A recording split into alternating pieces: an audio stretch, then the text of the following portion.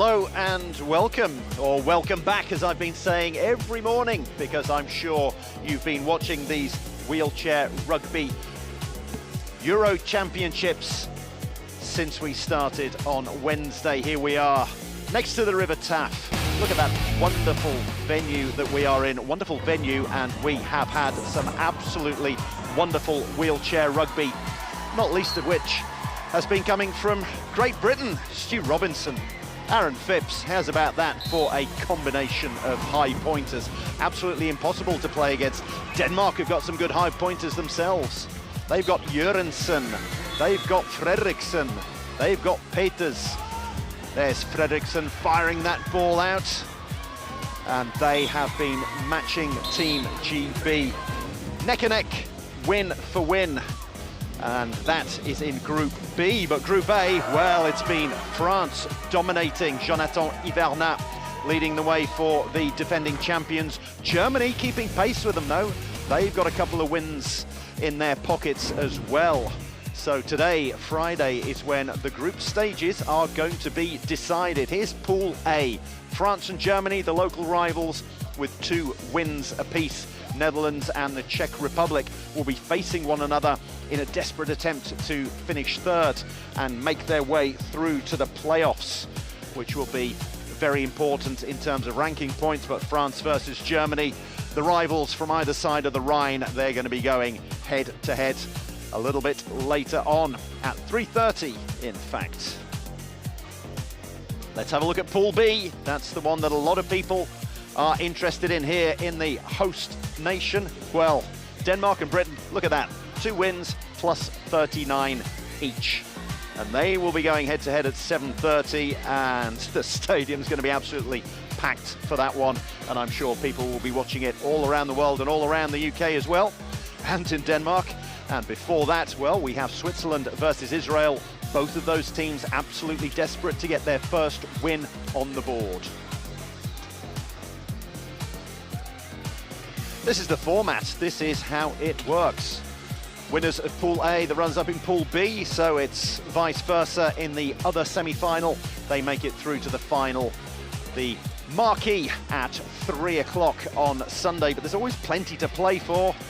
5th place playoffs, 7th place playoffs as well. There's always going to be something, there's always going to be ranking points up for grabs, as well as the bronze medal match. So, first up today, Switzerland versus Israel, and we had a chat with some of the players a little earlier on today. Samuel, you are here at the Euros. It's been a tough start for you. You've had 2 incredibly difficult opponents in your first 2 matches. Yeah, we knew it. Denmark is a great player. They did a really good job at the World Championship, and obviously Great Britain tearing a Paralympic winner, so we knew it's gonna be really tough. We gave our best, and yeah, we didn't make the surprise win, but now it's gonna be the match that really counts for us.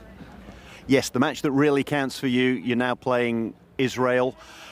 You must be desperate to get the win here. For sure we are.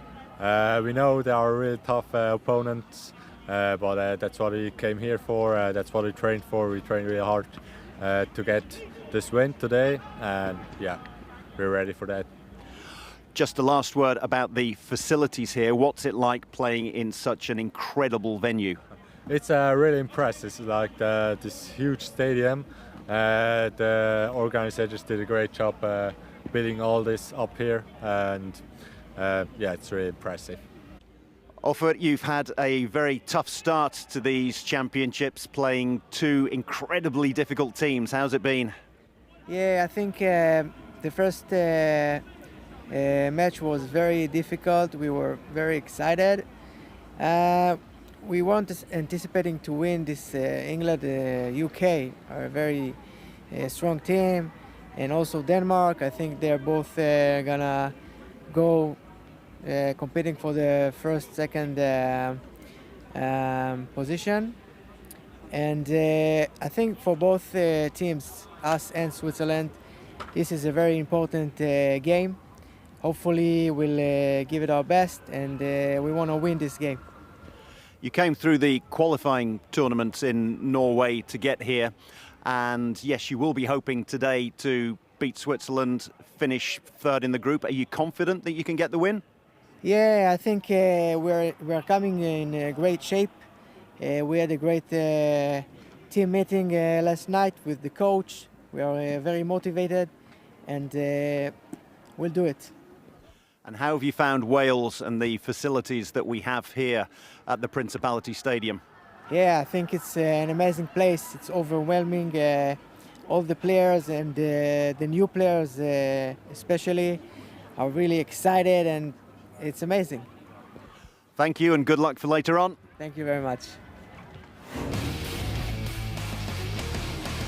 Nice to hear from the Swiss players and the Israeli ones, and they've had a few highlights thus far. There's Roger Frey going through for a try. There's been some crashing and bashing. Dave MZ, he is a player that we're going to have to watch. The two number 7s, actually. Dave MZ for Switzerland, and then Karasenti, Neria Karasenti for Israel with those long flowing locks. Those are the ones to watch out for today. Obviously had a tough time facing both Great Britain and Denmark, but they are looking for the win today. There is the Swiss lineup. Christian Hardy is their coach, and he's got 10 players to call on. You'll see a lot of Dave MZ, fair bit of Roger Frey, Jeremy Genal, the captain. He's definitely someone that we will be seeing a lot of today. And then for Israel, Adi Gubeta, the captain, might end up being a non-playing captain. We know we're going to see a lot of numbers 10 and 11 there. Shabtai Nitzahon, Mordecai Zidkayo, and Neria Karasenti. So they're going to go with a lot of middle-ranking players there. The mid-pointers, as we call them, we're going to see plenty of them during this match.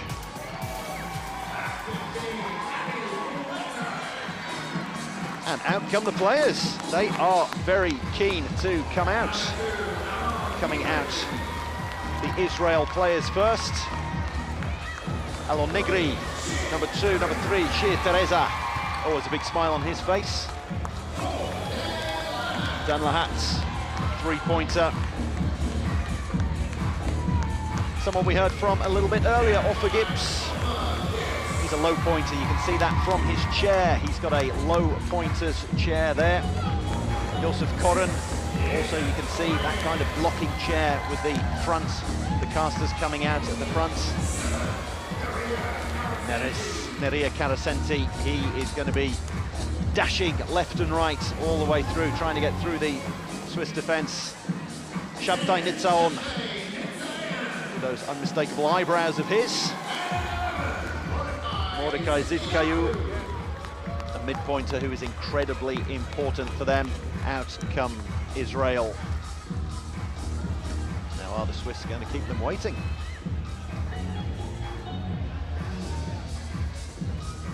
Sometimes you have a little bit of gamesmanship and one team waits at the top of the tunnel. It's quite chilly out on court because those players are really going to be working up a sweat once they get going. But no, I see the light come on. And here come the Swiss, led by captain JJ, Jeremy Genal. Oh, happy to be here.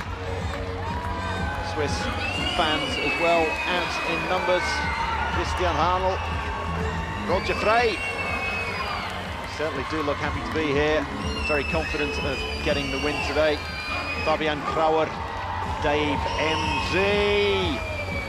Coming down with the arms out there like an aeroplane. The youngster, Yves Langhart, a mere 19 years old. Fresh-faced is one way of putting it. Number 22, Patrick Gosteli. Armin Dautai, he's going to be, he's certainly up for the battle. Samuel Schwartz, had a chat with him earlier on.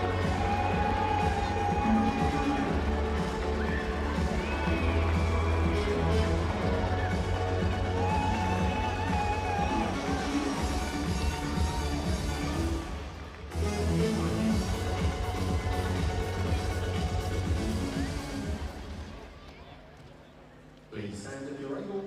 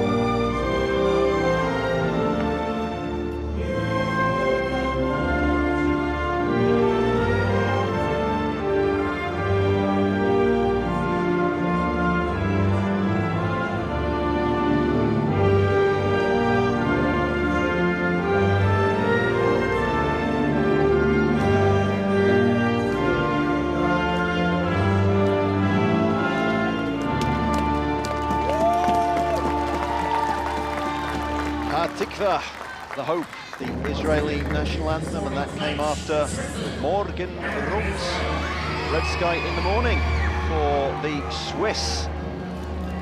So will it be red sky in the morning for the Swiss in red? Starting off with Dave MZ, Roger Frey, Christian Hanel and Jeremy Genal starting off. Or will it be hope for a win for Israel? We will find that out a little bit later on. There's the starting lineup for the Swiss, and now the starting lineup for Israel. Alon Nigri, Shir Tirza, and then Karcenti and Zitkiao. Now the starting lineups in the commentary box. Well, it's me, Drew Lilly, and alongside me we have a man by the name of Simon Starr. Star by name, star by nature. He's a star referee, star coach, hopefully a star commentator over the next hour or so. There you go, no pressure. No, thank you, Drew. And great to be working with you again, and really looking forward to this matchup between two teams that are battling for third and fourth place. Two very experienced referees to manage this game. Alicia Paulik from Poland, who will administer the tip-off, and Kristin Hempfling from Germany, who has refereed a Paralympic final in Tokyo. Certainly not everyone who can say that, so we have the best we could possibly hope for in terms of officials, and let's hope we have an absolutely wonderful match here. Third and fourth place, well, third place up for grabs in this particular group. If you finish third in your group, you play fourth in the other group to get into the fifth and sixth place playoff, and there are plenty of ranking points at stake as we wait for the referees to get us underway, and they're going to get us underway at 11 o'clock on the dot, so we might have a little time to wait. So Israel left in blue, primarily on the right in red. The Swiss, the countdown's underway. The kids in the Principality Stadium doing the countdown for us. First tip off, and it goes the way of Israel. How about that? Straight into the arms of Zidkayu.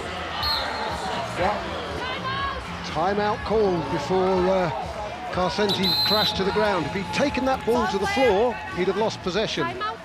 So Switzerland would have had a very good start if they'd managed to make that, but Karcenti had the presence of mind to call that timeout. I presume he called it. Literally, it was a verbal, because like his hands were a little bit yes, busy there. Instead of he couldn't do the T symbol, so a timeout called already, a mere 10 seconds in. So Israel with the advantage of winning the tip-off and getting the first possession, but Switzerland to a certain extent the advantage in that they burnt one of the timeouts for Israel, and we have a first turnover. Dave MZ gets it into his lap. He needs to get it over the halfway line. Does so. A quick handoff, and Roger Frey happy to get that one, happy to get a first point on the board in front of the fans, who are quite happy to support him there, and gives it straight to the ref.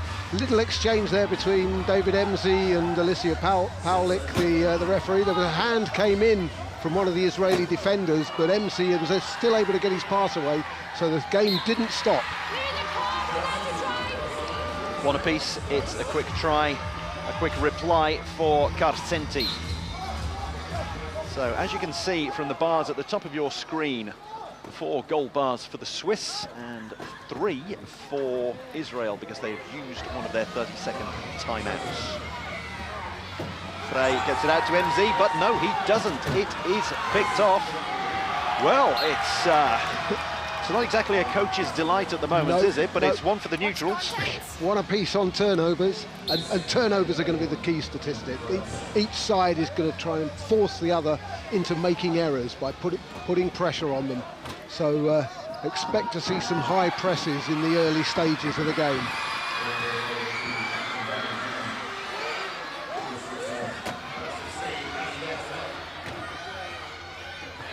Over the top to MZ, and that was now back to 2 apiece. That was very intelligent play from MZ. He not only got between the two Israeli defenders and blocked one of them off, he then put himself with great chair position in a position to get that scoring pass.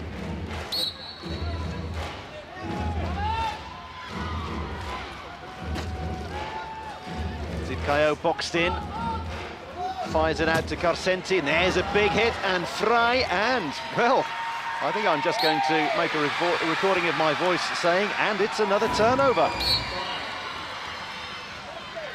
Amazing stuff. People putting their bodies, their chairs, their wheels on the line. You can tell that there is so much at stake. These are the teams that are battling it out. You could call them the also-rans, but no, they are absolutely life and death here to make it third in the group.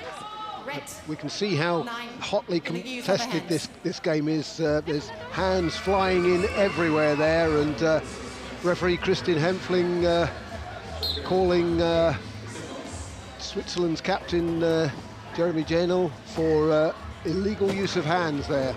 No body-to-body contact allowed. So that means that Janel has to stay in the sin bin for a minute or until Israel scores, and there we have it. So Janel will be released, and he'll be released to be the inbounder, because Nelia Carcenti put a trap on the penalty box, and Janel elected to become the inbounder. MZ gets it over the halfway line. You have 12 seconds to do that, and 40 seconds in which to score, and that's the little clock that said 26 there and has now gone back to 40 underneath the score. So 5:53 is the minutes and seconds left in the first quarter. 4 8-minute quarters, and then 34 seconds, 30 now, and he's got to get over within 28. There we go, and Carcenti does that. You have to bounce it every 10 seconds, and then you've got 40 seconds in which to score. Pops that one over the top to Zitkayo. It's been those two front and centre for Israel thus far, but great blocking from the Swiss. Carcenti manages to find his way through, and it's 4 apiece. Very well worked try that, a good patient build-up by the Israeli team, and this will be the game that they've really targeted. They come to play at the highest level for the first time ever, and their first games are the Paralympic champions, followed by fourth in the world. So it was a tough baptism of fire for them. Very much so for Israel, but we've just had Roger Frey, who was right on the extent of the court there, and then in comes Carcenti and Zitkayo, who's a double team there to push him beyond the confines of the court. And it means we had to have an equipment change, and it also means it's a turnover, because strictly speaking Frey took it out of bounds. So another turnover, and a cleverly worked one there by Israel. Yeah, as a defender, the touchline is your friend, not that of the team in possession. Switzerland could have used one of their timeouts there, but either chose not to or didn't get the chance to. Zitkayo going this way, and that's Dave MZ saying you shall not pass. So you can see the possession clock counting down to 10 seconds. Pops that one over the top. Can Carcenti get through? And the answer at the moment is no. And here's the timeout called. You can see it, the hand signal, the universal T signal from Zitkayo. That's a second timeout that they're using. Timeout. Blue, 11.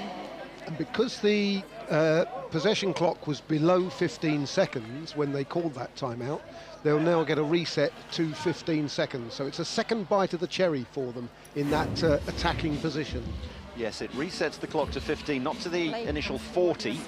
So you could see they were getting very bogged down there. The two of them, their two main men, and MZ saying, you're not going to get through, not on my watch. And I think he was almost literally saying that, voicing that. He's a motivational speaker, is one of Dave MZ's many jobs. He's very eloquent, both in Swiss, German and English. And there, I think he was motivationally speaking to his teammates. So a mere 15 seconds for Israel to make that timeout count. They've used 2 of them. You can see that on the top of your screen. 2 of those gold bars have been wiped off. They're struggling to make the way through, and it's a pick-off. Frey has got it, and so the possession count is reset. He fires it forward. Dave MZ is going to cruise over. A bit more motivational speaking, telling his teammates where to set up on defence, because as soon as you've scored a point, you're back on defence. So what we saw there was that ball that was picked off by Frey, and MZ had done the equivalent of a fast break. As soon as he'd seen that his teammate had got the ball, he took off down court to receive that long pass. Brilliant play. So that was big for the Swiss. They managed to wipe off one of the Israeli timeouts and prevented them from scoring as well, because those timeouts are there to help you score if you think the time is running out. Time's running out in this one. 10 seconds to go, and Tirzak can't get a hold of it. The ball going over the line isn't enough. You need to be in possession of it. He was, and before he dropped it, because Alicia Paulik has signalled a try. There we go. He was just indeed. So well spotted by both the referees, the one alongside me and the one on court. So it is 5 apiece. Another equipment call for Get in court. the Swiss co-captain. I think this is the second wheel he's had changed in a short space of time. Speaking of short space of time, the mechanics have a minute to change those wheels, and they rarely need anywhere near a minute. Incredibly well versed. So the inbound comes back from Hanel.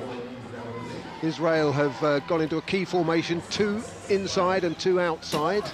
Teams have different varieties at different times that they use of their key defence. Fired over the top by MZ to JJ. Jeremy Chenal, and to the delight of plenty of the crowd here who seem to have decided to back the Swiss, it's 6-5 to the team in red. We're in the Principality Stadium. Anything in a red shirt gets a cheer. Exactly. Getting it over the halfway line within the first 12 seconds. That's the first job done for Israel. And now Carcenti boxed in, but finds... No, it is wiped off. I think the referee was about to give that, but then decided, correctly as you could see, that it wasn't quite in the full possession of Zitkayo. So that is a turnover. 2 very tight calls on the last 2 attacks for Israel. Frey boxed in, finds his way out, but doesn't. It's a giveaway. Well, we're going to have a look at the last try that wasn't last time around. You can see not in full control there of the ball, even though he implored the referee. You're an intransigent bunch, you referees. We play it straight you down and your the line. rules, you and your rules. And these folks are the top of the tree when it comes to elite refereeing. So Intransigentist of the intransigent. But they get the ball back, Israel, after another pass went astray. Defence from the Swiss has been excellent thus far, but how about that from Zitkayo? Manages to wheel his way in. An assist there from Carcenti in giving him just enough space by holding the Swiss defender. Chenal drops the shoulder this way and that. Swivels through, looking for Frey, and I think there was a hand in there from Zitkayo. Referee Alicia Paulik very quick to call that one. It was quite obvious, and if the player's not disadvantaged and can blast through that reach, then the referees won't call it. But there, that's as blatant as it gets. I think they were barn dancing there. They were going to do-si-do, weren't pretty they? Close, pretty close. So 4 on 3 for the team in red. Mini power play. And Israel barely defending that because they can't afford to give away a penalty try, because that would mean either they'd have 2 in the box or Zivkayu would have to remain.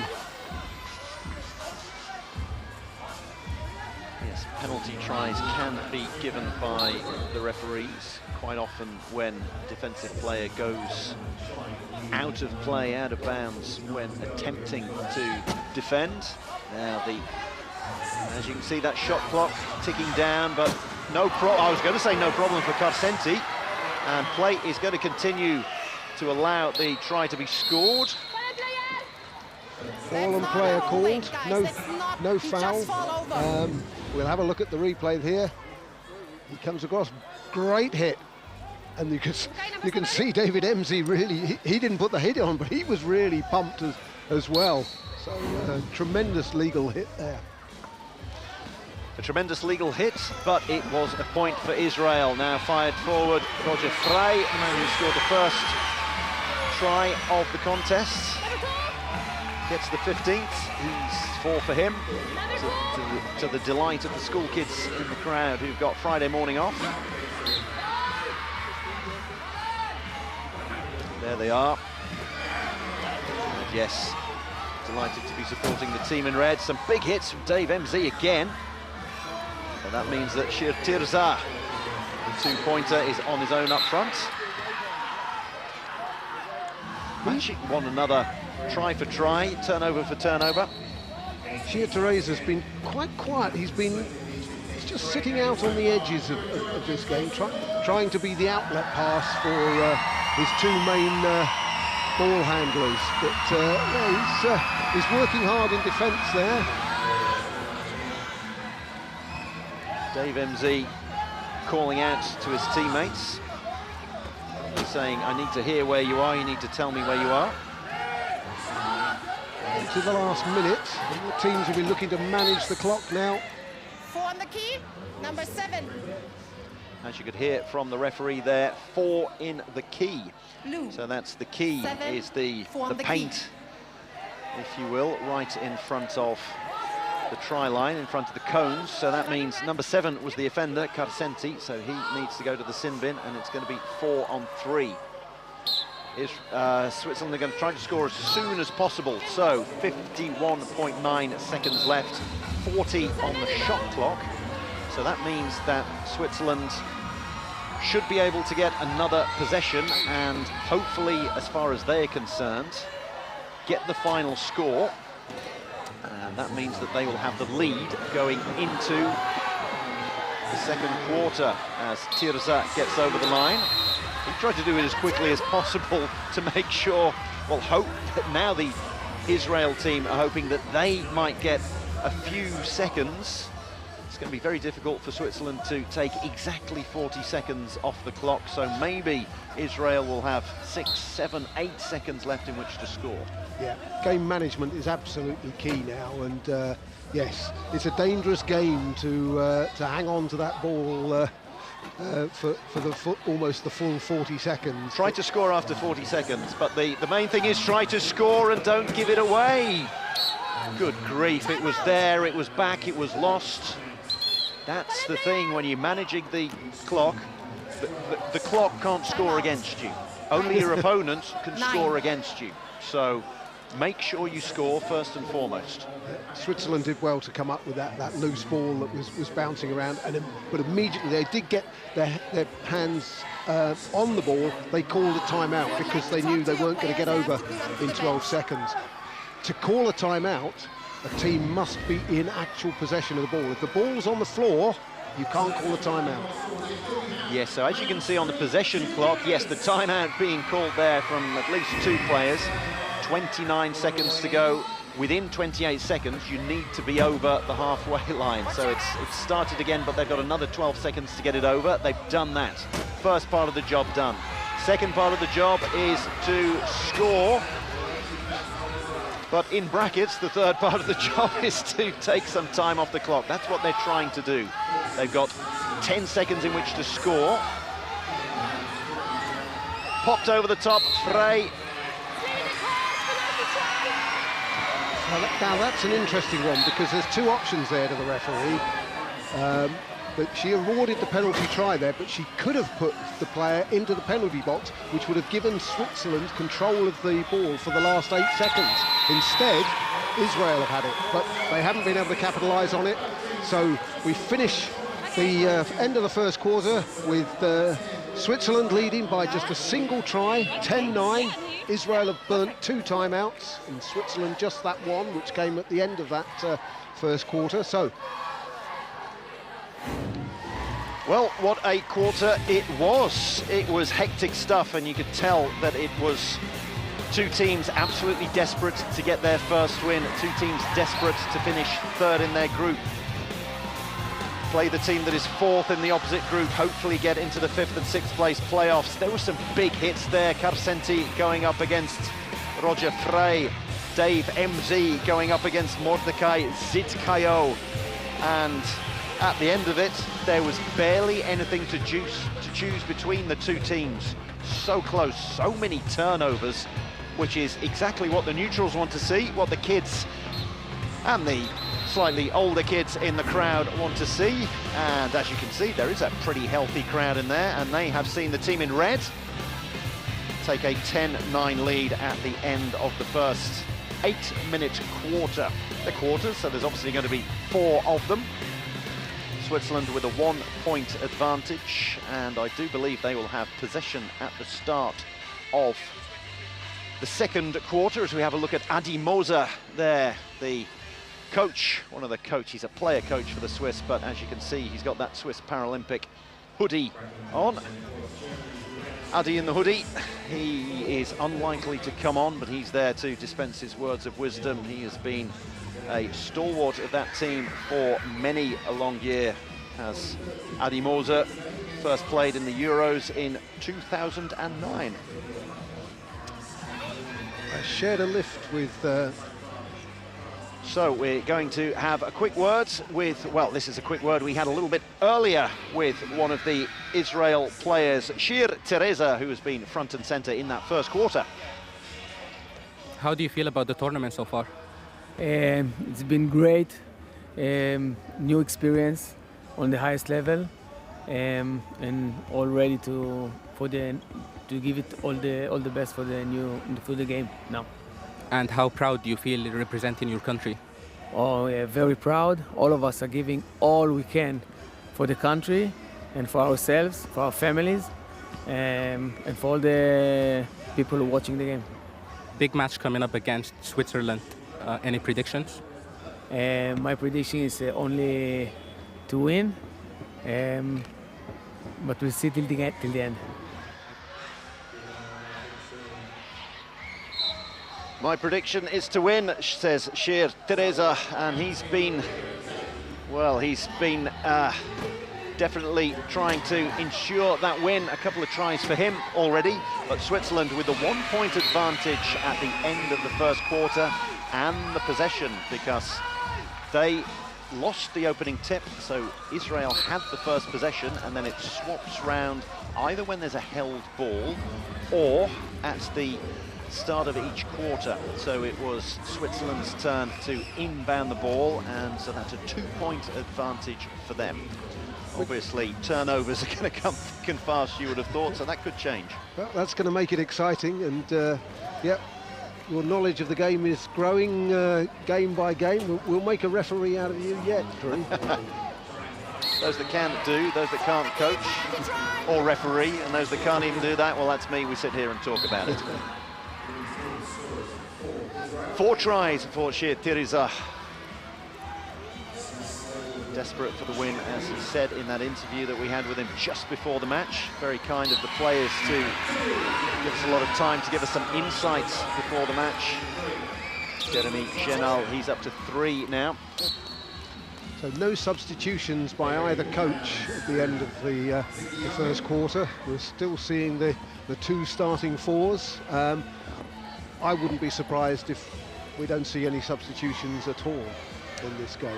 We'll have to see how it goes, but it's not unusual for teams to play in key games their starting 4 for the whole game. But great work there by Teresa, keeping that corner free for Carcenti to go over. As you said, it's not unusual, and we are in the Principality Stadium, so I'm sure most of you will get the musical reference there. If not, then you can look it up on the streaming platform of your choice as the ball is flown forward, and Teresa streams after Genal, but can't quite get there, and it is a 2-point game. I think the Swiss will at some point be keen to bring on Armin Dautai, who is another 2.5 pointer. What is interesting is that they have Yves Langhart on the bench, who was a 1-pointer and now has been reclassified as a 1.5 pointer. Because Simon, you will know better than I do, as Teresa goes over to try number 5, that you can have reclassifications as the tournament goes on. That's right, and at the end of the pool stages, so after tonight, the classifiers won't be looking at any more players. They're at a table, they've got 2 tables because they have 2 panels, and they're looking at players in this game that those panels have seen. So some of these players are under observation as we speak, and we could see their classifications change before the end of today. Classifications being the levels of ability or impairment. So 0.5 is the lowest classification, the low pointers, the ones with the greatest level of impairment, and 3.5, we haven't got any 3.5 pointers, but those of you watching Team GB earlier, the likes of Stu Robinson, Aaron Phipps, are 3.5 pointers with the greatest levels of ability, and those classifications are changed as we go along. And then Neria Carcenti, a 2.5, so a high mid-pointer.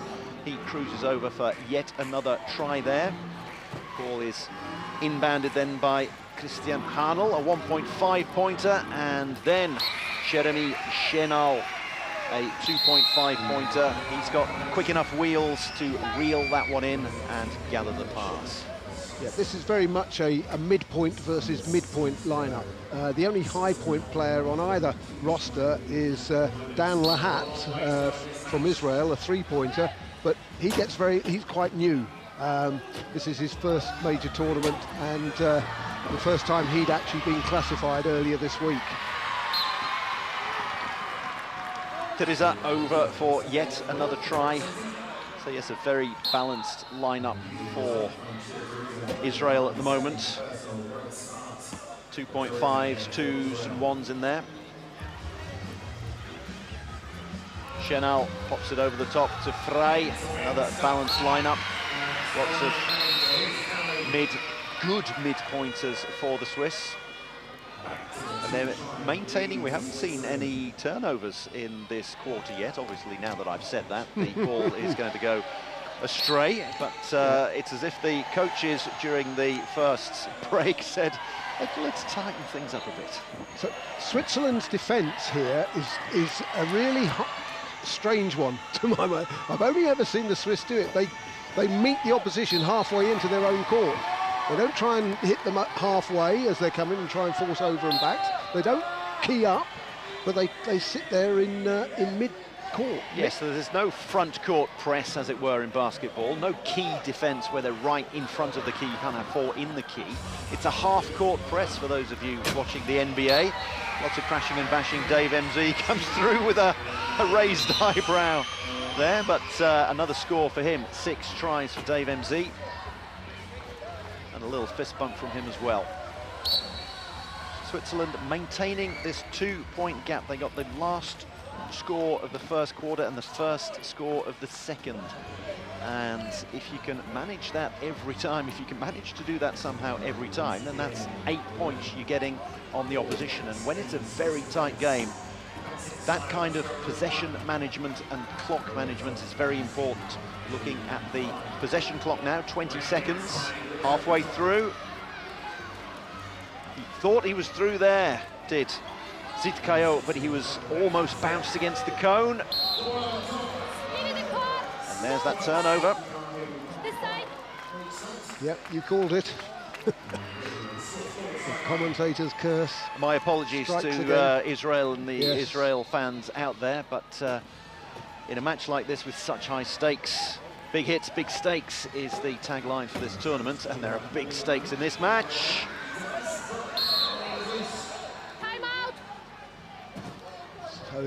Again, a very quick timeout called by David Emsey there.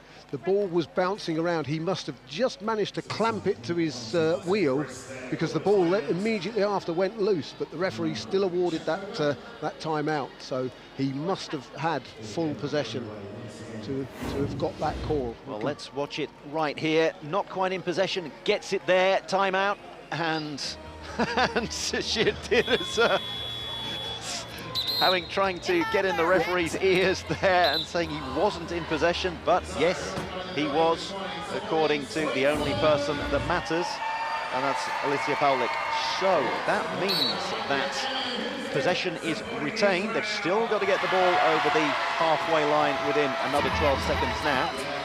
And good grief, they're making hard work of it here. Another timeout. So 2 timeouts burnt on this possession alone. So that is a minor victory for Israel.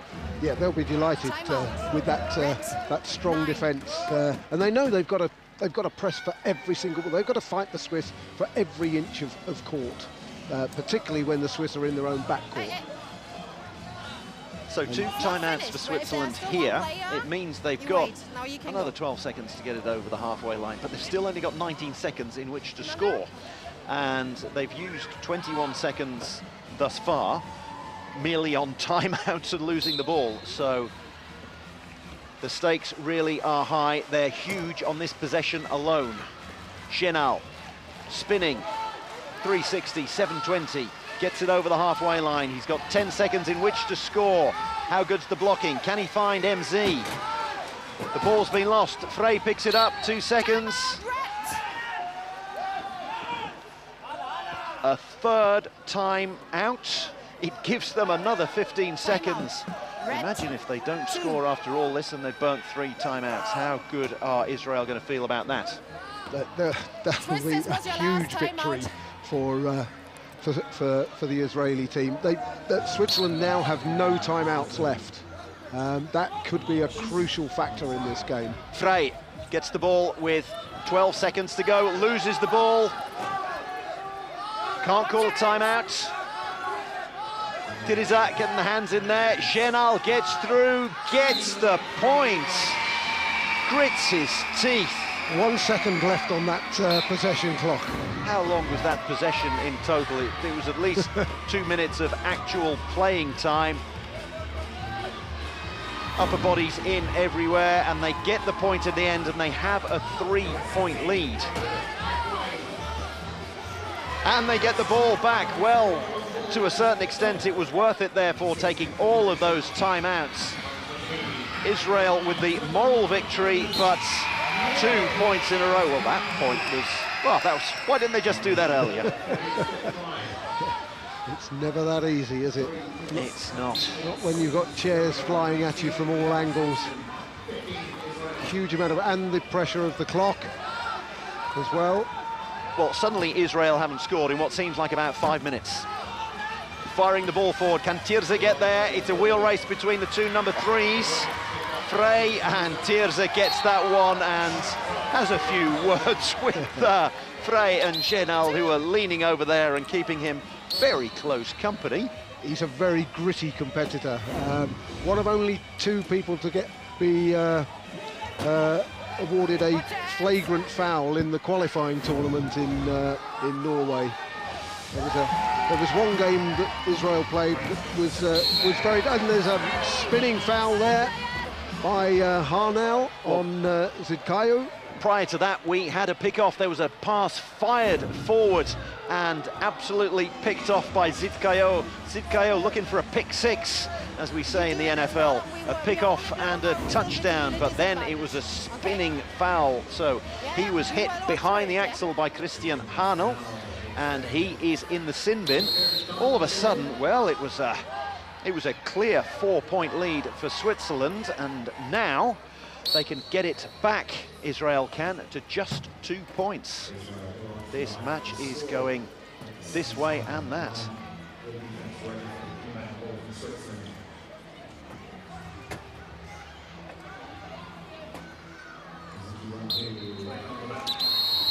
Israel cruise over nice and easily And they do indeed get it back to 2 points. No trap on the penalty box, because what's the point of picking the guy who's going to be the inbounder anyway? So they don't waste any time with that. Harnell inbounds to MZ. That's a great ball. Beautiful pass fired over the top, and Carcenti kept him company. But Frey makes it a 3-point deficit once again.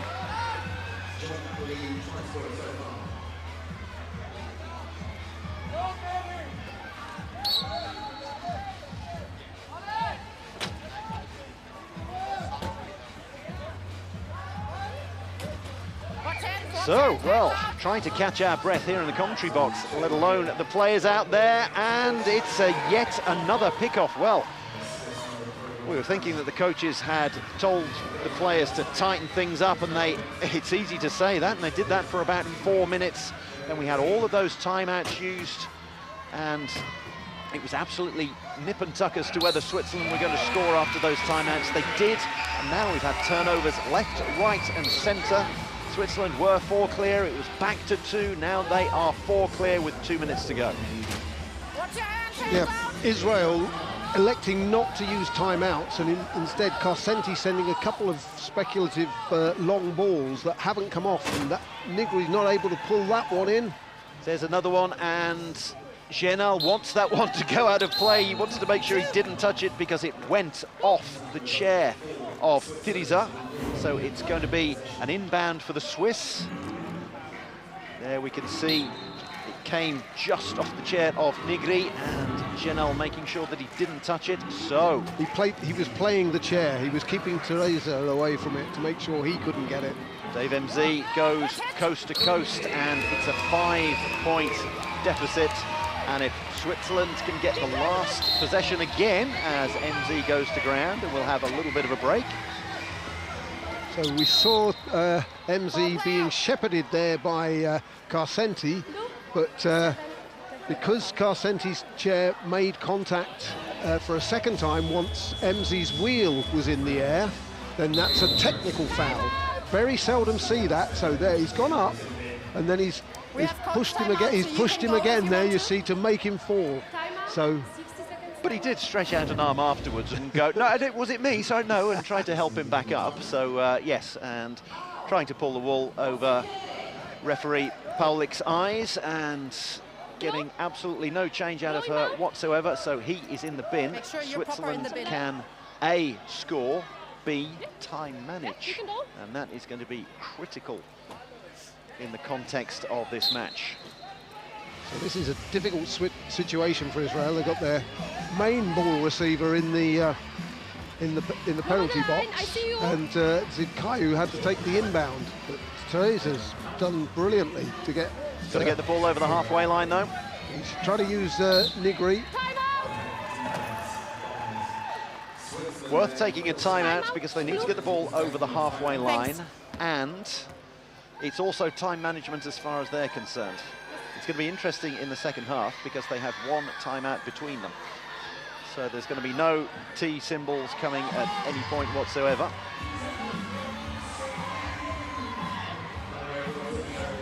And that in itself can make for an exciting game, the fact that teams haven't got those timeouts, they've got no get-out-of-jail free cards, and when you pile the pressure on, the mistakes start to come.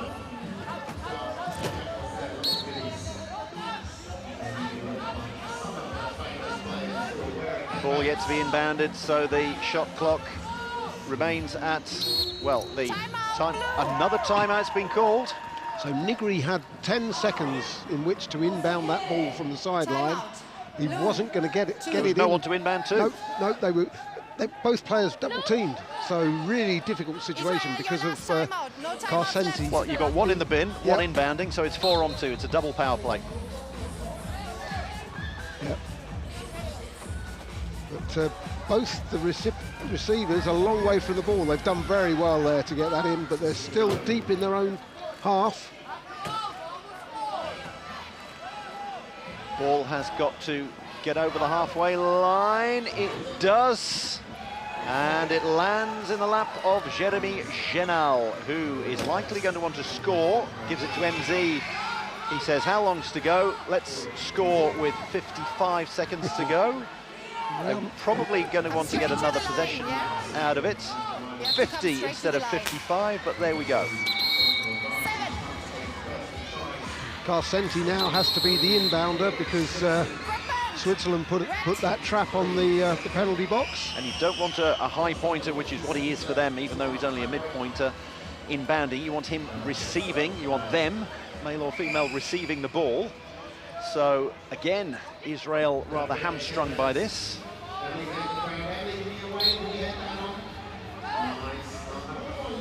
So, you can see that there is a match clock, 47 seconds. There is a possession clock, 35.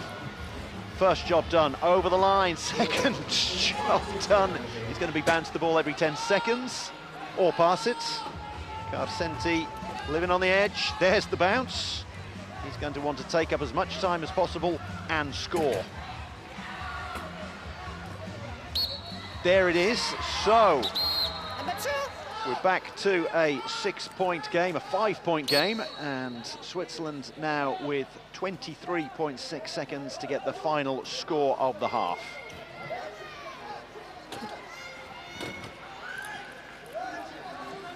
Away we go. It is Genal.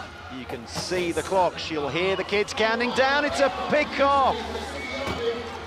Now, can Israel turn this into a point? 5 seconds in which to do it. They've gained a point by not conceding, and it's harum-scarum stuff. But at the end of all that, 23-18, Switzerland lead at the big break. Fired out there, MZ thought he was going to get it. It was picked off by Zitkayo. And, well, we're all going to catch our breath, and it's Switzerland leading 23 points to 18. They extended their lead in the second quarter, but this could still go either way. Simon, one heck of a half. Certainly was. A very strong second quarter from the Swiss. They've extended that lead. They should have extended that lead to 6, but a brilliant stretch by Zitkayo to pull that ball in. Israel a little bit tactically naive, I think, in this instance. They were trying to throw long ball passes downfield to get the ball over halfway when they could have used timeouts, and I think they might be ruining that option.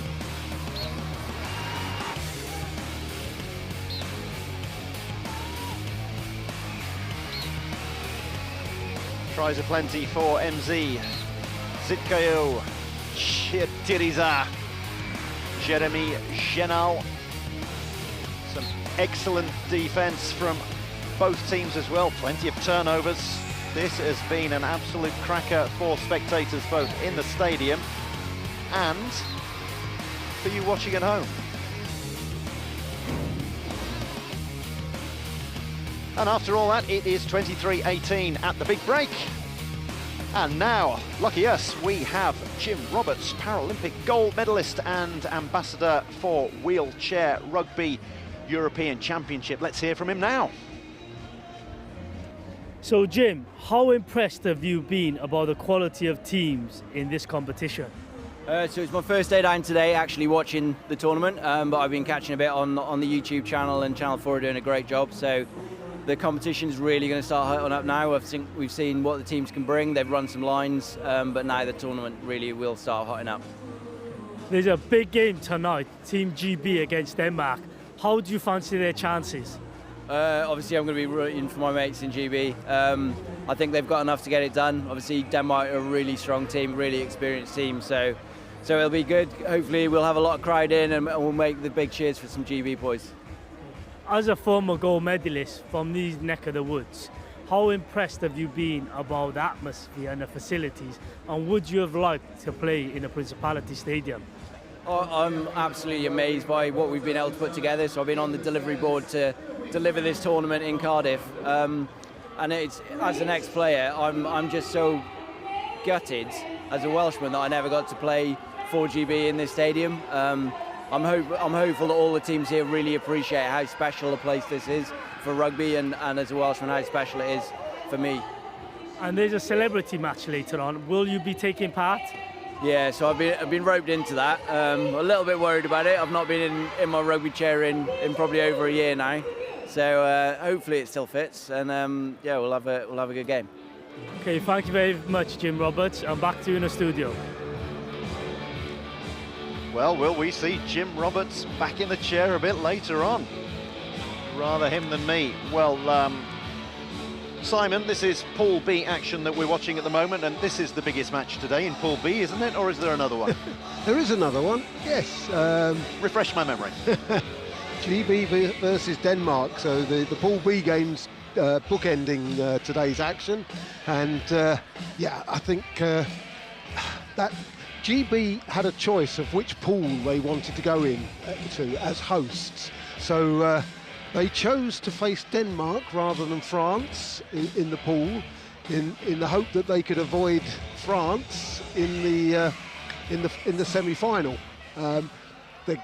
To win this tournament, they're going to have to beat the French at some point, one suspects. But they'll be hoping that will be the final on Sunday afternoon. Well, yes, before that they will have to take on Denmark, and what a match that is going to be at 7:30 this evening.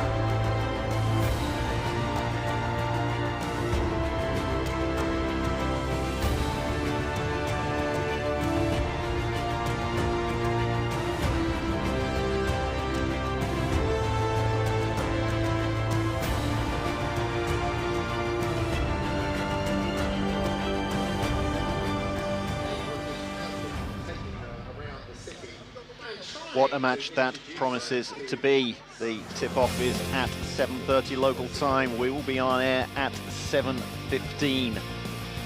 And there's everything to play for. It is a quarter-final in everything but name. Whoever wins that one into the semi-finals, wins their pool, avoids France. Whoever loses has to play France, most likely, in the semis.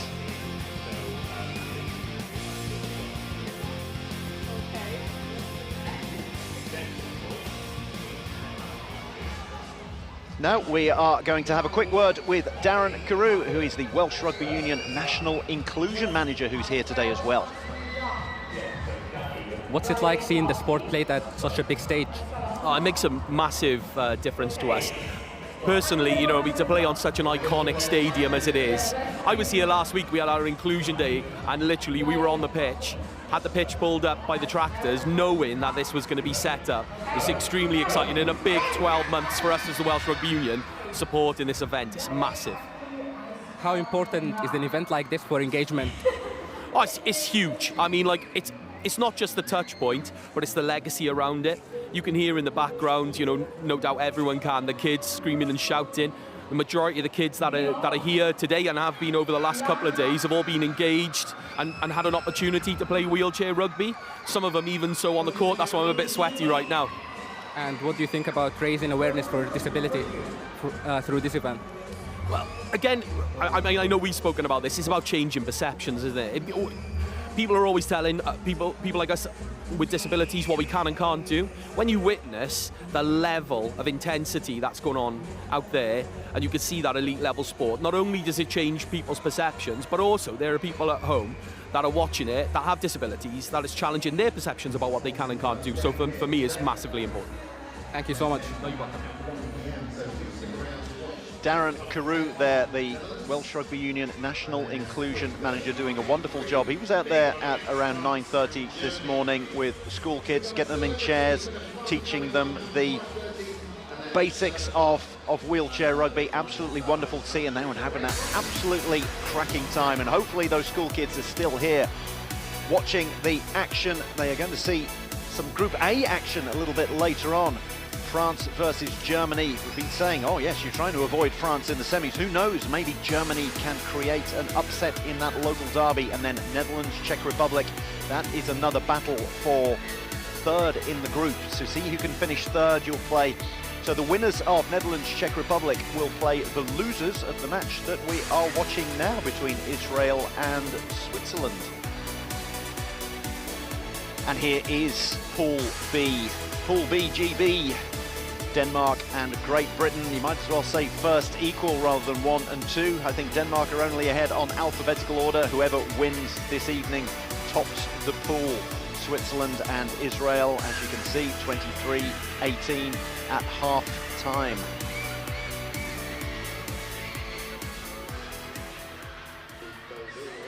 And there are some of those kids. All right, who are they supporting? Go Aaron Phipps, go Phippsy, go Aaron Phipps. He's at number 13. At number 13, he seems to be a very popular fellow, does Aaron Phipps. He certainly is, and he went and did some work before the Quad Nations in one of the schools in Cardiff, and they all turned up to watch him play wearing Aaron Phipps headbands, and they've sold over 200 headbands at this tournament from the merchandise store. Absolutely brilliant. So Aaron Phipps, will be seeing him probably in about 8 hours' time. But now let's get back to the action. Still in Pool B, and it's Israel who get us underway in the second half with a 5-point deficit, and Switzerland with a key defence. You can see them all trying to block the paint there. We have seen our first substitution of the game. Yves Langhard has come on for Christian Harnell. He's taken a rest, the veteran Swiss player. So a change in the low pointers. Langhard coming on. Langhard, who is up to 1.5 points, having been reclassified. That's the youngster we were talking about earlier. He's gone up from a 1-pointer to a 1.5-pointer. So that's almost a disadvantage for Switzerland, and there's another disadvantage. It's a turnover, and what was a 5-point game is suddenly down to 3. Sid Caillou running in a couple of tries. Langhard showing his nerves on the inbound, and he's done it again. Langhard hangs his head. Well, no timeouts to be taken, and it's incredible swarming defence there. He's got to inbound it, and he finally finds Roger Frey, and that's going to be a big sigh of relief for Langhard. Picked off twice. MZ gets over with a look of resignation, but this match was a 5-point deficit. Now it's down to 3. Well, that's an amazing start for Israel right at the start of the second half. They'll be absolutely delighted with that, and they'll be looking to capitalise on it as well. Well, they need to make sure that they score from every possession, and that's what they're doing this time around. There was a big bump there from MZ, I think it was, to try to get Tirza out of bounds before he could score. Did force him into the cone, but 2 wheels had already crossed the line, so the try was scored and awarded by referee Christian Hempfling from Germany. Now another struggle on the inbound from Langhard, but they've managed to get it forward, and Frey is going to coast over. Well, they're really going to be targeting the inbounds from number 11 there, Yves Langhard. Number 11 on his back, 19 in terms of his age. And he wants to be contributing, so he's doing that with the blocks up front. Nigri gets it out and manages somehow to thread the needle and get it to Zidkiau. He did really well there, Alon Nigri. He's a low-point player, but he actually won MVP in the qualifying tournament for this this event, held in Norway back in September last year. People were really delighted that a low-point player got that level of recognition. doesn't happen very often. Yes, not just best in class or classification, but MVP of the tournament. A good work from Dave MZ, who I believe is the player on the floor at the moment, taking a little break. It was a big hit on him as he just got it over the line. He wasn't going to get his wheels over the line, but he got the ball over the line and safely into the lap of Genal for a big hit on him. Tirza forced all the way back, hemmed in, manages to get it to Carcenti. MZ, oh, he avoids MZ very well. And the Swiss setting up in defence, got to make sure they don't have 4 in the key. MZ says, you're not going to get in at the corner. 15 seconds to go on the possession clock, as you can see. Two referees are looking for different things there. Alicia Paulik is checking whether there's 4 in the key by Switzerland, and Kristin Hempfling will have been making sure that no Israelis overstayed their 10-second allowance in the key area. Yes, there are things to do on defense and on offense when you're in and around the key. And we're in the middle of the court at the moment. You have to bounce it every 10 seconds or pass it. And that's what Genal has done, and he passes it to MZ. And there we go, straight through. A little apology from MZ for not giving the ball straight back to referee Paulik. Israel 3 points adrift. They've got the deficit down, and it's now 2. Just got in possession before he went over the line, Tirza.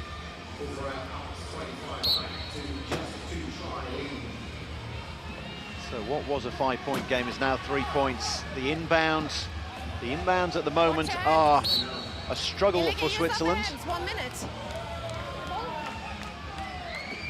Carcenti, the offender there, putting a hand in, trying to get that held ball, which would have meant that the possession would have stayed with Switzerland, I believe, but then Israel would have got the ball at the start of the fourth quarter.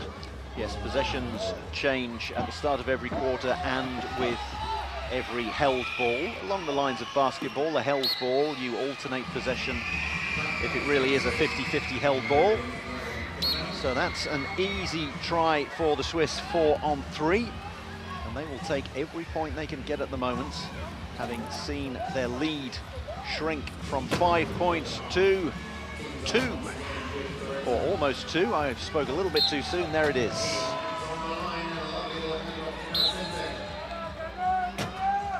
And a bit of a bash and a crash, as befits wheelchair rugby, and it's MZ on the inbound at the moment. So Switzerland changing.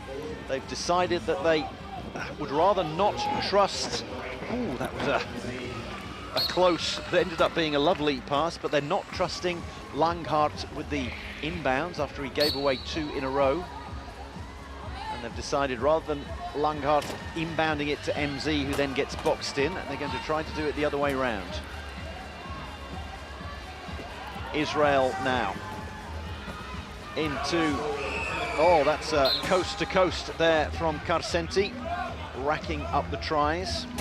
Very good work there by Tirza, that was out of shot, but down court he was keeping the Swiss co-captain occupied, so he couldn't put up any defence to Carcenti there. Langhart that time back with the inbound. Roger Frey managed to get free. Pardon the pun for you any German speakers. Frey managed to get free and fired it forward to Genal.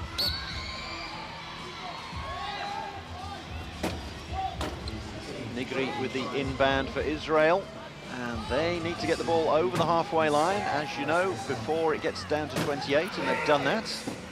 Can't go back over, and they have gone over and back, I do believe. That's the referee's favourite call. They just love making that one, and it'll now be an inbound from the front court, because the offence was a backcourt violation.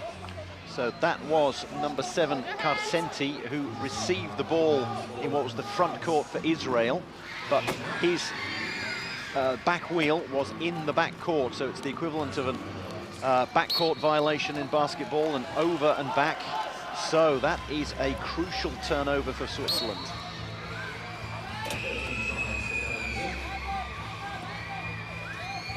So the momentum swinging back towards the Swiss. Tirza again managing to get the ball out beautifully. And then Carcenti gets it over to Zitkayo.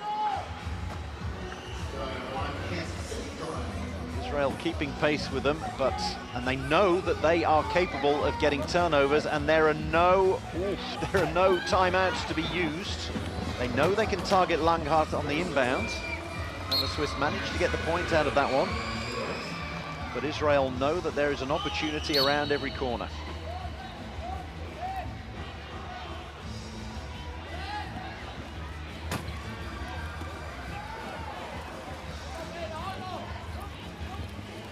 Israel cruising forwards.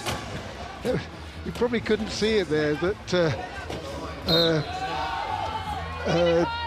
Mordecai Zitkayo got the ball there, and as the Swiss defender came towards him, he just gave him a really cheeky little grin and gritted his teeth. And a lovely little human moment in this fiercely competitive battle between the two sides. And then a huge moment as far as Switzerland concerned. A failure to score the touchdown there for Israel, and they managed to retain possession. And MZ is going to take his time getting over there, and all of a sudden it is a 4-point game.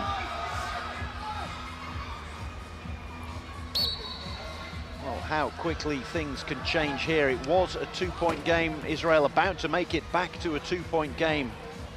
And then an infringement in the key from them led to a turnover, and Switzerland have capitalized. Good preventative refereeing there from referee Christian Hempfling. I don't know if you could just pick up her dialogue with the players there, but just telling them, watch your hands, as Carcenti was trying to wriggle himself free, and the defenders were reaching in for the ball. 10 seconds allowed on the inbound for Langhart, and he managed to, well, Frey managed to get free, and he's gone all the way around. He's gone left to right and front to back. Excellent work there from Roger Frey. We're into the last 2 minutes of the third quarter, and it's back up to a 4-point game.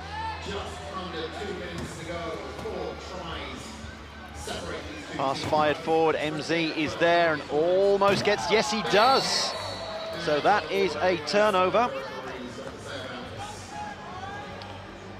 In his haste to retrieve that ball, Zitkayo there guilty of body-to-body contact, illegal use of hands, which was picked up very quickly by referee Kristin Hempfling, and she and Alicia Pawlik switch positions, which the referees do after every timeout, foul and held ball.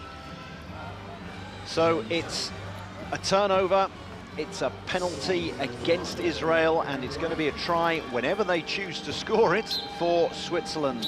And now it's a 5-point game as far as they are concerned. They'll be looking to manage the clock as well. It went from a 5-point lead at the big break. It was down to 2. Israel did all the hard work, but when you're chasing the game, it can be incredibly tiring. Desperately trying to climb that mountain and get the lead wiped off. They almost did it, but you can't afford to relax at any point. And now the game is back in Switzerland's hands. 81 seconds to go. MZ pushed over the line. Yep, great work by Nigri there. As MZ took the ball back to launch that long pass, it gave Nigri the chance. It meant that MZ couldn't have a hand on the wheel to stop himself from being driven back over the line by Nigri, who will now inbound for Israel. But yeah, great work. So a huge turnover for Israel. Instead of Switzerland cruising up, managing the clock and scoring points. It's going to be the other way round. They've got it back to a 3-point deficit, and if they can manage the clock and get the last score, they can be only 3 points behind. Who knows, maybe they can get another turnover. Himzi almost loses that one. Carasenti right next to it's a battle of the number 7s. MZ takes it on himself, bounces it through to Chenal, and the lead is back up to 4. Switzerland looking as if they can manage the clock. No timeouts, of course, so neither team can reset the clock and gain an extra 15 seconds here or there. Again, a battle of the number 7s. Fired forward, and I thought that was speculative, but no, Tirza is there.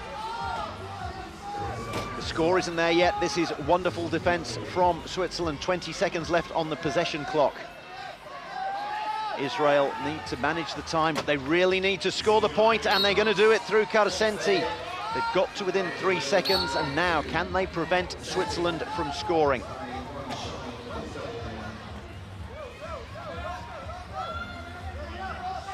Well, Switzerland have managed the inbound. Almost, that's 2 or 3 times that Carasenti has almost got the ball off MZ, and what a wonderful pass that was from Chenal, and that is going to be pretty much all she wrote in the third quarter. But what an incredible pass, batted across there, and a huge try in the context of this match.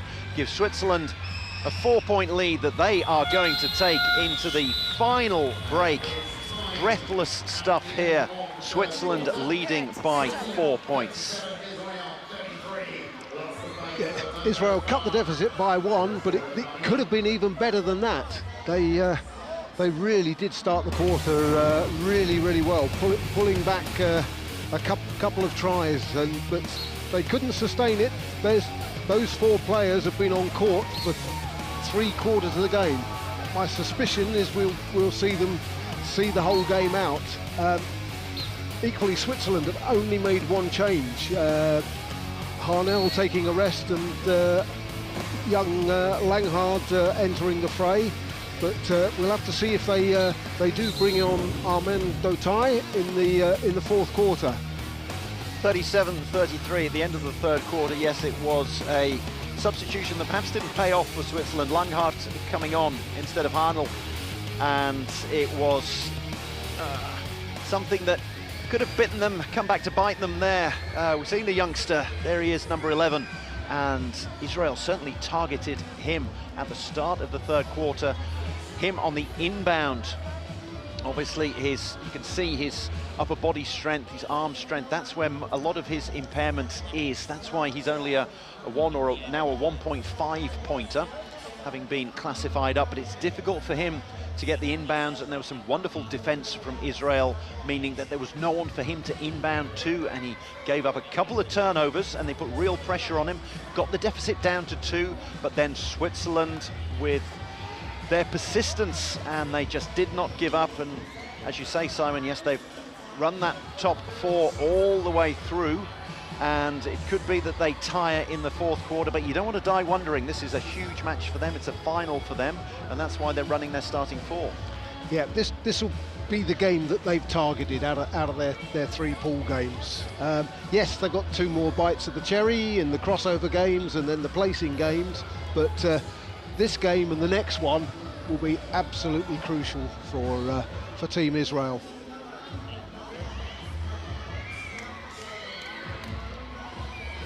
So this is what is at stake for this match.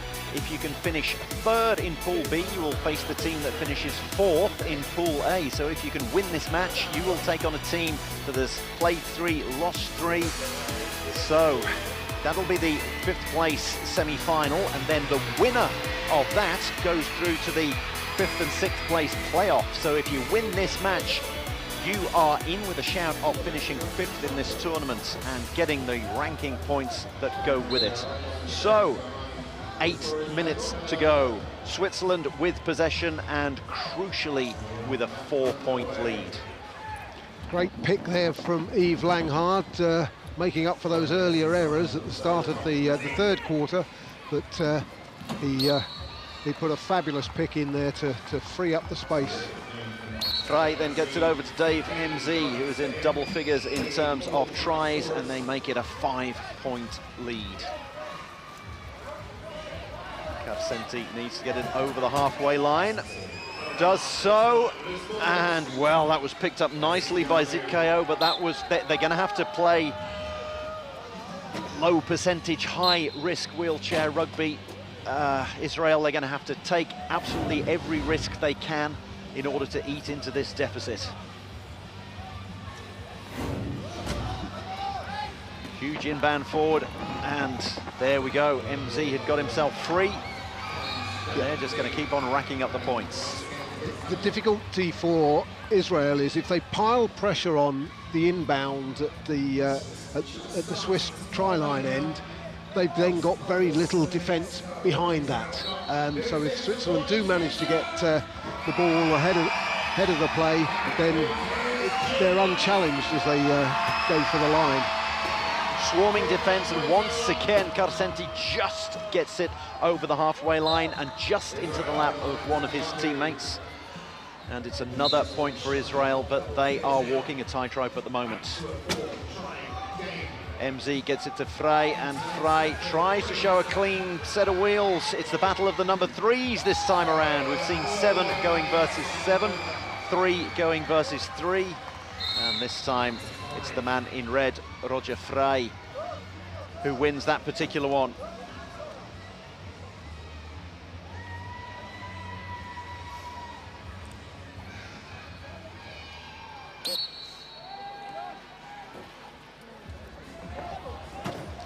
Less than 7 minutes to go, swarming defence, and that one's fired forward, and Tirza is not even going to try to catch up with that one. He knew that the touchline was going to get there before him, and that is a huge turnover for the Swiss. Yeah, those long balls either get there and they don't, and they can determine the outcome of the game. And the first advantage to Switzerland, with a chance to restore that lead to 6. It's huge for them. They can take their time if they want. That's a great pass by MZ. And a penalty try given there. So presumably one of the Israel defenders, one of the Israel players, had gone out of bounds in an attempt to stop Chenel from scoring, and look at them swarming there around Carcenti every time. Once again, he has to get it over the halfway line and does so. And then sells him a bit of candy, sells him the dummy, and gets past Frey to score and tries. And then we have the battle of the 7s again. Yeah, we literally had 3 players targeting the ball carrier there, but MZ did well to get that ball down court. Chenel now, it's not time management in terms of getting the last possession, it's just running time off the clock, because they are 5 and now 6 points clear, and time is not going to be the friend of Israel at the moment. Swarming defence, they haven't got it over the halfway line yet, they're going to have to. Will it be picked off? And the answer's yes. And he shouted at referee Hempfling there, and then said, yeah, sorry, yes, I know you saw that. Excuse me, I know you're doing your job. But there was a big shout, a big call, and a big apology, and it ends up with Shir Tirza in the bin, and looking very, very sorry for himself. Yeah, that was a desperate attempt to get the ball back. I mean, it was that obvious. There were people in Cardiff Bay calling that one. So MZ taking his time over and back. So the ball has been taken from the front court back to the back court. And so Israel now in possession, short-handed as it were, 3-on-4. And the problem for them is that they can't afford to take time here. They need to score, and Switzerland are going to let them score because they're still 4-on-3. But there we go, Israel getting a short-handed try. Swarming here, 4-on-3. Again, good work there by Langhard, leading out Chanel.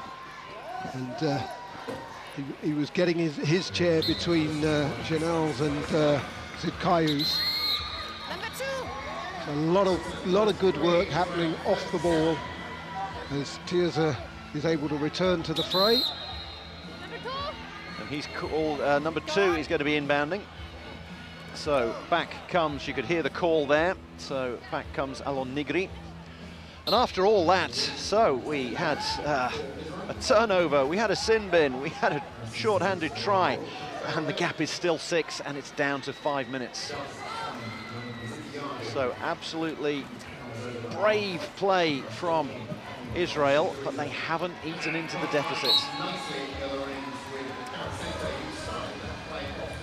They've just got to keep at it, and they've got to keep pressurising the whole time. They're double teaming MZ there, and there's a loose ball there. Can they get it in time?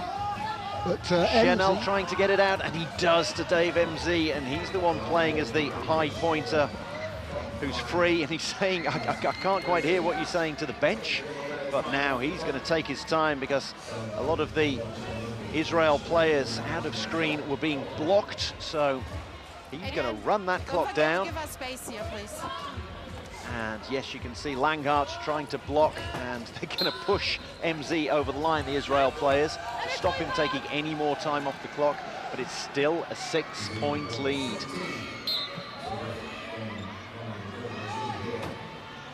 Almost halfway through this final quarter. Israel battling hard, but it's a struggle for them every time to get it out of their own half. MZ picks it up, and it's a turnover.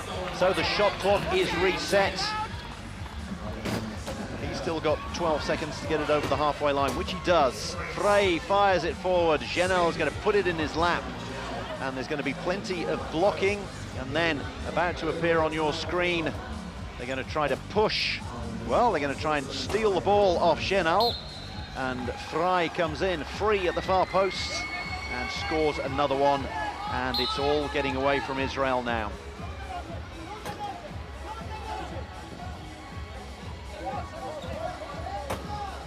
Fight it forward as quickly as possible. Tirza's the one playing as the lone striker up front, if you will. Israel fans in the crowd still cheering them on, but it's looking pretty bleak for the team in blue. MZ needs to get the ball over the halfway line, gets it at least as far as Janel. They've got 2 seconds to get it there, and it's just about does it. Everybody looks at the clock, waiting for it to hit 28 seconds or 27 seconds. But if that ball hasn't been taken cleanly at the inbound, then the referee won't have started their 12-second count until the player has got full possession as Carcenti crosses for Israel there. Well, that was a huge turnover. It was spun out of the hands. It was Carcenti originally getting his hands on Dave MZ, and then the ball fired back forward to Carcenti. So they are not giving up, Israel, at the moment. They need turnovers on virtually every possession. They got one, and MZ's going to take his time here before being pushed over by Zidkayo. But they are not giving up, but time is not their friend. They have less than 3 minutes. They need to score quickly on every possession and turn over straight away. It's tough, but they're not giving up. Carcenti, he has covered some ground today, bounces the ball, gets quickly over the line. 2:26, tries to give it straight to the referee and fires it past her. So 16 tries for him out of 41. Can they get another turnover? And they've done it. They've done it, pushing Janel over the line there. That's a great piece of play. We could be in for a very exciting last 2 and a bit minutes. Well, that's twice that they've managed to do that, so they get the inbound, pushing the Swiss player back over the try line when they're trying to inbound, or after they've inbounded. So, how quickly can they score? They've got the turnover, how quickly can they score? Tirza going this way and that. Switzerland will be quite happy to try to block them, maybe even go 4 in the key. They don't mind about that, but no, they couldn't run the clock down, and we're back to only 4 points.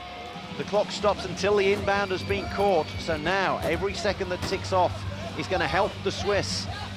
They need to do the little things. They need to get it over the line, and they've done it to Dave MZ, and he'll be quite happy just to get a point.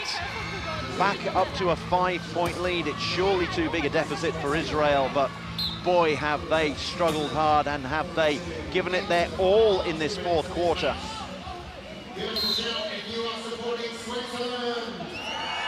been giving it a bit too much there. Illegal use of hands. Oh, no, it's gone to the Swiss ball. I thought the two Swiss players there had offended and taken the arm, but it must have been an offensive foul that was adjudged by Alicia Paulik. So that's a huge turnover as far as the Swiss are concerned, and MZ's going to take his time. They're trying to get him to do an over and back.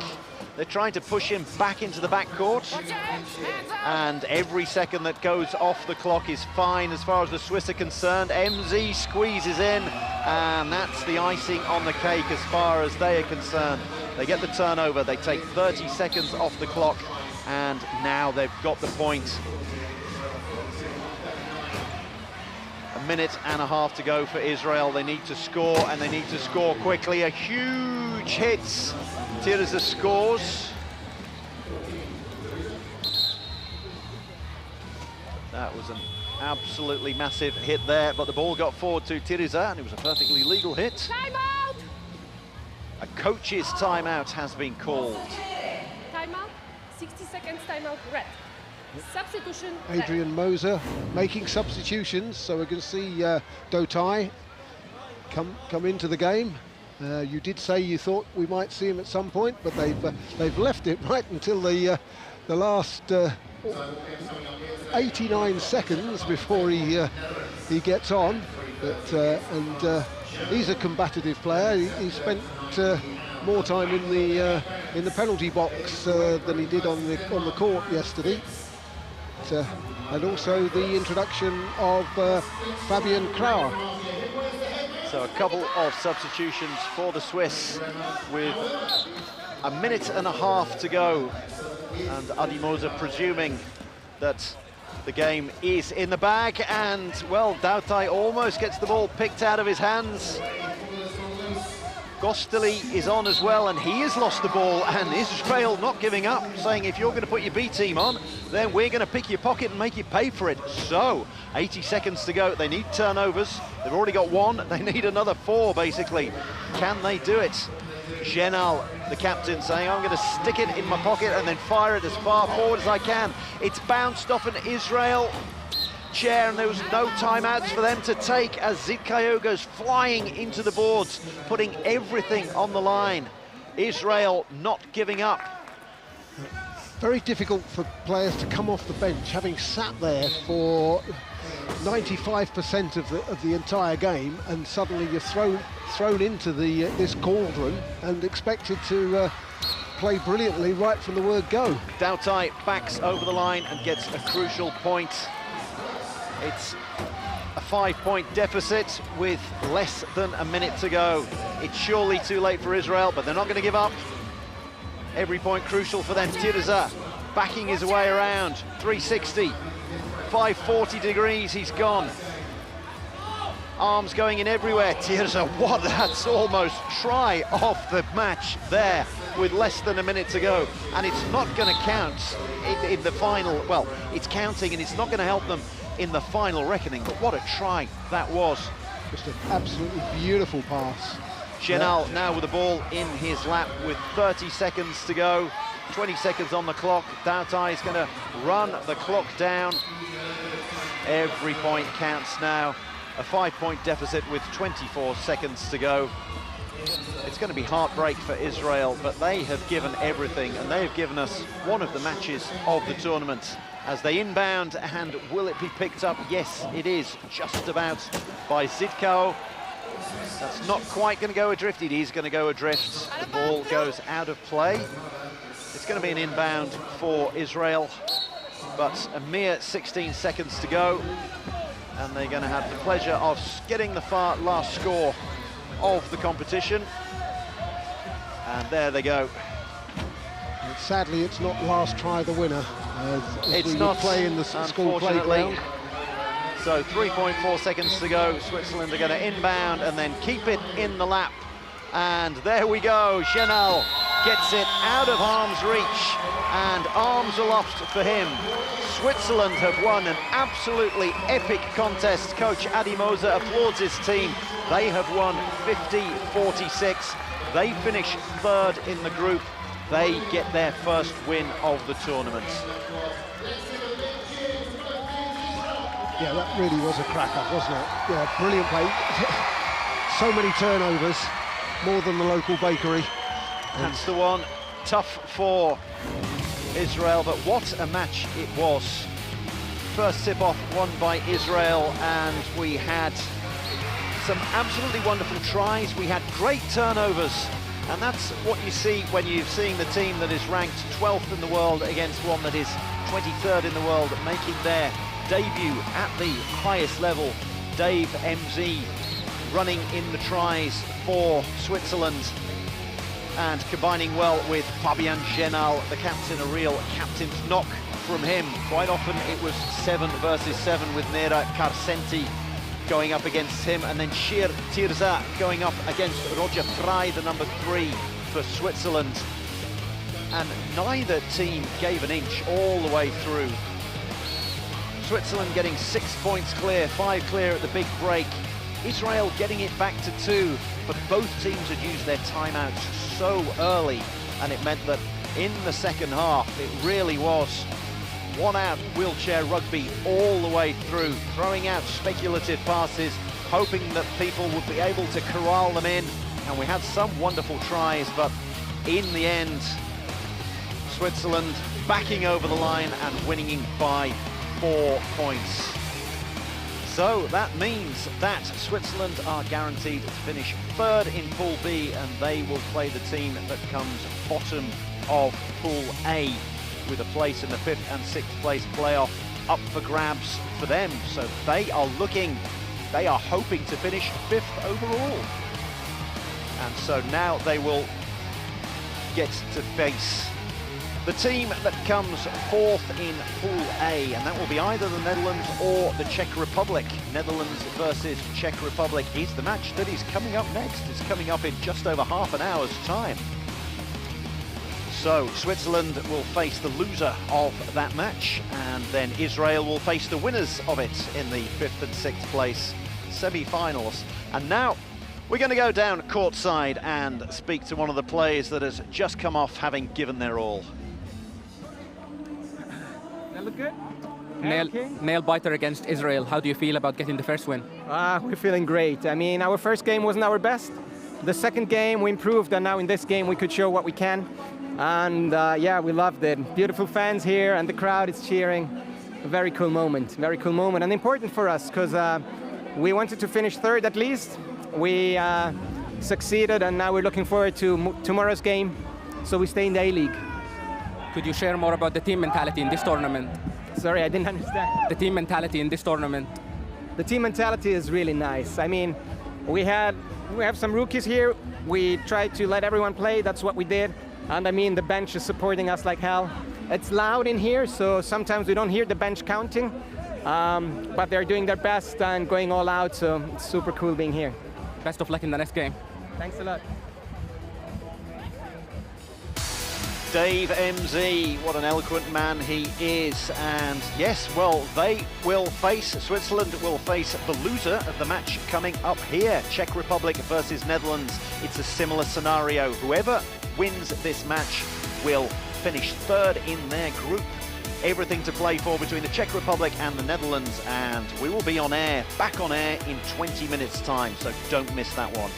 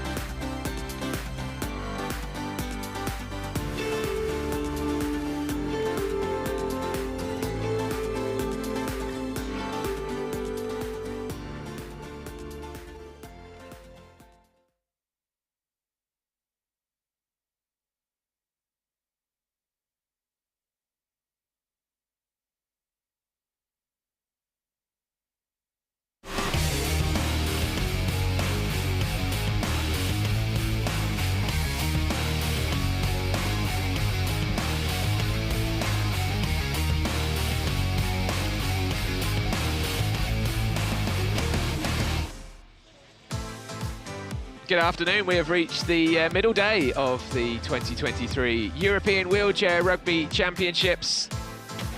And it's a big day here in Cardiff. We have had some great action between all of the teams so far this week. This is Great Britain, and it's the big one tonight. 7:30 tonight, Great Britain, Denmark, to see who will win Pool B and who will come second, and that will have a big impact potentially on who wins the medals here this week, because both Great Britain and Denmark will want to win the group and avoid France almost certainly in the semis. And the game we had this morning already was an absolute cracker. Israel, I think, have impressed everyone this week. Coming here, world ranked at 20 in the world, a real learning opportunity for them, but they ran Switzerland very close this morning. This was a Pool B match. Switzerland eventually coming out on top, but there were some big crashes and lots of great tries. And as I say, I think the neutrals here this week have really enjoyed watching Israel, but credit to Switzerland, they finish third in Pool B and Israel finish fourth. And next up for you in the next 10 or 15 minutes, the Czech Republic will be starting against the Netherlands. Now this is a Pool A match. It's a match that will decide who finishes third and fourth in Pool A, behind France and Germany. The Dutch in their famous orange. And we can see what it all means when we look at Pool A here. So France play Germany later to decide who goes into what semi-final. The Netherlands and Czech Republic have lost both of their matches so far, but will be wanting a win to secure third place. And in preparation for this Czech Republic-Netherlands encounter, we have been hearing from some of the players we're going to be watching. How are you feeling at this stage in the competition? We are feeling good. Yesterday it was a little bit frustrated after the European champions, but we are feeling good right now. Are you ready physically and mentally for the next game against the Netherlands? I think that we will make our best. I think that we are physical a little bit worse than the opponent, but mental really good. And how far are you hoping to go in this competition? I hope we finish 7th place. Are you enjoying the competition so far? Yes, it's an amazing stadium, amazing tournament. Atmosphere is great. The teams are playing well. It's very competitive. Today we have a lot of close matches, so yeah, it's great. Like you said, the big match coming up against the Czech Republic. What do you make of that one? Yeah, I think we have the upper hand. Czech Republic is a solid team, but I think we can beat them to finish third in our group and get that advantage into the crossovers. Thank you so much. So nice to hear from David Lucas, the Czech Republic player coach, and Ruben van der Laar of the Netherlands. This is the Czech squad. As you can see, it's actually quite a small squad compared to some of the other countries we have seen this week, and they have no high point players. They do have a very strong defence though. They're difficult to break down. They finished third at the qualifying tournament last year.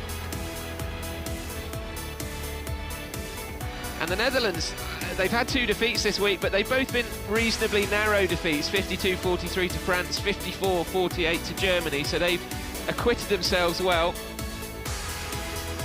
Martin van Hinter has a very strong squad to choose from. Rezel Karabalut is the man who tends to score the majority of their points. Emilio Moose entertained us yesterday with a performance that had plenty of skill, but also quite a bit of needle as well. He put in some big hits on the German players.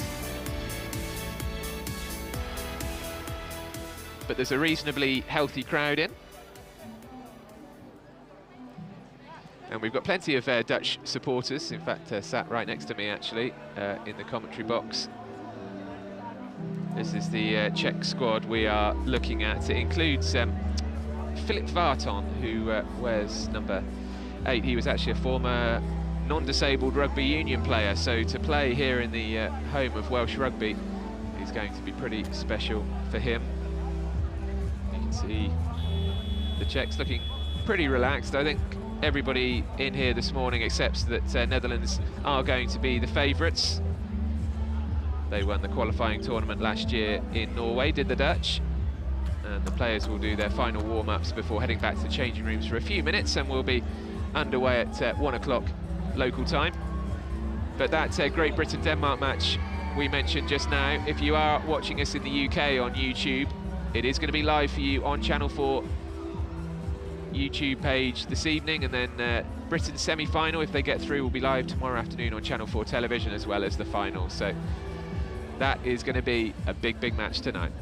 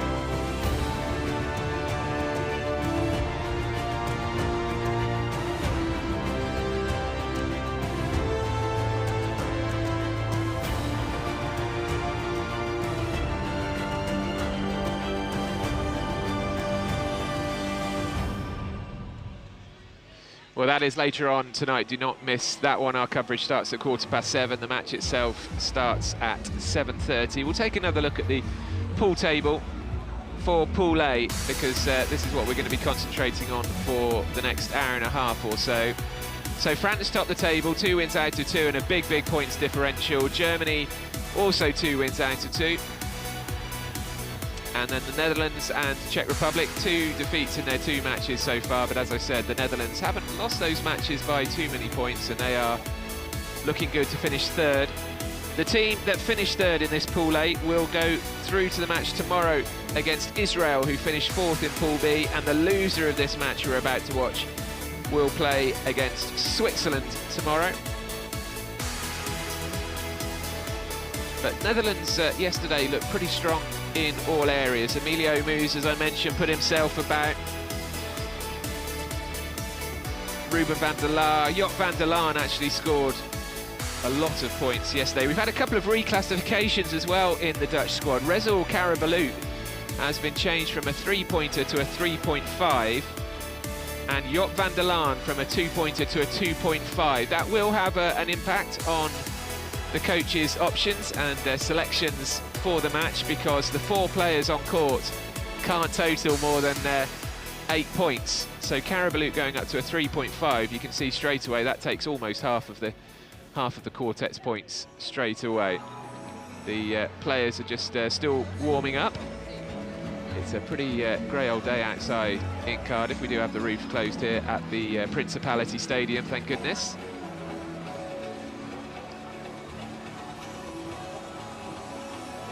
There we are. We do believe that there might be a short delay actually to this match. We think somewhere around 10 minutes or so, because coming through that magnificent roof, we believe, are a few drops of water onto the court, which is not ideal for anyone. We don't want people slipping and sliding. We did have a player in one of the squads, I can't remember off the top of my head, one of the wheelchair rugby players used to be a water polo player, so they'll be okay. But we can use this slight delay to just reflect on Great Britain's progress through this tournament so far. The big match against Denmark tonight, but so far Great Britain have come through with not too many problems.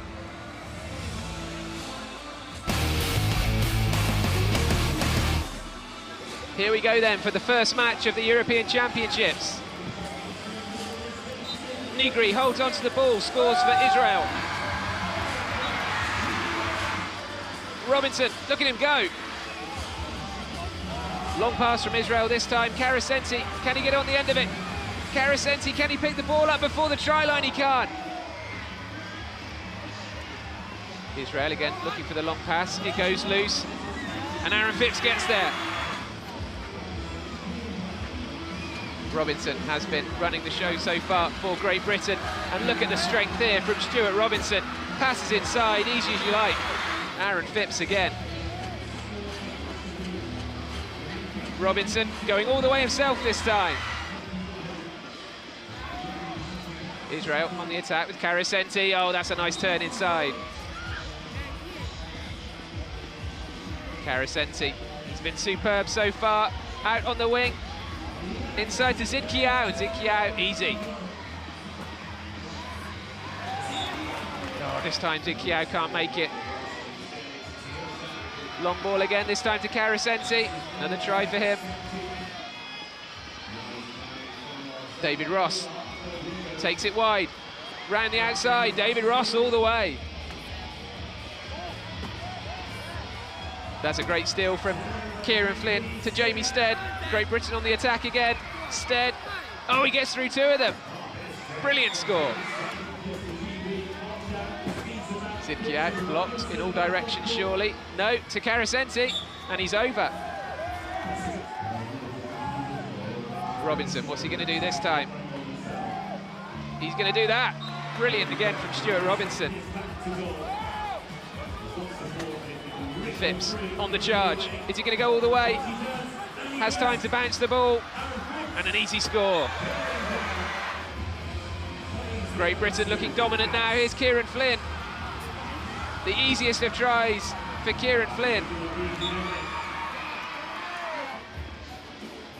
Phipps with the headband, coming inside and cutting back the other way. Israel showing great heart here, and Carasenti, one of their best players, should make it to the try line, and does. Phipps, well, look at this, he's able to look around, he's got that much time. And another score for Great Britain. Nick Cummins, the number 8 for Great Britain. What's he going to do here? I think he's going to cut inside, he does. Oh, that is magic from Nick Cummins.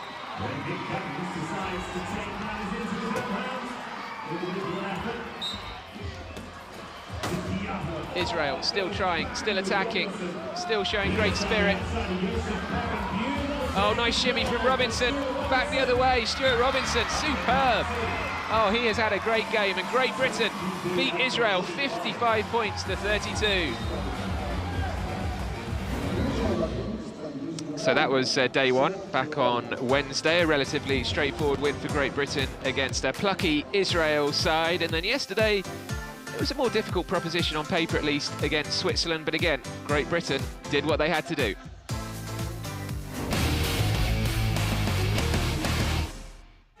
Great Britain's second match of the European Championships underway.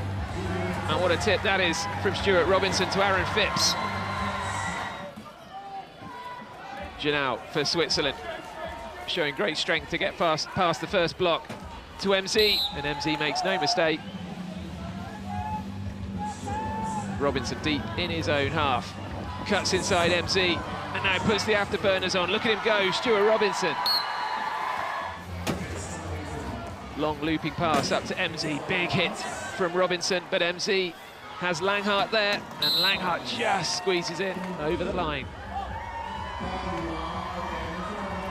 MZ now going past Stead, looks for the long pass, and what a touch that is from Robinson. Stuart Robinson being triple teamed, manages to find his way through, and a nice easy pass up to Jamie Stead, who will take his time here, looking to count down the clock, make sure his team are in line behind him as well for the next Switzerland attack. And Stead waiting, and now scoring.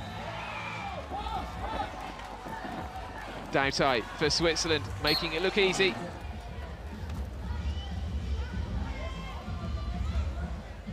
Janau twisting and turning to get away from Ross. Now a little bit of space for the Swiss co-captain, Janau. I thought he was going to go to MZ, but goes to Frey instead. Kieran Flynn all the time in the world here for Flynn. What's he going to do? He's going to go himself. Kieran Flynn over the line. It's Ross for Great Britain. Look who is making the move for him. It's Stuart Robinson, that man again. Great Britain with the lead, looking to extend that lead now with Robinson. Goes past Frey. And again, Robinson will just slow down and cruise over the line. A real struggle going on for the ball. Over on that far side, Kieran Flynn just hurls the ball down towards Coral Beatty. And Beatty will score.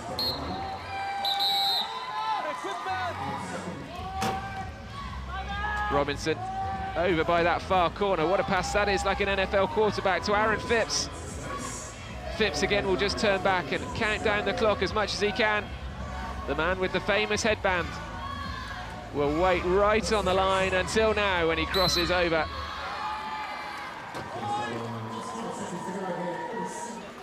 And Great Britain beat Switzerland 47 points to 31, and it all comes down to the Denmark match on Friday night.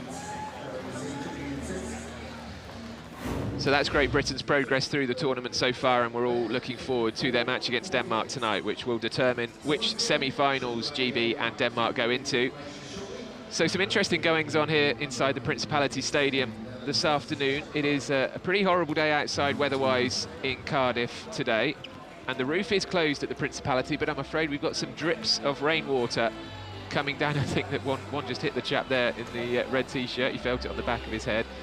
But raindrops are coming down, and this means that the court is unplayable for the time being. So they are apparently inspecting the court officially and formally at 1:05, so in a few minutes' time, and we will discover whether this Netherlands-Czech Republic match can go ahead now, or perhaps they have to come back later. But I'm glad to say, whilst we wait for this to be sorted out, I have a referee evaluator with me, Kerin Banfield from America. Welcome. Hello, nice to see you. And how has your Cardiff experience been so far? It has been fantastic. So, have you ever seen wheelchair rugby played in an arena like this before? Never before, and it is quite impressive to watch the transition as it happened from going from grass into having this field set up. So by now we were obviously hoping to be into this match and commentating on some wheelchair rugby. Have you ever seen a delay for leaks, roof leaks before? Anything unusual like this? I have not seen it for roof leaks. In the past I've seen it for leg bags that players wear sometimes. Sometimes those explode or they get overfull and they tend to leak. And so then you have a different mess on the floor to clean up and sanitize. So.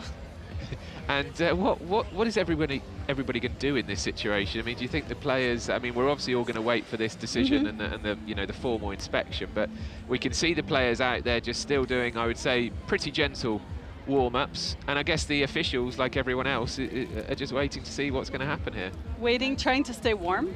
It is a tad chilly in here, and so they're just trying to keep their muscles warm, ready to go as soon as we're ready for tip-off. And mentally focused, that's another hard thing. When you come in, you're prepared for a game to start at a certain time, and then, oh, now we have to wait. So it's kind of that unknown, how long is it? So you were a referee for a long time, you're now a referee's evaluator, you're poacher turned gamekeeper. Tell me what an evaluator does and how you go about it. So an evaluator just sits and observes the game. They observe the officials on the court and try to give them feedback on how they can proceed and get better to get to that next level. So we tell them not only the good things, but also the things they can continue to improve on. And is that quite an objective thing? I mean, do you have a checklist of scores, or is it more subjective and you're putting your opinions down? It's fairly subjective, but there are different categories that we look at. We look at their signal package and how crisp and clear their signals are. We look at their fitness overall. And then we look at game management, and are they controlling the game? Are they controlling the flow of the game? Or are they interrupting the game with too many whistles? So knowledge of rules, application of rules. So silly question, but I guess as you're saying, when you're watching the match, you're actually not following the players, or I guess potentially even not really the ball either. You are focused on the two officials and the table officials as well, or just the two referees? The table as well. Okay, wow. And not just on the court, but it's also everything that's happening on the field of play. So you've got the team sitting on the benches and people who are behind the benches or off of the end line. So we're watching for that as well.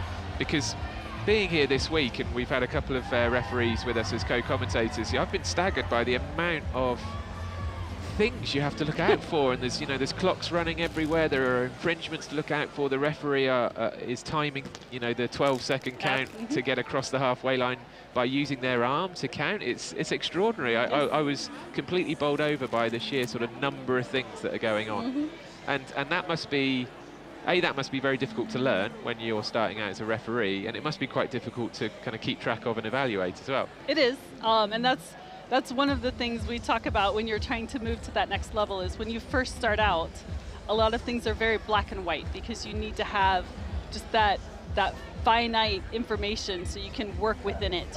And then as you get older and as you get more experienced, you start to feel the game and understand, oh, I anticipate this is going to happen, this might happen. And then you start to find those gray areas on positioning, on calls, starting to look at advantage and disadvantage. And you're now an evaluator, but I guess to get to that position, you must have been a referee for a long time yourself. I was. I've officiated for over 20 years. Oh, wow. And where did you start, and how did you get into it? I started in the States. And there was a local tournament, and we could put together sectionals in 6 weeks, and I said, hey, this sounds great. And I raised my hand for everything that they needed, and they were like, you should be in charge of this tournament. And I was, and I fell in love with the sport. And so, I guess you've been to Paralympics and World Championships and things like that? Yeah. Yes. And what's been your favourite wheelchair rugby experience? I love, until today, Denmark. of course. I actually do love Cardiff. This is my first time here. But I do love Denmark. I've been there twice, and it's one of my favourite countries. So. Well, we are looking forward to Denmark playing this evening against Great Britain, and we're meant to be watching Czech Republic against the Netherlands right now. It was due to start 6 minutes ago, but there is a slight delay. Just to recap for anyone joining us, the reason why we're talking about refereeing and evaluating rather than commentating on a match is because of this. You can see conversations here between stadium officials and the tournament organisers because we have a leak from the roof. It is raining steadily outside. It's real drizzly rain. Got soaked myself on the way to the stadium, but that was outside. Sadly, though, there is rainwater just dripping occasionally through the roof of the stadium. It's not a stream of water. You can't really sort of see the water. It's just the odd drop. But as you can understand, any kind of liquid on the court means that it is unplayable. It's too dangerous. The chairs could slip. And so, well, you saw the gesture there, didn't you, from the man in the foreground? He just did the sort of, we're going to have to cancel this gesture, I would say. And he looks a bit concerned to me. It has apparently stopped raining outside, but I guess there's lots of water collecting on that magnificent roof of the Principality Stadium. But that didn't look the most positive No. body language, did it, Karen? It does not. So we wait to see what's going to happen. For the official word. Because I guess there's a number of stakeholders here who have to decide what's going to happen. We know that the match schedule is absolutely packed every day of this European Championships. The weather forecast isn't good for tomorrow either. So we're hearing now, I'm hearing in my ear that the plan apparently seems to be that they're actually going to try and open the roof slightly. I don't suppose they're going to open the roof slightly because it's the pooling water on the top of the roof that is causing the issue, not necessarily the rain outside.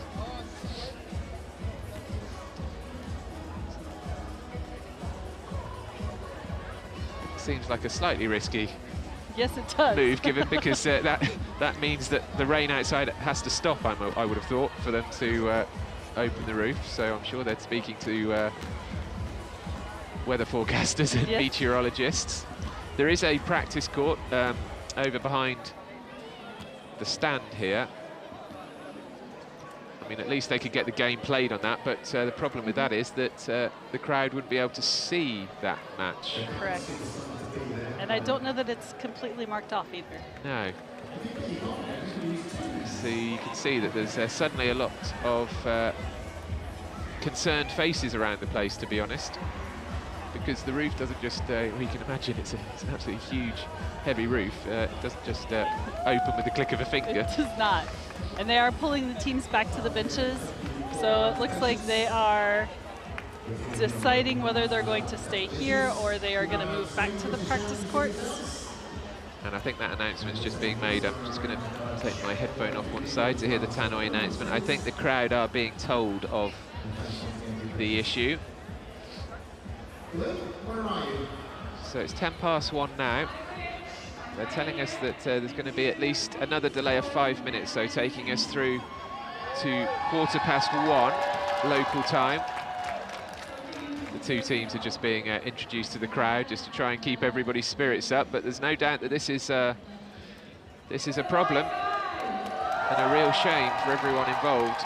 They're going to make a decision, a final decision at 1:15, and there's a suggestion that this match will happen on the practice court, which is away, as we look from this camera, it's away behind this camera over to the right, over your right shoulder, if you imagine that. But Karen, you're saying, actually, is that court marked up properly? We're not quite sure. But I'm not sure if it has all of the team bench areas marked out, the substitution areas, or the penalty areas. Yeah. So. And then, of course, the biggest issue is what's going to happen with the crowd. Because I mean, you can imagine this is a colossal stadium inside, and I don't think it's quite as simple as moving everybody around to the other stand. Oh, we've got plenty of rugbymen here. We'll just pick it all up and turn it around. And on a serious point, this does create issues, I think, for the rest of the day's schedule. But at the moment, they're obviously just concentrating on this match and what's going to happen. But the weather forecast doesn't get much better in Cardiff either today or tomorrow. We are meant to have both semi-finals tomorrow. There's a celebrity match on here later on this afternoon, and Great Britain-Denmark, which is a huge clash in Pool B at 7:30 tonight. Absolutely.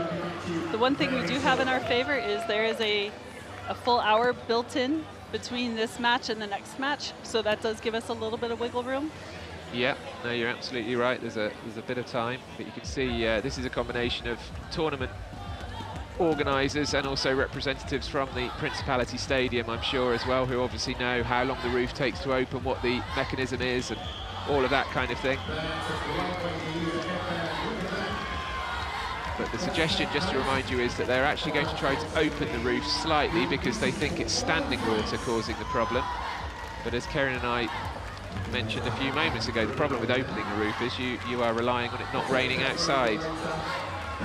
I believe it's not actually raining in Cardiff right now, but it certainly was about an hour ago, steadily.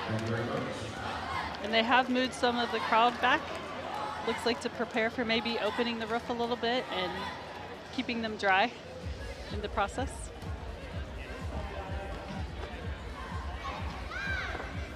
So the Czech coach there with the blue cap is speaking to officials, and the very latest we're being told now is that they are going to attempt to start this match at 1:30 local time. So they are going to try and play this match on this court at 1:30, providing no more water comes down onto the court. Well, this was not in the script, of course, for anyone.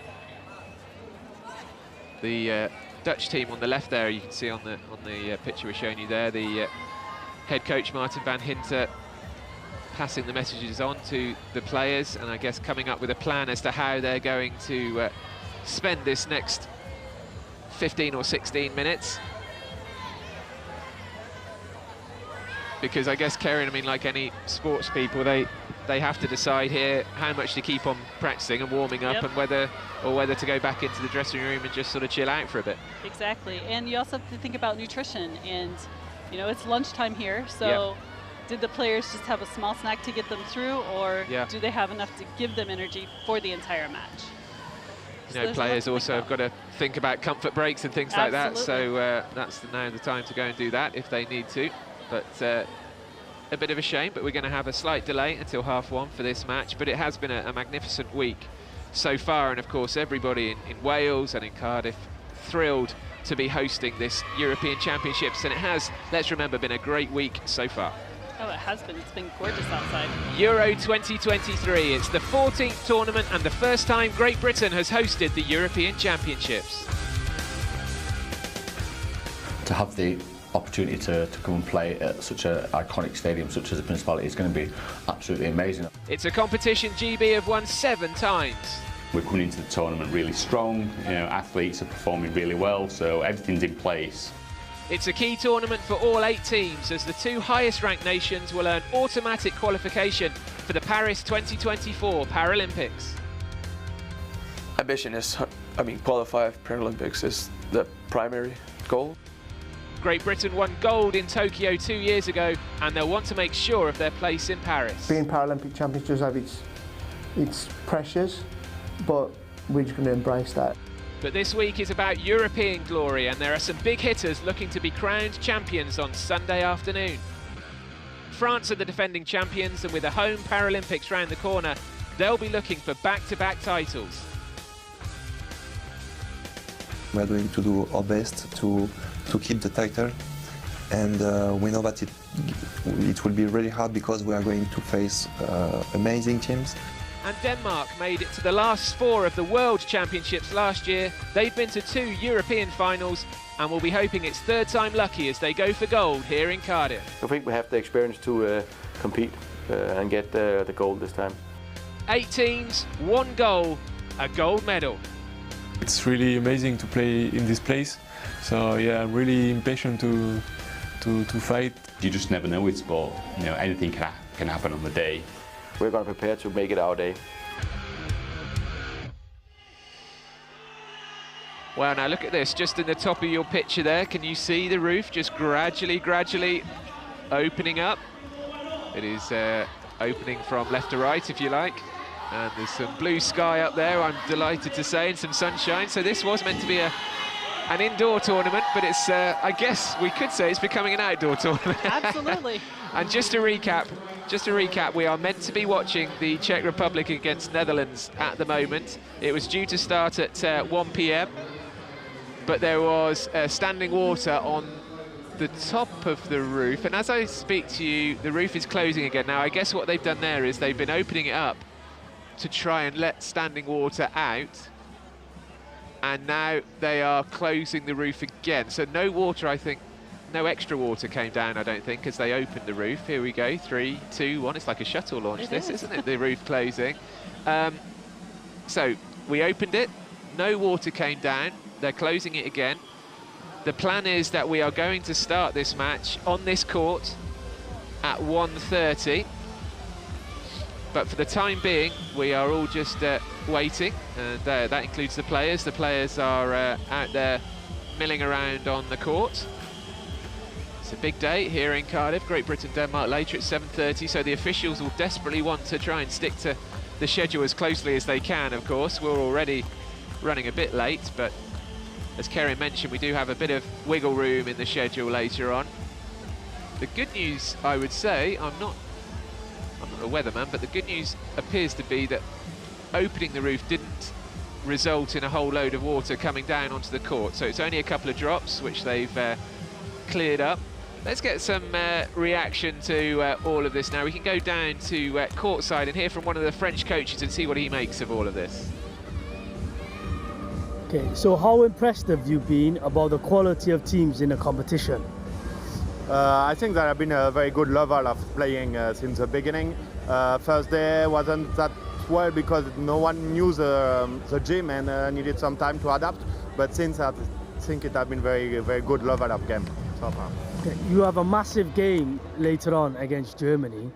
You are the defending champions. What do you expect from the Germans? I think Germany is a big team. It's never an easy game against them. We know each other very well, so we know what to do. And I think it's good for us because we will have a lot of intensity and to get ready for the semi-final. I mean, we are both already qualified for semi-final, and we already have our ticket to Paris, but Germany wants his tickets too. So I think it will be a very tough game and very interesting for us to get ready for tomorrow, because if we come to Cardiff, it's to keep our title, nothing less. How determined are you to make it to that final? I mean, we give everything that we got to get there. It's very important. We won our first title in our history last year in Paris with our crowd, but we're not afraid of the crowd here. And I mean, we did a very good World Championship, but lose only one game. and I think we will do everything to get to the final and to win this one.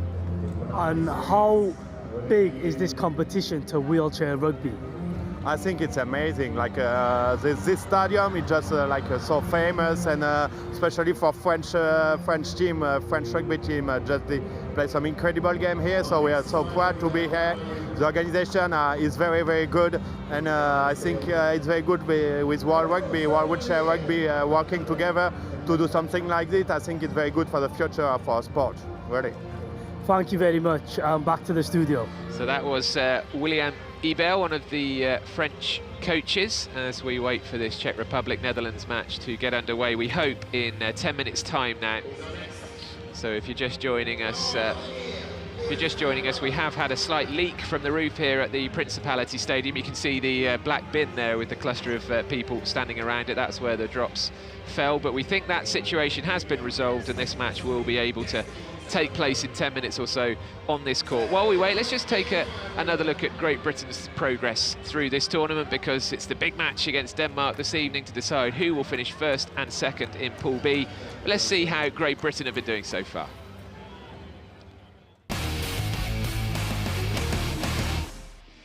Here we go then for the first match of the European Championships.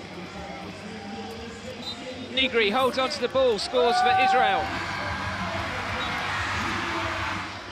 Robinson, look at him go. Long pass from Israel this time. Karasenti, can he get on the end of it? Karasenti, can he pick the ball up before the try line? He can't. Israel again looking for the long pass. It goes loose, and Aaron Phipps gets there.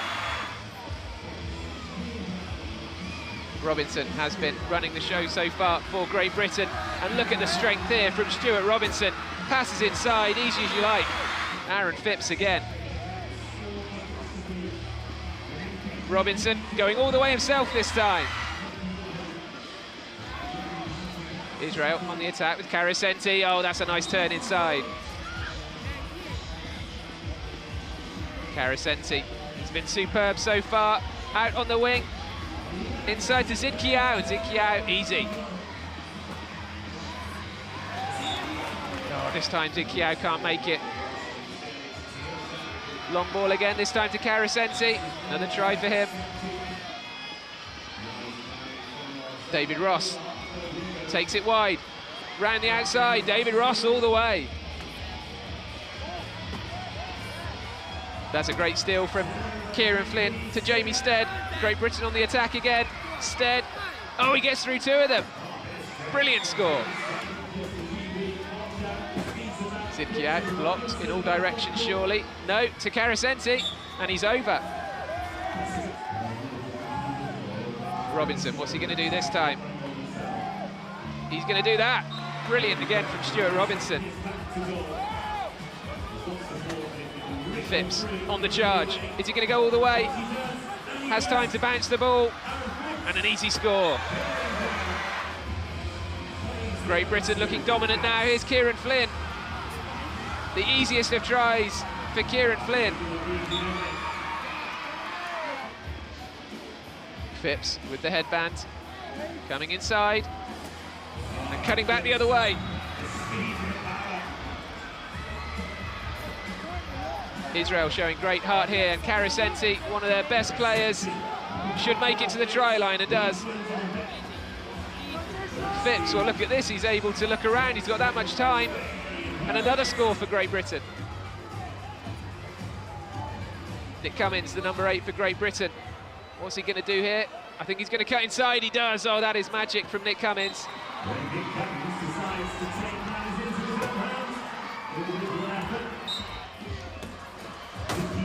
Israel still trying, still attacking, still showing great spirit.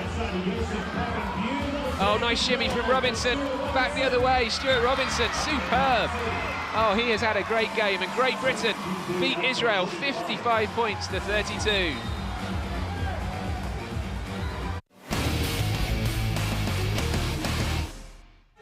Great Britain's second match of the European Championships underway. And what a tip that is from Stuart Robinson to Aaron Phipps. Janau for Switzerland, showing great strength to get past the first block. to MZ, and MZ makes no mistake. Robinson deep in his own half. Cuts inside MZ, and now puts the afterburners on. Look at him go, Stuart Robinson. Long looping pass up to MZ, big hit from Robinson, but MZ has Langhart there, and Langhart just squeezes it over the line. MZ now going past Stead, looks for the long pass, and what a touch that is from Robinson. Stuart Robinson being triple teamed, manages to find his way through, and a nice easy pass up to Jamie Stead, who will take his time here, looking to count down the clock, make sure his team are in line behind him as well for the next Switzerland attack. And Stead waiting, and now scoring. Doughty for Switzerland, making it look easy.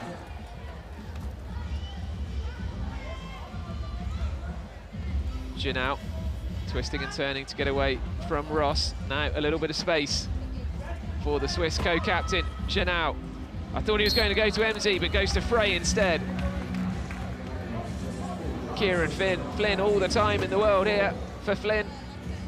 What's he going to do? He's going to go himself. Kieran Flynn over the line. It's Ross for Great Britain. Look who is making the move for him. It's Stuart Robinson, that man again. Great Britain with the lead, looking to extend that lead now with Robinson. Goes past Frey. And again, Robinson will just slow down and cruise over the line. A real struggle going on for the ball. Over on that far side, Kieran Flynn just hurls the ball down towards Coral Beatty. And Beatty will score.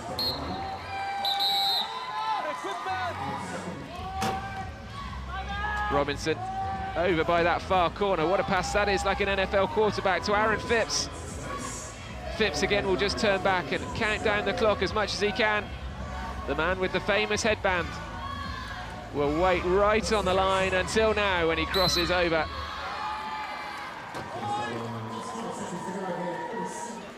And Great Britain beat Switzerland 47 points to 31, and it all comes down to the Denmark match on Friday night.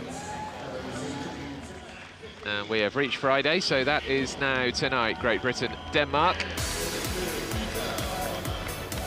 But we are now, I'm pleased to say, going to be able to see the Czech Republic against Netherlands. It is dry inside the Principality Stadium, which is a phrase I didn't think I'd have to say this week, but we have had a small leak from the roof here, which has now, I'm delighted to say, been sorted.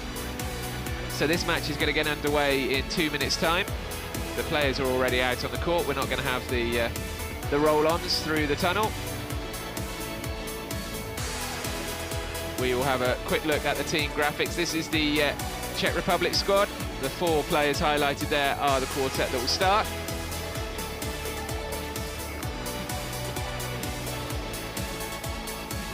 And the Dutch squad, led by their captain, Reda Houam, a 1-point player. And then Emilio Moos, Davy van den Dop and Hector Loma. And I mentioned 1 or 2 of the Dutch players have been reclassified. Karabalut is now a 3.5. And Van der Laan is a 2.5. And because of the delay, we're not going to have the national anthems. We're going to get straight into the action. So, a reminder. Here are the officials, who Kerin knows very well, I'm sure. And Kerin Banfield next to me now, a referee evaluator. You don't have to evaluate them now. You can just enjoy the match. But the match is going to get underway shortly. So a reminder that the winner of this match will finish 3rd in Pool A, and it means they will play the team who finished 4th in Pool B, who are Israel, tomorrow, and the loser will finish 4th in Pool A. They will play Switzerland tomorrow. So a bit of pride at stake. The Netherlands do start favourites. The Czech Republic have had 2 pretty heavy defeats, whereas the Netherlands have had 2 pretty narrow defeats so far this week. But it's all up for grabs now, and also a chance to impress the crowd who've been patiently waiting for this one. Plenty of Dutch supporters around us, and it's just great to see the match beginning after that very unexpected weather delay. This way. Right. So the crowd will enthusiastically join in with the countdown, which is a bit later than planned. And it's the Czech Republic who win the tip-off, but it actually goes out over there on the far side. So the Dutch in their blue kits today, not their famous orange, but in their blue today, will have to face a Czech possession to start the match. So it is Philip Vartan with possession, with the bald head there on the right. He is the man who was a former standing rugby union player. That's a great interception by Hector Loma, the man who just can't stop smiling. And it's a good catch, I think, at the second attempt by Davy van den Dop. So the Dutch take first blood. So first try of the match to van den Dop, 33 years old. Now it's the Czech number 3, Wouter Roniš.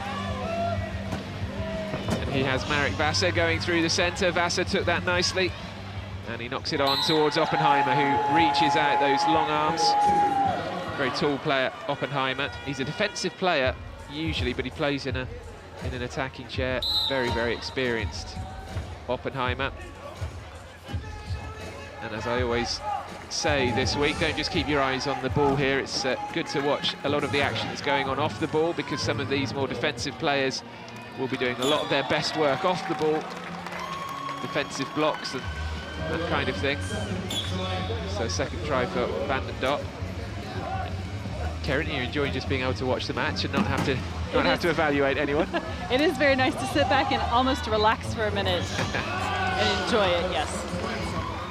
And the Dutch, it's fair to say, are our favourites, I would have thought, here. Yes, not just are. on this week's performances, but just generally their world ranking is higher, for example. Yes, it is. They're a very strong team. They've worked really hard to get here. We had one or two instances yesterday with Emilio Moose, where it felt like he was just sort of pushing the boundaries of the rules with some of his challenges. Here he is now. He's a real sort of street fighter of a player, has a real edge to his play. The Dutch number 13, he's best friends with his teammate Rezel Karabalut, who's not out there at the moment. And we actually have a couple chairs hung up. 2 chairs just hooked up to each other, but they're now free. Nice sportsmanship from those two. So Philip Vartan comes back to do the inbound. Gets the ball back here. Vartan has also been a Paralympic discus thrower as well. Not at a Paralympic Games, but at a Para World Athletics Championships. Vartan was a discus thrower, and that was a nice pass and an easy score for Oppenheimer. Oppenheimer's been around in wheelchair rugby for pushing on to 15 years. Can you hear me? Can you hear me? Emilio Moose breaking free, makes it 4-2. And just to say, under the score graphic, top left, you have that clock counting down from 40 seconds. That is the shot clock. So there's a number of things going on here which Karen can explain to us, but there's a clock for a team to get over their halfway line, and there's a 40-second clock to score a try, and we have a player over on the deck. Yeah, but yes, just explain to us that 12-second count to get over the halfway line. How are the referees kind of keeping track of that? Absolutely. We have a visible count, so the referee, you will see them with their arm going out and in along with that 12-second count, so out for every second. And as you stated, teams have 12 seconds to get the ball across half court. They don't physically have to be across half court, so if the ball's in there and it just touches the other side of the court, it's all good. And the other thing to look out for is that players can't just, we see the player put the ball in their lap usually, but they can't game just against the defending roll champions, along with the ball in their lap for as long as they Exactly. want. They only have, what, 10 seconds they have to dribble the ball? 10 seconds they have to dribble or pass. And when playing defense here, they can only have 3 defenders in that key area, that red area that's out on the court. If they put a 4th one in, you will see a 4 in the key call. Yes, 4 in the key has become a phrase I've become much more familiar with this week, as the Czechs are on the attack. Number 6, Marek Vasa, a 2-point player. So the points classifications, the higher that number that I tell you, the highest is 3.5. That's That's the really mobile, agile, speedy players with a less severe degree of impairment. And then the team is made up of lower point classification players as well, who maybe have a lesser range of mobility, but they act as the defensive players, the blockers, and it's a real team effort, just like in standing rugby really, or American football, where some players are there to get the glory of scoring and doing the spectacular bits, and others are the workers of the team. Absolutely. I mean, actually, Emilio Moose here, number 13, is a combination of the two, really, isn't he? He's all over the court. So Netherlands have the put in here. Over goes Redder Houwam, the Dutch captain. Made his debut a long time ago in 2008. And you see he did cross over that try line without the ball, so he is in violation of leaving the court. So he's going to spend a minute or so in the sin bin. So we'll keep an eye out for that. The player in the sin bin for the Czechs will come out once Netherlands score here, which they will do momentarily. Davy van den Dop again going over the line, and back comes the Czech player out of the sin bin, Wouter Ronisch. And all the players wear these pretty heavy-duty gloves for understandable reasons, just protecting their hands on the wheels, but also giving them, of course, greater grip on the wheels as well. Ronisch does well, actually, to get away from Lohman. That's a nice little pass on from Oppenheimer to Wasser, and Wasser has that man, Philip Vartan, free for him. That was a nice team move, wasn't it, Karen? Absolutely. They all know where each other is. That's one of the things that always amazes me is you'll have these no-look passes and the player is right where they're supposed to be, and it's magical. Yes, and there'll be some moves that they've worked on in training. Preset moves, like a set piece in football. Yep. So that's a long ball. This was a long ball tactic we saw the Dutch do a lot yesterday against Germany.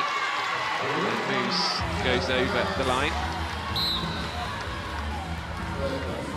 So you can imagine when one team has quite a high defensive press with all of their players up in their opponent's half, it can be straightforward to just put a long ball over the top and allow somebody like Moose to chase onto it.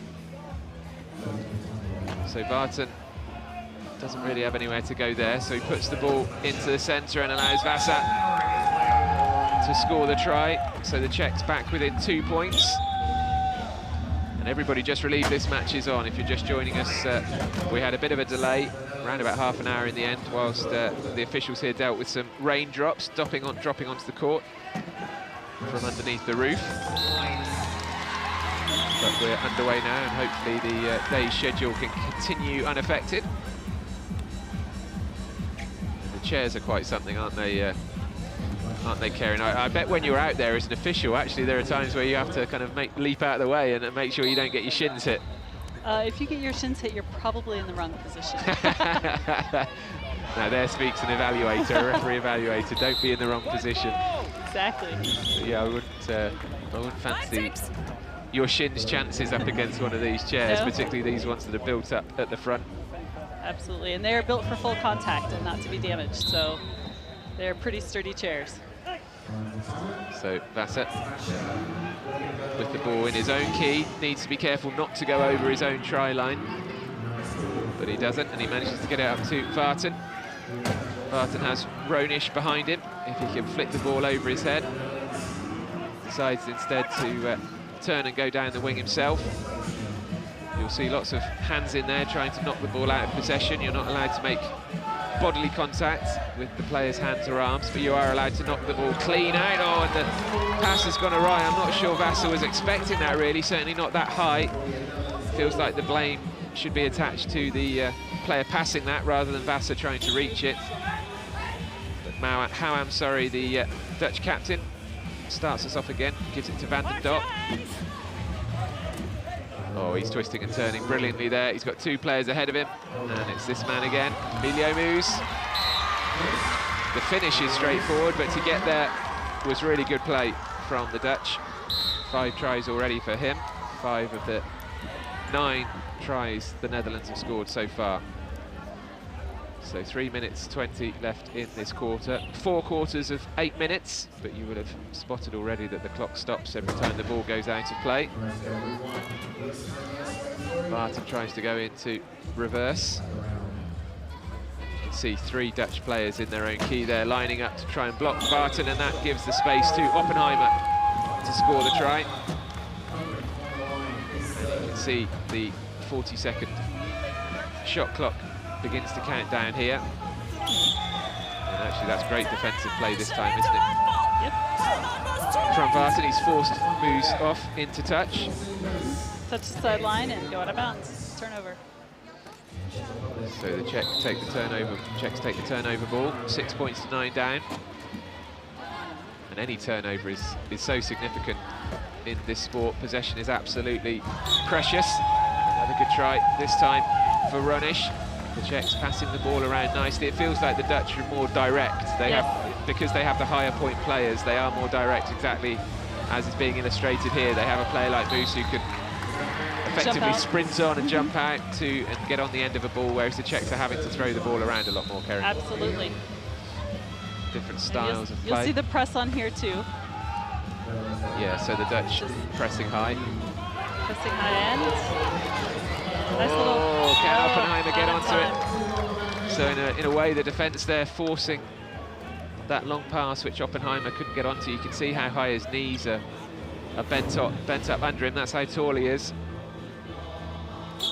And no, he would have had to have a bit of jet propulsion there to get on the end of that one. You can see the referee running along the touchline as Moose comes forward. And there was a hand in there, was there?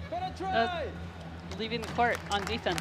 Ah. So, again, defender crossing, touching that out-of-bounds line or that try line. This is what I mean. You have to keep your eyes so open, don't you? I mean, that's happening. That's happening sort of off the ball, isn't it? And, there's so much to look out for. Oppenheimer will get on the end of this one, takes the ball really well. This was the close try, and we'll keep an eye there in the top left-hand corner of the screen. Just spotted the wheel of the Czech player going over the line, but at full speed, it's very difficult to spot that from up here. Eagle-eyed, referees all around. Davy van den Dop. That looks a very easy score, but of course his teammates have been doing good work in creating the space for him. And as we're into the final 2 minutes here, we'll start to see players slowing down and maybe not crossing the line as quickly as you might expect. And I'll get you to explain that in a moment, Karen, the kind of timestamp business and what that means. Absolutely. So here's Oppenheimer, who does decide to just roll over. So yeah, explain that to us. So in the next kind of 1 minute 48 seconds, we might see teams start to put the brakes on when they have a scoring opportunity. Why are they doing that? Yes, so the next help ball, or the start of the period, should go to the Dutch. And so they are going to try and play this so that they score, they make the last score this period, and then they will get the ball out the next period, essentially getting a 2-point advantage. So teams will try to score around the 50, somewhere around 45, 55 seconds. 50. Yeah. Yep. Meaning that the opposing team will only have one go at scoring. Absolutely, and then they can get a quick ball out, get down and score with 2-3 seconds left, and we're done. And it is a very significant element of the sport, isn't it? And I think obviously people watching at home and inside the arena who aren't aware of that rule, there's always a kind of like raised eyebrow of what on earth's going on here. Let's see if Van den Dop, I think he'll cross the line now, so he's not going to get involved in any of that just yet. We still have 1 minute 16 left on the quarter. Let's see what the Czechs do with this next attack. We've had virtually the same 8 players play this first quarter. Backcourt violation. So, as he was passing the ball, I'm not sure if he rocked it back. I'm not sure how that happened. And was that as he crossed the halfway line and then came back into his own half? Came back into his own half, made contact with the floor in the backcourt. Which you're not allowed to do. So this is now where Moose has delayed things here to try and cross the line as close to around about 50 seconds as he could. Referee spotted something again, Karen. Yep, leaving the court call, and they're going to award a penalty try. So a penalty try is just worth 1 point, as normal? It's worth 1 point as well. And a penalty try is the infraction happened, instead of taking the player and putting them in the bin, you're going to go ahead and award that try because it would have happened anyway. Rightio, and the Czechs coming back to 15-11. So we only have just over 40 seconds left of the quarter, so the Dutch will attempt to get right up into their opponent's key and then slam on the brakes. Van den Dop has already slowed up, you can see there, because he wants to score as close to the end of the quarter as he possibly can, meaning that the Czechs cannot get another attack in before the end of this quarter. So a 15-11 lead already for the Dutch, and they hope to end the quarter 16-11. And there is a slight difference between the game clock and the track clock, but it's not going to have an impact here. Moves, he's stuck there. Look at him, he's wheeling and can't get out, but... Timeout call. So explain this, because we've seen this a lot this week, where Moose was clearly stuck there, and so he's called a timeout because? Because he can only, as an offensive player, stay in that key for 10 seconds, and if he's longer, then it's a turnover. But it actually looks like he's hung up right now, so they're going to equipment stuff out. Don't need him. So by calling the timeout, it means that his team don't lose possession. Exactly, so they're going to retain that possession. And now, 3.9 seconds remaining on the game. The Czechs have done really well there. I don't think they're going to be able to get up the other end in that short space of time, but it does mean they repel the Dutch right at the end of the quarter, which you never know, could be significant later in the match. But it's going to form here with the Netherlands leading at the end of the first quarter by 15 points to 11 in this match that was delayed by some raindrops on the court. So we were just delighted to get this game on at all. I do think one of the volunteers, by the way, has just run onto the court to mop up a little bit more water, but we will keep everything crossed that the match can continue. Oppenheimer here with the long reach, and Davy van den Dop has scored most of the Netherlands' points so far this quarter. Emilio Moos, his normal battling self, very combative player. And we've had a few thrills and spills, as we like to see.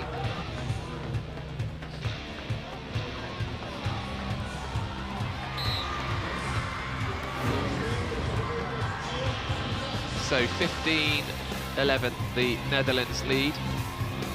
And the winner of this match will finish third in Pool A. And play Israel tomorrow, I believe. That's right, yeah. And, the tournament as a whole, Karen, how good is it to see new teams like Israel come and, okay, they treat this tournament, I guess, as a developmental learning process, yes. But how good is it to see Israel here, for example? It's great to see the new teams coming up and just getting this opportunity. They've had to work really hard to get to this level and exceed through B's and C's to get up here, so it's great to have new blood in here and just a new look at the sport. Couple of Israeli players watching on there. Zid Kayau with the hood up, he's been one of the star players this week. And Shir Tireza there on the right-hand side. I'm sure they've had an amazing week here in Cardiff already, and still more action for them to come. But I guess also with the exposure of tournaments like this, Karen, it's encouraging more participation, isn't it? People watching will be seeing this kind of action and going, yeah, I fancy a bit of this sport, how can I get involved? And that's great for the sport, isn't it? It's absolutely great for the sport, and we're seeing, at least in the States, we're seeing a lot of our club teams start to get a little bit more growth coming out of COVID. People are trying to find ways to get active again, so this is a great way to do that, and it's an addicting sport. And one of the things we were talking about yesterday, actually, with Switzerland, and the same actually could be true of the Czech Republic, actually, that Switzerland feel like a really strong team, but they don't have a 3.5 player. And it's intriguing to me to think that somebody back in Switzerland now, a wheelchair user, could be watching, and they could be that 3.5 player when the next tournament comes around. Absolutely. And that would revolutionise how Switzerland play. It would elevate them from a mid-ranking team, possibly up to a high-ranking team. What's the state of wheelchair rugby internationally with America right now? Because America will be going to the Paralympics next year, I'm sure. They will be. They're determined to knock Great Britain off the top. They are going to play in South America at the Pan Am Games. So all of the America zone will have theirs in, I believe it's November. I'm sure the USA will get through, one of the strongest teams in the world, and Japan, Australia now. I'm sorry to report, but I think we have more drops of water on the court. Let's go, guys. But that signal seems to suggest we're going to carry on. And you can see in the foreground the referee speaking to Martin van Hinter, the head coach of the Netherlands, and the same conversation going on the right-hand side there. Here we are with David Luques, the Czech coach.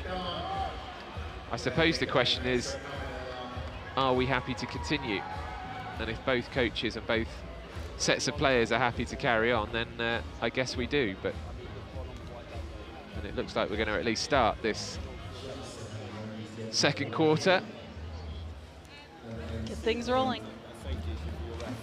Hector Loma will certainly want to carry on.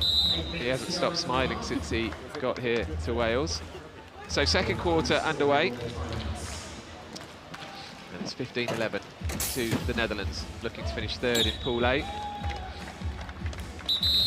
Van Dop goes across. He's a three-point player. A reminder that the quartet of players out on the court for each team can't total more than 8 points, unless a female player is involved, but actually these two sides don't have a female player.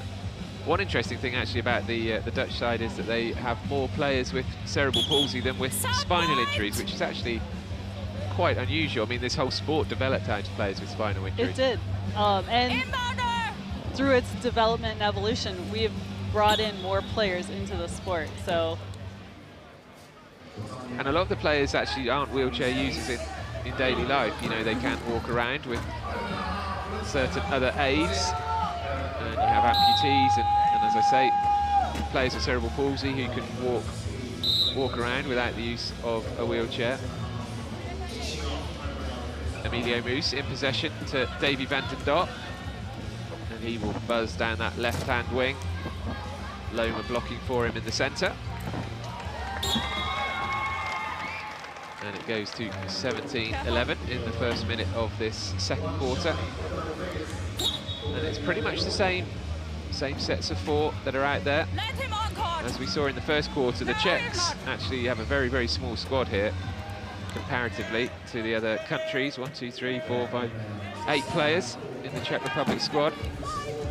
And that pass has gone loose from Oppenheimer. Sorry, Karen. No, you're fine.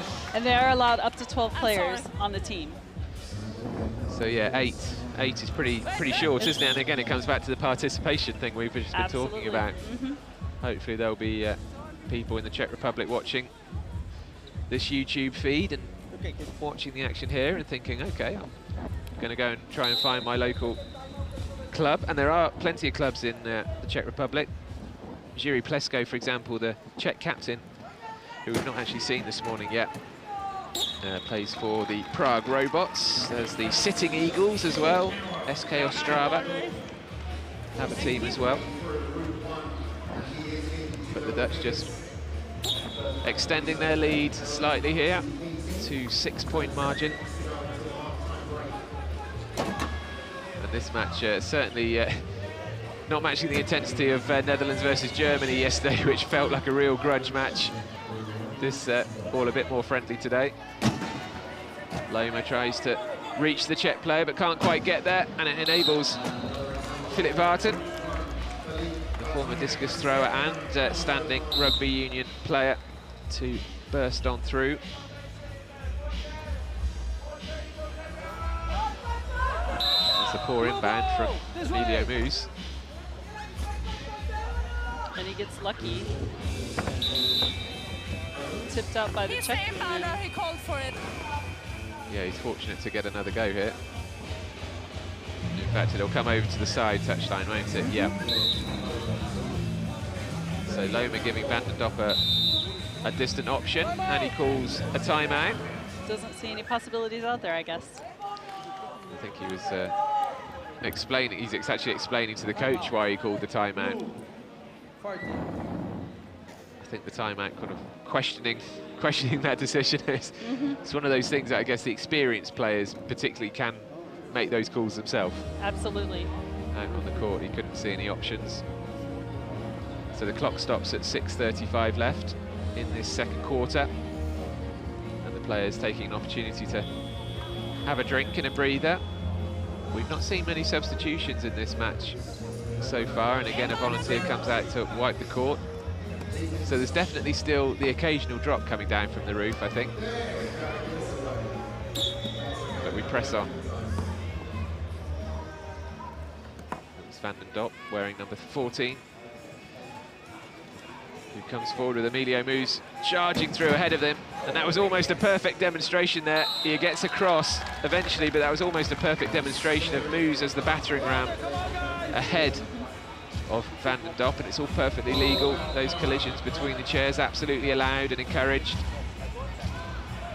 and it's one of the reasons why so many people love coming to see wheelchair rugby. The crash bang wallop. Oppenheimer a short pass. Oh, big hit in on Moose, that's good to see. He takes it as well as dishes it out. Watch this again. Well, this is the try. Look at that, the battering ram there down at the other end. Good stuff. And there we go, Van den Dop seeing that Loma was all free. Oh, and he can't quite pick it up. He does now, there's no knock-ons in wheelchair rugby. So Loma picks it up again and he scores. And I'm surprised we don't see a big grin on Loma's face. He's got his game face on at the moment. So 20 points to 14 for the Netherlands. So yeah, there's no knock-on as we would see in standing rugby. No, there is not. You're allowed to pick the ball up however you like, basically. Absolutely. And can players roll the ball? We see it occasionally, don't we? They kind of roll the ball up the side of their wheel. You can roll it up the side of the wheel, and actually, if you have the ball pinned to the side of your wheel as you're crossing that try line, you have control of the ball, and it is a try. So number 4 has come on, Ruben van der Laar for the Czechs. Sorry, Philip Barton for the Czechs. So it's actually still the same quartets out there. You're so used to seeing the Dutch in orange that sometimes when you see them in the blue, you forget it's them. But another timeout called here. Timeout by the Czechs to save that 40-second clock so that they keep their possession. Yes, they were running down, weren't they? You can see 15 seconds only left on the shot clock. So if the teams do call a timeout with less than 15 seconds left, the 40 does reset back to 15. So they have a full 15 to attempt to score. So again, a tactical call. Creating a little advantage, just not too much. Yeah. It's just another intriguing feature of the sport that they can change the shot clock like that by doing that. And here we see Plesko, the captain, coming in, making his appearance for the day. And there is a quick fire try from Ronish, but yes, Yuri Plesko was the man putting the ball in there. We'll speak about him more in a few moments. He's another one of the so many players who 60 seconds. have come to wheelchair rugby after having played another sport beforehand. And we have another timeout, so this is another opportunity for both teams to reflect on what's gone already and work out tactics for the next few minutes. And we saw this yesterday. Emilio Moos is one of the senior players, and it's him really that's leading that tactical chat. It's not always the coach. And this was a coach's timeout that was called, so it's a full 60 seconds, trying to give the Dutch a chance to regroup, look at that Czech lineup, and figure out how they're going to attack it moving forward. And are you aware, when you're out there as a referee and even now in your role as an evaluator, you're aware presumably of the players who are the big characters, the players who are going to do a lot of talking? Oh yes, we actually have a pre-game conversation about it and work through how we're going to handle that and manage that. Do you get much back chat from the players as referees in wheelchair rugby? There are a few. You're nodding at me. Oh yes. Oh, Moose cutting through the Czech line there. Beautiful. That was a great try. So 21-15. Watch this again. So the ball's in his lap, but he must have been reasonably close to the 10-second limit there, because he did travel a long, long way without passing or dribbling the ball. But he was going at such a speed that yeah, the seconds ticked away. And a pass to no one. Yeah, exactly. Turning it over. Inbounder number 15-21 down the Czechs. It is a sport where it feels like it's difficult to come from behind when you've got a big margin. You know, if it's maybe 2-3 points, that's doable, but as soon as the scoreline gets to 5, 6, 7 points apart, it's a lot more difficult, yes. It becomes a very difficult situation, especially as Moose is breaking free again. This time gives it to Van den Dop. Easy score. We have a celebrity match coming up later for you. We also have that Great Britain-Denmark game. France-Germany as well in Pool A to come this afternoon at 3:30. We imagine that match will still start at that time, despite the delays we've had here. I think Germans will give the French a good match. Good run for their money, for sure. Yeah, they've been very strong, the Germans, particularly defensively. France, the European defending champions, with the Paralympics ahead in Paris next year, eager to do well here in Wales. Leaving the court call, so the player was pushed off and made contact with that cone. And that post there is basically defining what's out of bounds for us. So just giving the refs a little bit of assistance. Yeah, the cone acting as a visual guide. Absolutely. So right down in front of us here, Reda Howam.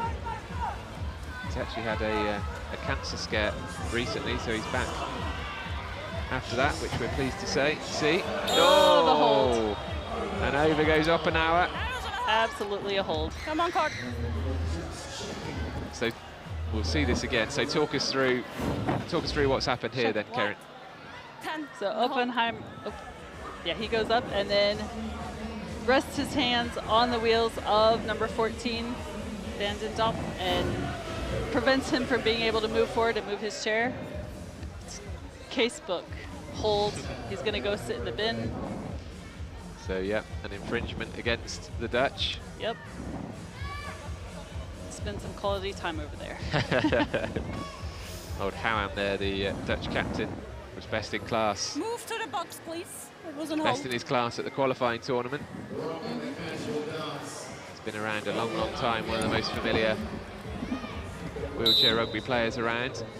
It's his put-in. He's not the man in the sin bin, of course. He was the one doing the put-in. It's the Czech player that's in the sin bin, and now Howam has broken free. If Van den Dop can find him, probably won't need him. Van den Dop, around the outside he goes, and you saw there Howam, who looked as though he was waiting for a pass to score himself, actually became the blocker in the end to allow Van den Dop to go around the outside. Oppenauer comes back on. It's a very short punishment, isn't it? So it's up to a minute, or if the opponent score in that time, but the opponent generally does tend to score quite quickly in that time when it's 4-on-3, so it ends up being quite a brief punishment. It does, and oh, nice turnover. Yeah, big steal here from Van den Dop and the Dutch. And he's got the whole court to aim for. One of the volunteers, I think, out on the court just mopping up a bit more water. Here it is again. Not that pass, but this one, the interception from Van den Dop. Dropped into his lap, really. Oppenauer back in his own half. Gives it to Vartan, Philip Vartan, 31 years old. Oh, and he shows a bit of speed round the outside, bounces the ball, as he needs to do, and crosses the line, making sure his teammates behind him are lined up as they need to be. That's another reason, isn't it, why players will slow up. Well, you'll see them looking behind. Looking behind, trying to figure out where everybody is. Am I going to get hit? Burn a little time on the clock. Howam lobs it forward, right-handed to Van den Dop. You can see some of the players choose to wear just the gloves, and other players wear the long sleeves, and that's a good steal. Great steal by Vartan. Cleanly done. Gets the pass away as well. And Ronish onto Oppenauer. Great score for the Czechs. One of the tries of the match so far. And it all started with that brilliant steal back in their own half. And Karen, this was clean, wasn't it? Very clean. Sticks his hand in, picks the ball up, gets it up and out. So any contact there between Varten's arm and one of the Dutch players' arms would have been an infringement, but there was none of that. No. Absolutely perfect. Love it. The Dutch retaliate quickly though. It's 25-18 as we're getting close to half-time in this match that had a delayed start. And it looks like we have player calling equipment because water on the floor. First equipment I've seen like that. It's obviously still an issue, isn't it? And let's not forget, it's risky for the officials as well, isn't it? It's not just, I mean, in some ways the guys in the chairs are, you know, it's lower down to the floor, lower centre of gravity, but if one of the referees were to slip on that water, they're coming down from a greater height. So it is still an issue. I think the organisers will still have a few headaches about that, particularly if it starts to rain heavily again outside later on. But we press on for the time being. And I suppose, I mean, one question, Karen, we're obviously not party to the specific conversations that have gone on out there, but I guess we saw the referees consulting both coaches, and then ultimately if both coaches are happy to carry on, then it's up to them, isn't it? Yeah, absolutely. And they also work with the technical director of the tournament and make sure it's safe for all. There's a good score in there from Loma again. We're coming into this last 2 minutes. Plesko there, the Czech captain, playing an integral role, and Ronish will just pause here. Again, this is all about just counting down the clock a little bit, trying to be the last team to score. And you can see the referee's arm going in and out there. That is the way that they are counting. That is a visible count for inbounding the ball. So as you're sitting there waiting to pass, you have 10 seconds to get the ball in play. And then I'm right in saying he switched arms then to start the other count, the next count, for 12 seconds to get over the halfway line. And some officials choose to do that. Some officials only count with one arm. Never a stopwatch? No. In that situation, always the arm? Always the arm. That way the inbounder knows, yes, they can see where the official's at, and if they're getting close to that 10 seconds, they can call the timeout to save their possession. Good take there from Loma and Tamuz. And the Dutch now have an 8-point lead. So the Czechs will want to score here around about the 50-55 second mark to go if they can. I'd be surprised if Oppenauer, okay, he's gone straight across. Yeah. Surprising, but I guess they are 8 points down, so they can't afford to give up too many scoring opportunities. That's always the game, is do you decide to wait for the last try, or do you go ahead and score what you know you've got and then pull back and play defense? Well, there's definitely arms in there, isn't there? Absolutely. And Mateus comes in with a big illegal use of hands call. So 1:09 on the clock in this first half. And there goes Varten into the sim bin. Oh, nice swat. So Ronish denies that pass in. So they will try again. And the Dutch will want to get this ball down the court quite quickly to score around that 50-second mark if they can. Here goes Van den Dok, just the man you want in this situation. He'll go over the top to Moose, who will just sit there for a while and now go across. And that is the move, isn't it? It's the move that people watching the sport for the first time will go, what on earth has happened there? But it's a reasonably straightforward, logical thing to do. Just give your opponent as little time as possible to come back and score before the end of the quarter. You'll see the shot clock at 40 and the match clock at just under 52. Which means that the Czechs have to score or turn over the ball, giving the Dutch 12 seconds or so, and they can easily score in that 12 seconds.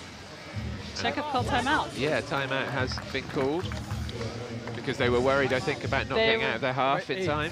Absolutely. You see that try clock is at 27 seconds. So they had the full 12 seconds to try and get across the court and called timeout. There's very little time to stop and take a breath in this sport, so these breaks very valuable. Well, that's one way to cool down, isn't it, with the big water bottle there. And so a lot of these players with spinal cord injuries don't sweat like you and I do. And so it's important for them to stay hydrated and find other ways to regulate the temperature of their body. Move a bit So, here. Yeah, stay. Because over there is Plesko, I think, going to do the put-in. The Czech captain, Jiří Plesko, used to be a rower, former elite rower. But the ball was taken by Van den Dop, big hit in it on Van den Dop, but it was too late to stop the ball going forward. Now the Dutch are going to hold the ball, probably go for a last try with 10 seconds or so left.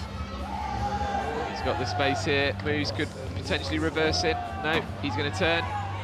Look to go in forwards. The Czech's holding a decent defensive line, but Loma makes it through. Textbook stuff from the Dutch. And you can see now it leaves the Czech Republic with only 7.5 seconds from when the first player touches the ball here to get up the other end and score. Can they do it? I'm not sure they can. No, time's going to run out on them.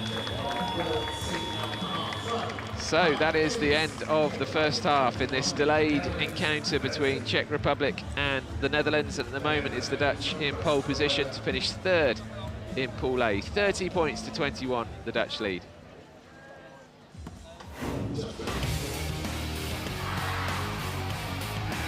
Well, the Dutch have been ahead virtually the entire first half. Not completely dominating things, but doing enough to have this comfortable lead.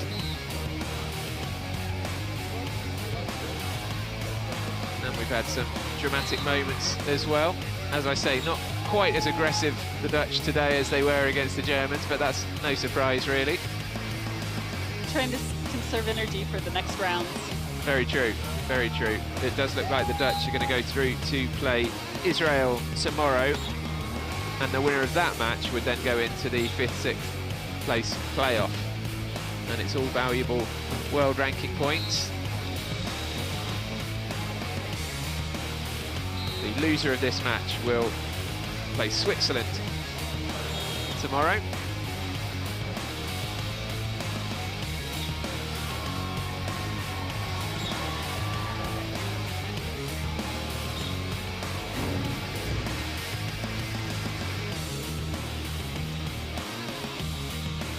So pretty straightforward, 30 points to 21 for Netherlands at the moment over the Czech Republic. And we're into this half-time break. Do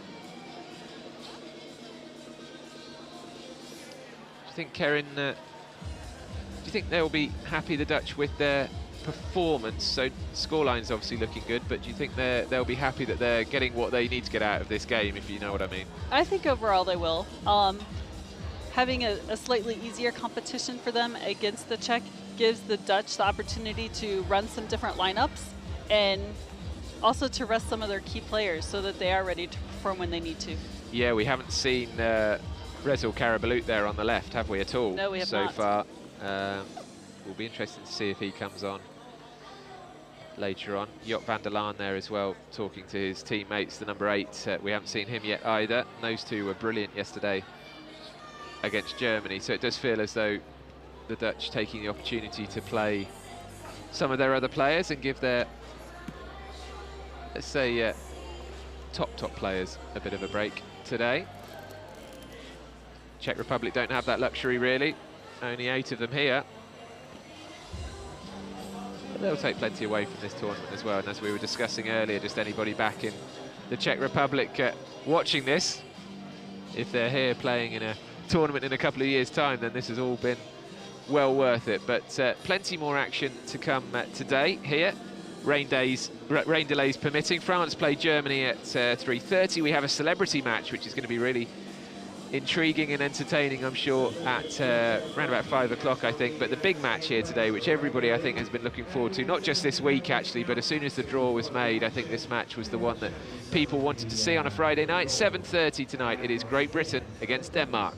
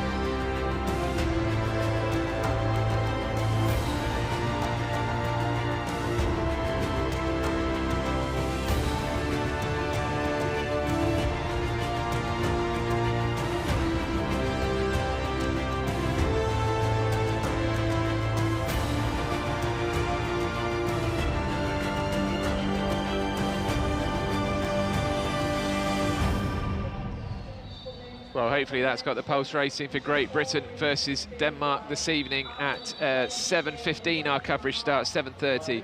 The match tip-off. Great Britain, the Paralympic champions, and Denmark, who came fourth at the World Championships last year and very much have this European Championships in their sights. Now, Great Britain have 7 of the Tokyo Paralympic winning squad here playing in Cardiff this week, but one of the men who won in Tokyo and isn't playing here in Wales this week is a Welshman. The great Jim Roberts decided to retire in December 2021, a couple of months after the Paralympics, and we spoke to Jim Roberts earlier on. So Jim, how impressed have you been about the quality of teams in this competition? So it's my first day down today actually watching the tournament, but I've been catching a bit on the YouTube channel, and Channel 4 are doing a great job. So the competition's really going to start heating up now. I think we've seen what the teams can bring. They've run some lines, but now the tournament really will start heating up. There's a big game tonight, Team GB against Denmark. How do you fancy their chances? Obviously I'm going to be rooting for my mates in GB. I think they've got enough to get it done. Obviously Denmark are a really strong team, really experienced team, so it'll be good. Hopefully we'll have a lot of crowd in, and we'll make the big cheers for some GB boys. As a former gold medalist from these neck of the woods, how impressed have you been about the atmosphere and the facilities, and would you have liked to play in a Principality Stadium? I'm absolutely amazed by what we've been able to put together. So I've been on the delivery board to deliver this tournament in Cardiff, and it's, as an ex-player, I'm just so gutted as a Welshman that I never got to play for GB in this stadium. I'm hopeful that all the teams here really appreciate how special a place this is for rugby, and as a Welshman, how special it is for me. And there's a celebrity match later on. Will you be taking part? Yeah, so I've been roped into that. A little bit worried about it. I've not been in my rugby chair in probably over a year now. So hopefully it still fits, and yeah, we'll have a good game. Okay, thank you very much, Jim Roberts. I'm back to you in the studio. So at least Jim Roberts does get the opportunity to play on this court and inside this stadium, albeit in the celebrity match, rather than playing for Great Britain this evening. But Great Britain Paralympic champions with Jim Roberts in their lineup in Tokyo, and I know you were there, Karen. Very strange setup though, obviously, in Japan. It was very strange setup. During the middle of the pandemic, and everybody had their own areas. You could only go to the facility and back to your hotel. You weren't allowed to sightsee, you weren't allowed to walk to and from, so a lot of protocols in place, but we got it done. And obviously, I mean, really a great moment for the sport, if that doesn't sound too cheesy, that a nation like Great Britain won the title. I mean, I know that's tough for you to take as an American hearing that, but it is good to see the Paralympic gold medals not being dominated by one or two nations. It is. It's very exciting to see. And a team like Great Britain, for me, sort of snuck up into that competition. And, you know, I think a lot of us were looking at Japan and looking at the US and Australia. So they just kind of snuck their way in there silently, and there they are. It felt to me, I was out there, it felt to me like a tournament where Japan, I feel, would have played better had the crowd been there, of course. Absolutely, and the crowd played a big deal. Super quiet in the stadium. It was unreal. I bet you, so were your officiating calls were being heard yes, far more clearly than normal, yes, I suppose, which must have been very odd. And then you were at the World Championships last year, just briefly about Denmark, where again Denmark upset the apple cart and surprised a few people by coming fourth, and that's why they're a live contender here. Absolutely. So it's good to see all the competition and everybody coming back, and teams are set up differently now, and we've got some key players who have retired and said that's it. So watch the teams rebuild again. Exactly. And that's what keeps the sport fun.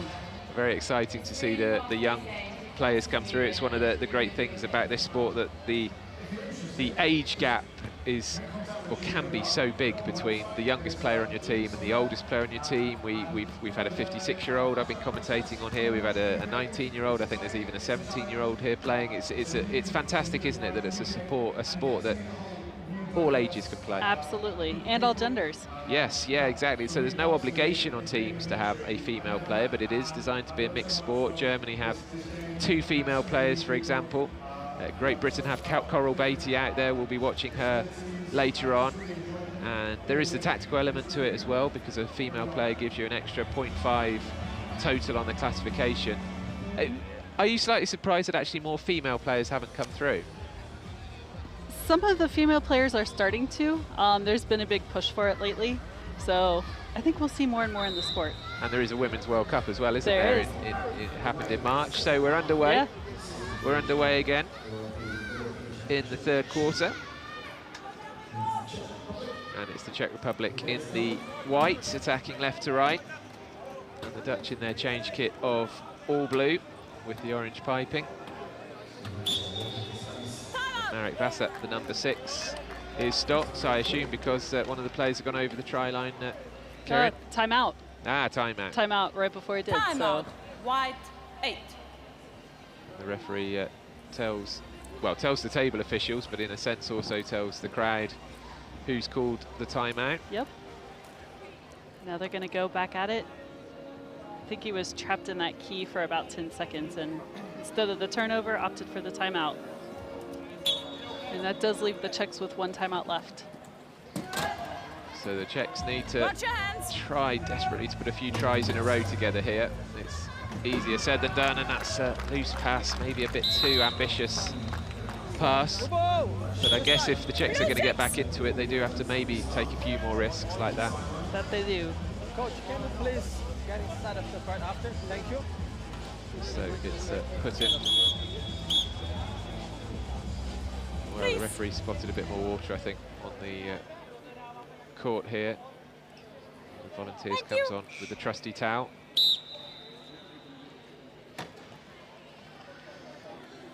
Put in now, here's the man we were talking about at half-time. He is actually out on the court now. Rezel Karabalut didn't play at all in the first half, but the Czech Republic will not be happy to see him come out in the second, because he is a fantastic player. He's been reclassified during this tournament as a 3.5 player, and he certainly played like one yesterday. So that will have the Dutch looking at a different lineup for him. Oh, look at that. I mean, there's an example of the speed and the agility that he brings. Karabalut living up to his 3.5 status. There are a couple of new players on the court for the Czechs. Jan Mikeska out there wearing number 5 there. And Thomas Moravik as well. And it was Mikeska who was beaten to the ball there by Karabalut. One of those situations where Mikeska was pretty stationary. He wasn't on the move, but Karabalut was and had all that momentum to get through.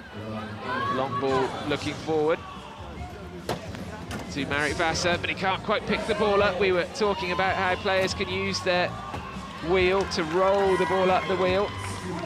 Good illustration of it there. Absolutely, it passed the ball around a little bit, and now it has been picked up by Karabalut. And Karabalut gives it to the other man we were talking about at half-time, Joop van der Laan, also reclassified to a 2.5 player. And Karabalut and van der Laan are a frightening pairing for the Czech Republic to face, and that's a pretty desperate throw forward, really, from the Czechs. And here's van der Laan. Look at him go. He's coming in. Look out. Oh, dearie me. Wow, it looked like he wasn't going to stop there for a moment. Great score from van der Laan. And a 60-second timeout. Timeout. Watch this. Like a missile. Straight in. Easy to overlook the strength that takes to get up to that speed, whilst also controlling the ball. Van der Laan. Or van der Laan here, the number 8. But they also have van der Laar. So there's a van der Laan and a van der Laar. Van der Laar, who wears number 4, plays for the Nijmegen Mavericks.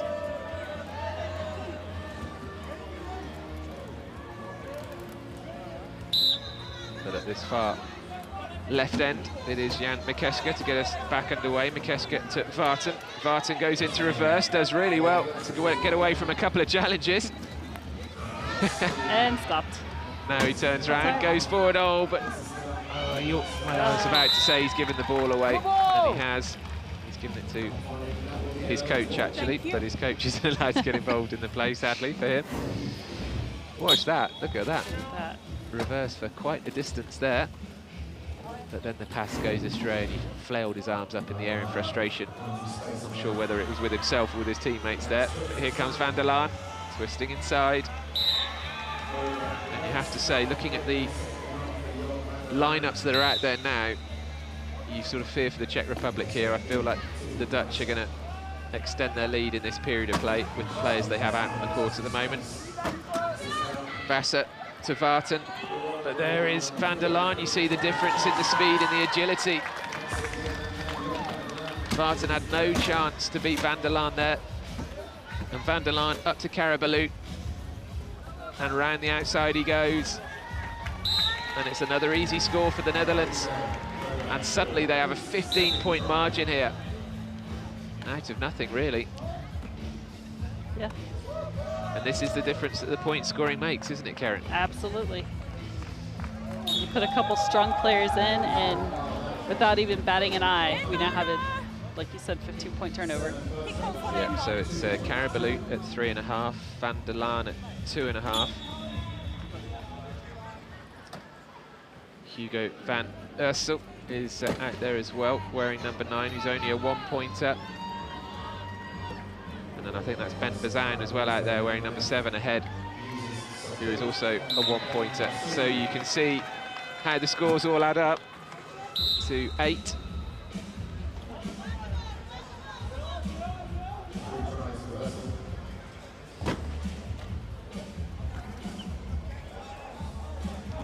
All right, now the Czech trying to advance the ball, and they're struggling a little bit. They really Getting are. close to that 10, 12-second backcourt call, but the ball made it to the front court, so there is no call by the official. Again, Karabalut is the first man on the scene, and he can just make his way easily here to the try line, you would suspect. Vartan is trying to come back at him and does reach him, but not enough to stop him.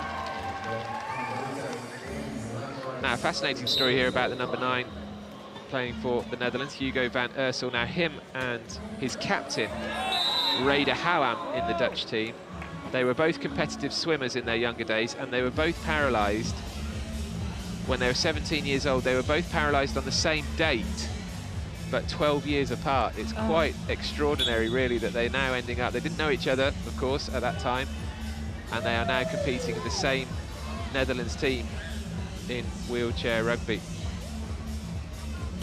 And they were both injured in diving accidents.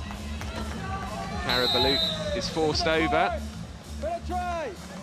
So actually, Czech player, crossed over and penalty try.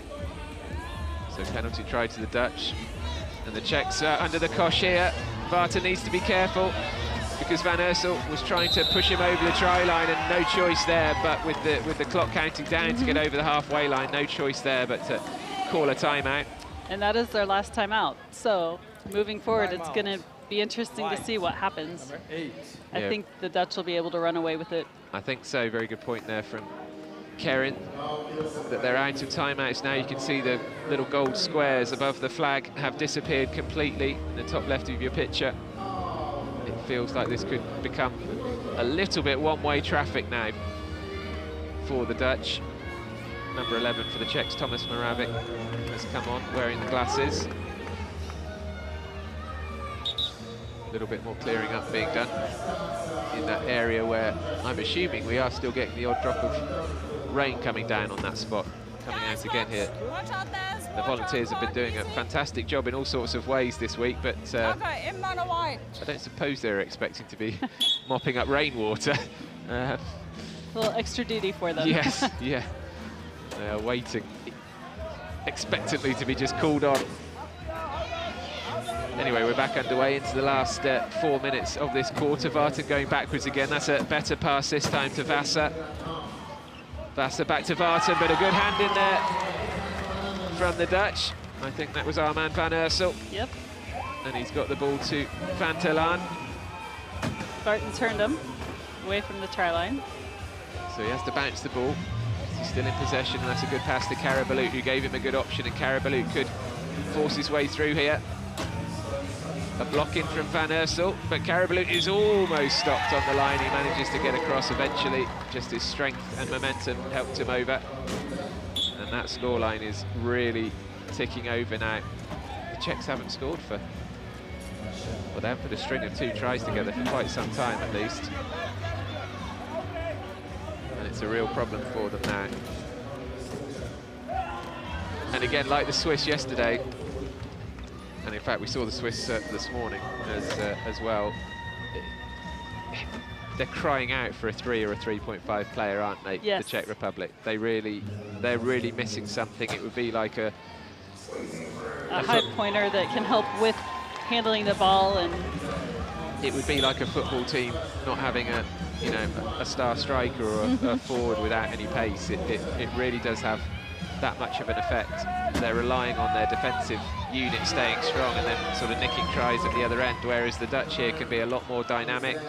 This man's going to roll over again, no problem, never seems to break a sweat, does he, Carabaloot? Very, very cool customer. And he's only been on in this quarter, hasn't he, Carabaloot? And he's already scored 7 tries. So a little bit of respite here for the Czechs, with Vasa finally getting the ball up the other end of the court. But they're going to get it right back.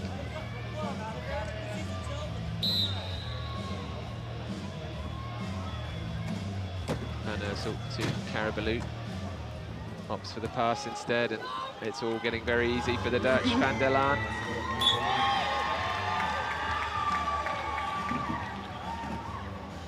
I imagine it's quite hard for the Czechs not to get dispirited when play starts to go like this. I guess the squad themselves, the players themselves, know that they're lacking a 3.5 player, and this is the best they can do. A real, oh, well, that's unfortunate. A real scramble in there for the ball. Hands in there. And the Czechs are going to pull in some fresh blood. Yes, they need to, don't they? Yes. 23-43 down now, 23-44, make that into the final 2 minutes of the quarter.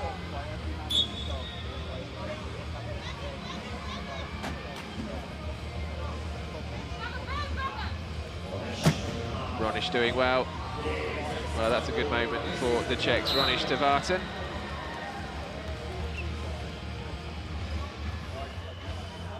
The gap is 20 points now. Just checking back over the results from earlier in the tournament. We had, well, we're quite a long way from the French win, albeit with plenty of time left. France beat the Czech Republic 68-24. But very ominous signs for the Czech Republic as Carabaloot gives it to Van Ursel and then to Van der Laan. And we're also approaching that last 1 minute and 20, where players will start to think about the end of the quarter and not allowing their opposition to score last. Vartan doing most of the hard work at the moment for the Czech Republic, just trying to keep the Czechs in there. And a 12-second call. So turnover back to the Dutch. You have to get out of your own half within 12 seconds. He wasn't far off, but it only takes a second or two to be on the wrong side of that call. So yeah, Carabaloot, you saw him glance backwards towards the shot clock, which is in the far right corner as we look. Van der Laan reverses over with around about 56, 57 seconds to go.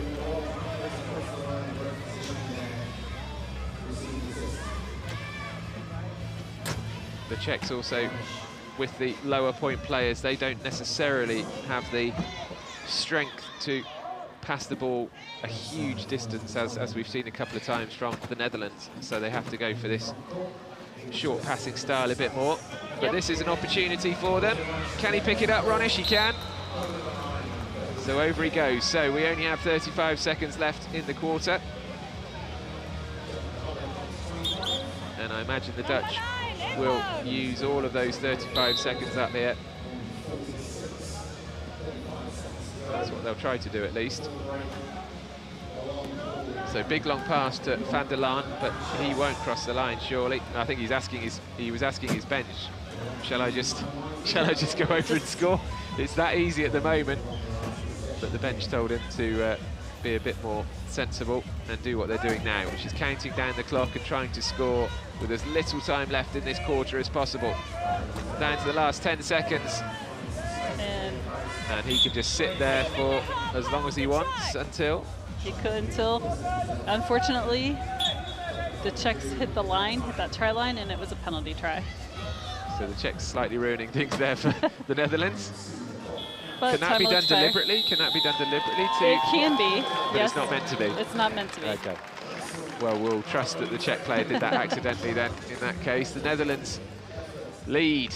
Oh, look at that scoreline now. 47 points to 25 against the Czech Republic, and still one more quarter to come. So this third quarter, the story of it was that the third quarter belonged entirely to the Netherlands. There won't be many Czech scores in this particular highlights reel.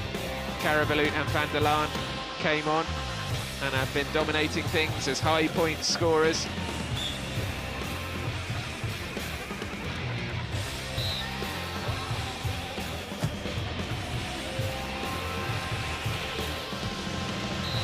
Glad we managed to get a Czech score in there somewhere, but it really was one-way traffic, even going over in reverse.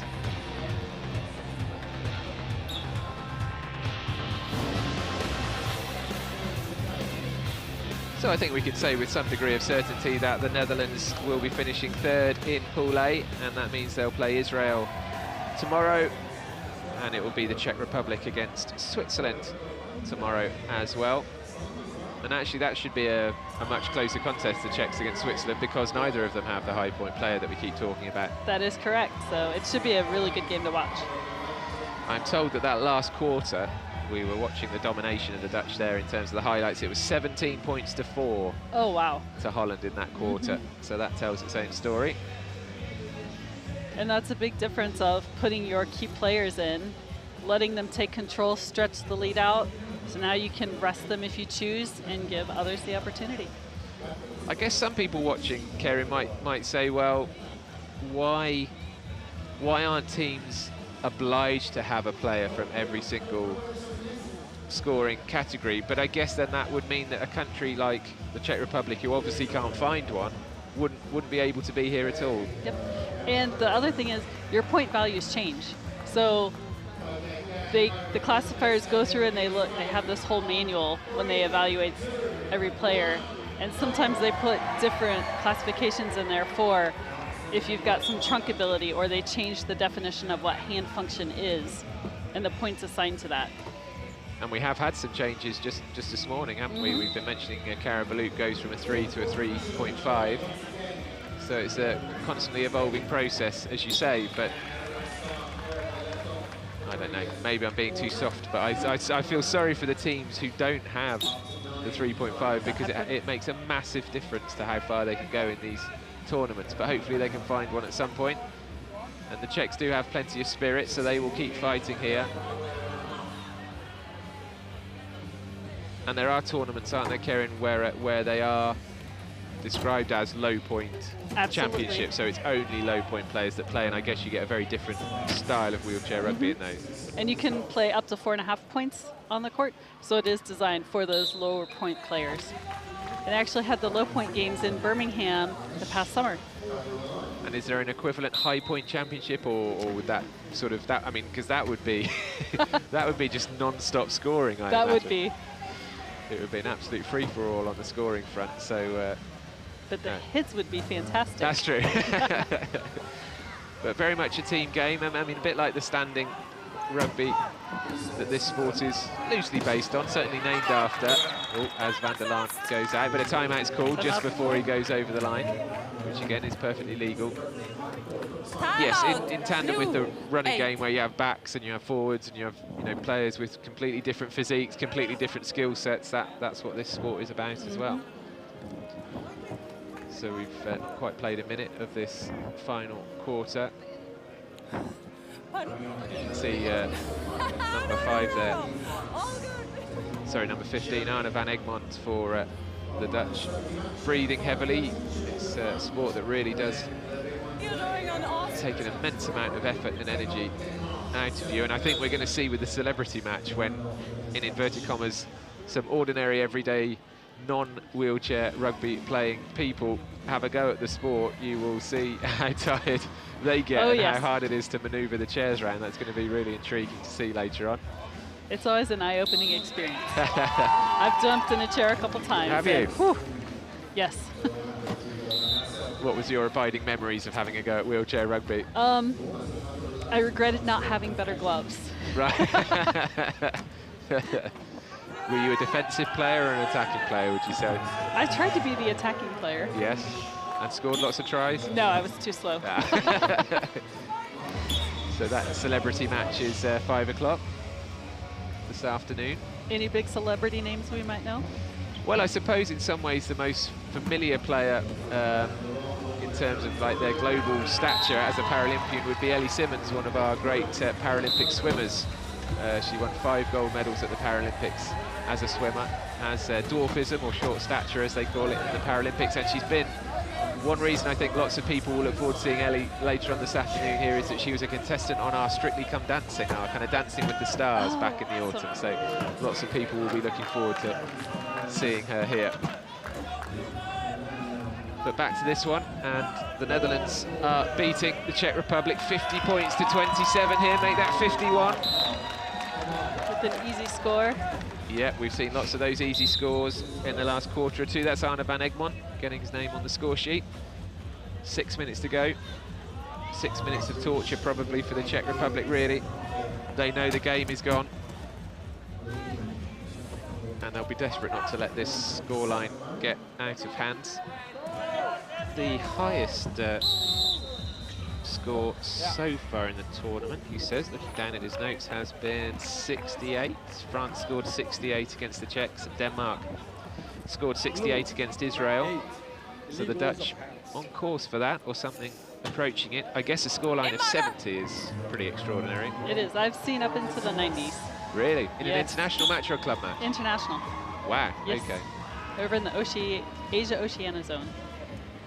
Golly, 90 points must be... It's a point every what, 10 seconds or something, isn't it? 15 seconds maybe. And you really did start to feel for the other team. I bet. Ruben van der Laar did very well to stay in the court there, and it's resulted in another Dutch attack and 2 thumbs up from the coach. Great play by van der Laar at the back, staying in the court and then getting the long pass away to Van Egmond, who's enjoying his appearance so far. A rare attack by the Czechs. No great speed about it, but oh, they can't get over the line, and the steal is made, and it's knocked to Van Egmond, and he's got the whole court ahead of him.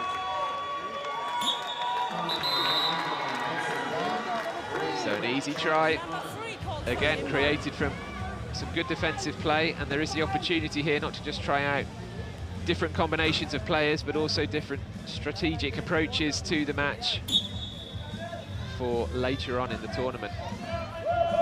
So the Czechs start again, that inbound played on the move, which is fine.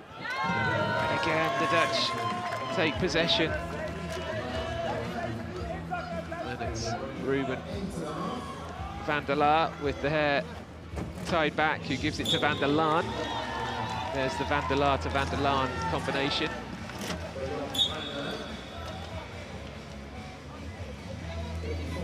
It's 54-28, a margin of 26 points now. Oh, it's getting a bit out of hand for the Czechs, that's sloppy. And van der Laan's going to pick it up and score easily. Just heads are going down in the Czech lineup. The man with the ball now, though, is their captain, so he needs to lift them. Jiří Plesko. He was injured in a surfing accident in Australia when he was 22 years old. He was a rower before then. Good upper body strength throughout his life. Tussle for the ball. Working to get across half court, and they made it. Oh, no! But back into his hands. Oh, you're willing the Czechs to score here, and yes, they do. I am. Not just you, I think everybody in the stadium. And Plesko, from starting the move, back on his own line.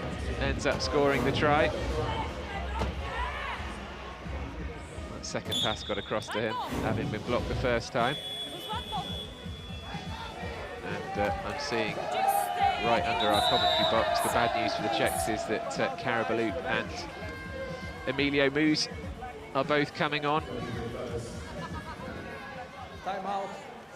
So things are about to go from bad to worse, you would think, here for the Czechs, because look at these two coming on together. And we're also going to see Scott Van Polen there, number 1, with the ginger hair.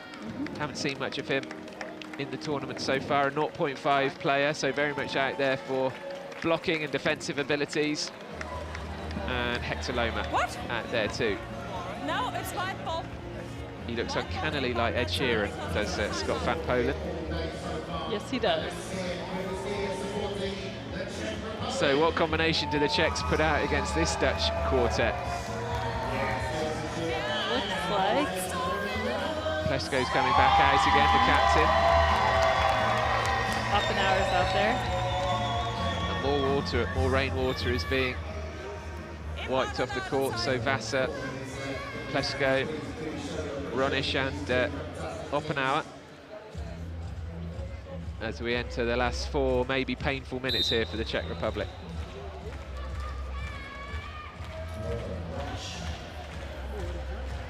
Oh, well done. That shows good spirit. Ronish getting across, leaning back and just giving himself a little bit more thrust. Emilio Moos, look at this man go. No chance at all. Not many teams, not many players around the world would catch him in full flow. I wonder if the Dutch know about 68 being the highest points total we've seen from a team this week. They're certainly going to try and challenge that. So Vasa. Oh, he's lost the ball. I don't know if he was attempting a pass there or whether it was just punched out of his hand by Moos. We might see here. Yeah, he didn't quite get to the passing motion, did he really? He was about to pick up the ball and pass it, but Moos got in there ahead of him. 26-point margin. And a bit of running repairs.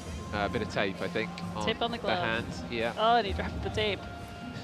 That should be a penalty. It should be. Sir, please. 30-second delay. Oh, when you leave, or here? So there's a time limit here, isn't there, for this kind of thing? So there's a minute to make any equipment changes or add tape.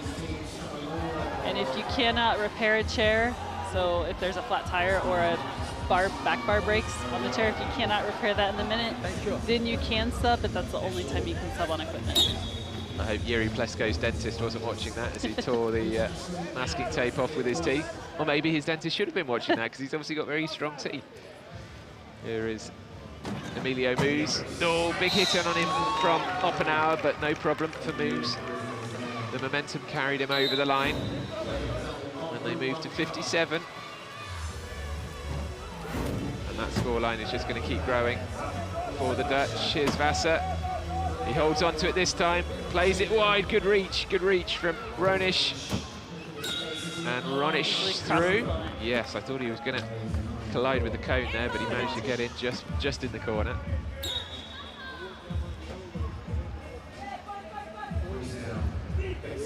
Well, it's all too easy at the moment for Emilio Moos. So the Dutch make it to 58. They're creeping towards that high score total.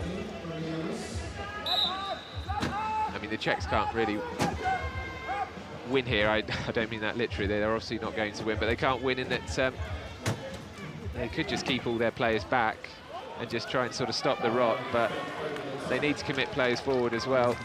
Otherwise, the game becomes very disjointed.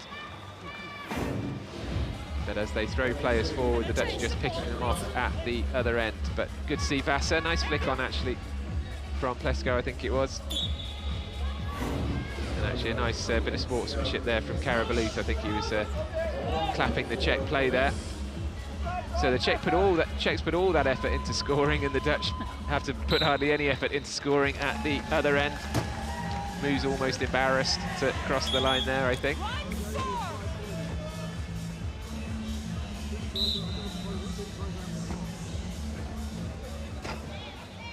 So France scored 68 points against the Czech Republic, and Denmark scored 68 points against Israel. So we're about to see, I'm sure, the Dutch hit 60 at the very least. And he was forced back into his own half there, wasn't he, Plesko? 12-second violation. Guys, inbound this side!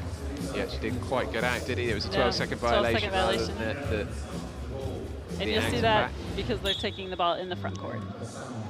Yes, he actually didn't quite make it over the line there anyway. So here we go then. This is the attack which should get Holland to 60 points. 2, 3, 4, they'll be the fifth. It'll be the fifth time we've seen a team get to 60 points this week. Denmark and Germany both managed to get to 60 dead on, and then France and Denmark in the second round of fixtures both got to 68. So that's 68 very much under threat, I would say. If the Netherlands can steal the ball, as they do now. Moves round the outside. Carabaloot does a bit of blocking for him, and Moves will go in the corner.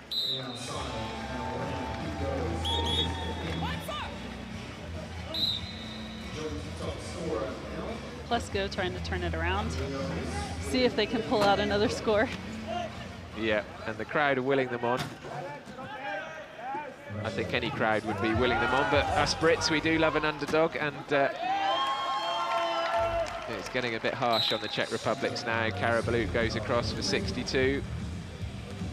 30-point margin. I'm just checking back over the results this week. I don't think we've had a... Actually, we have. France beat the Czechs by 44 points in the end in their match yesterday.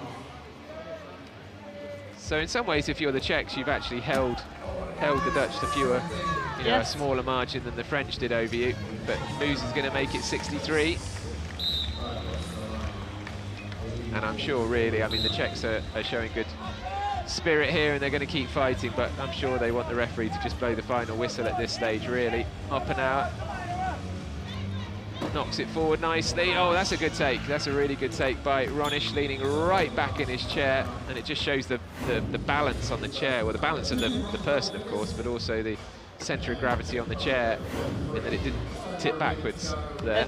And they do have anti-tips on the back of their chair, and those are there purely for safety.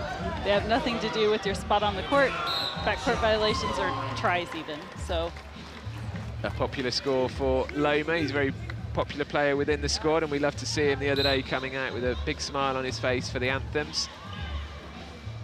And again, it's a bit careless from the Czechs, but it will be their ball again. And in the space of no more than about 90 seconds, the Dutch have moved from 60 to 64.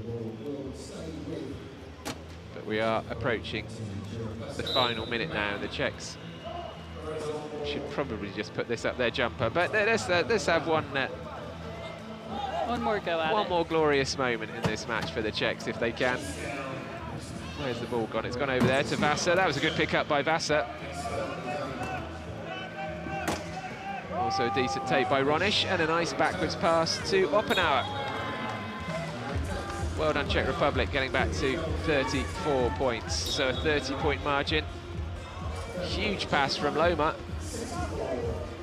to Moose. Moose has Carabaloot there, easy peasy.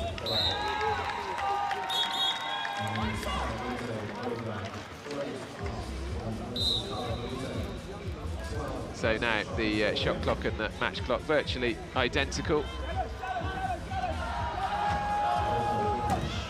Oh, that's a great take by Oppenauer, over and behind his head. But they couldn't get out of their half, and of course, as you pointed out, Karen, they've had no timeouts for quite some time, so they couldn't call a timeout there. So everything going a bit wrong, really. Turnover to Dutch, and we'll see if they hold it for the final score. Yes, oh, you fit perfectly. Come So on. it's going to be Scott van Polen Here we go. who puts this in. I think it's a case, really, of who wants the final score in terms of which player wants it. Two big hits in on Emilio Moose. Equipment. Now we've got a wheel issue. Inbound on that side. Flat tire. Marek Vasa there, sat on his Todd, waiting for a new wheel to come on. That's one way to stop play, isn't it, really? so on come the technicians and engineers. We've spoken all week about the vast array of wheels and tyres and tools and equipment that all the teams come with. Must be quite a sight at the airport. Yes, it is.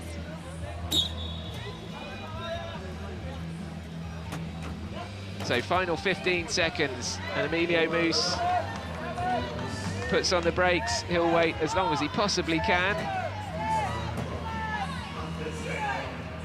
And he scores when he wants to, which is with just under 3 seconds left in the match. Safely get the ball in play, and this game is done. The game is done. It's been done for some time, really, in terms of the result, but the Netherlands beat the Czech Republic by 66 points to 34. A big, big win for the Dutch, and they go through to play Israel tomorrow. The Netherlands will finish third in Pool A, and the Czechs fourth. Of course, France and Germany already through as the two qualifiers from this pool. They play at 3:30, so not long now, just over half an hour to that France-Germany match to decide who finishes first and second. But extremely convincing. The Czech Republic actually gave the Netherlands a decent match in the first quarter, I would say. And then, well, their lack of options, a bit of fatigue as well, began to take its toll from the second quarter onwards, and certainly in the second half, where the Czechs faded badly. It also coincided with the Dutch bringing on a couple of their star players who they had rested in the first half, brought them on in the second. So it was a perfect storm, really.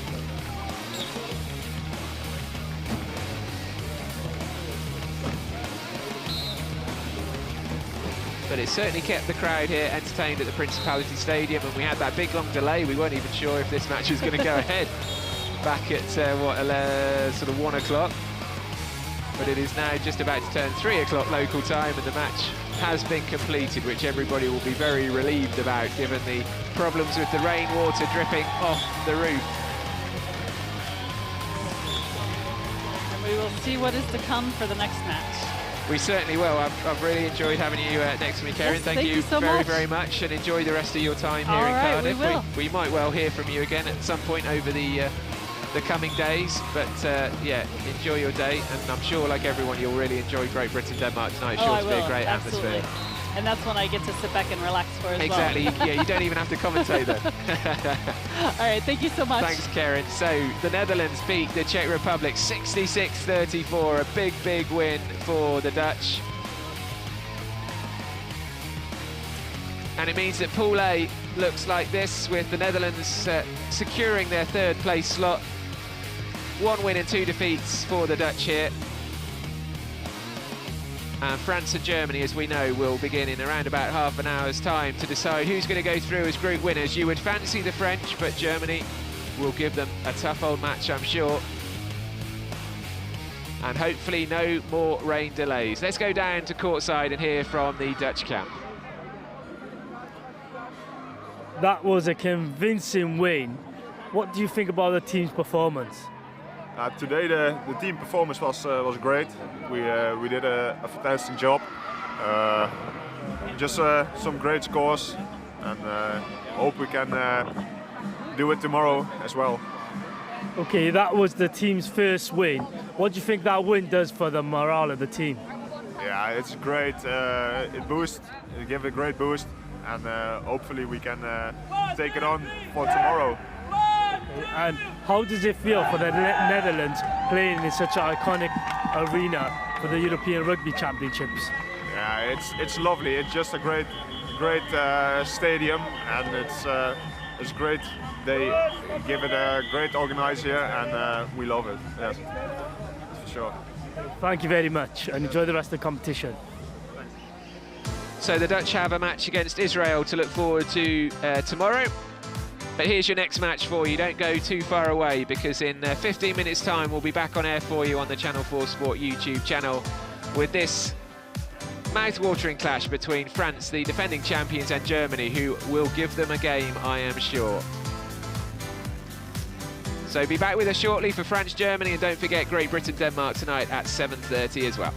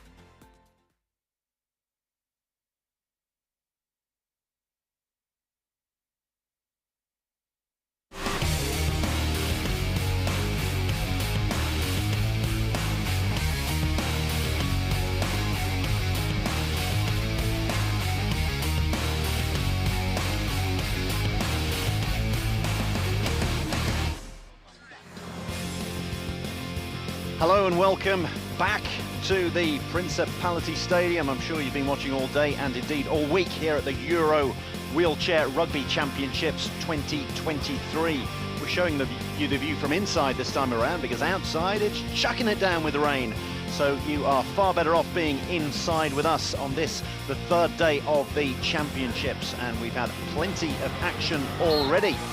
Switzerland taking on Israel for third place in what was a very tightly contested Pool B, and it was the Swiss that came out on top. They always had the lead, but Israel did not give up, not for 1 second. They got it as tight as a 2-point game at one point, but Switzerland had just enough to stay ahead of Israel. As you can see, there was plenty of bashing and crashing in that one. Turnovers galore. It was a great one for the neutral. And then after that, we went over to Pool A, and once again it was to see who would finish third and fourth. And the Netherlands, disappointed that they couldn't overcome Germany the day before. Well, they made no mistake this time around, almost doubling the Czech Republic. The Dutch there absolutely desperate to get their first win of the competition, and that's what they did, showing no quarter across the 4 quarters of that Pool A match. And that now is how Pool A looks. Netherlands definitely finishing third, Czech Republic fourth, and well, who is going to come top of the group?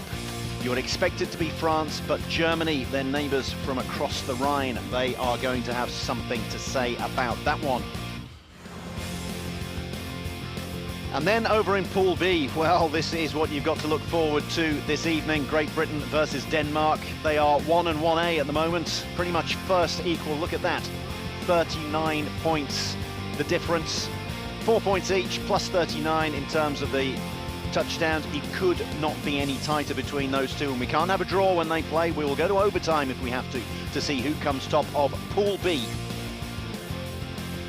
And then if you win Pool B, you play whoever comes second in Pool A. So second in Pool A will be whoever loses the match that we're about to watch between France and Germany. So winners play runners-up, winners play runners-up.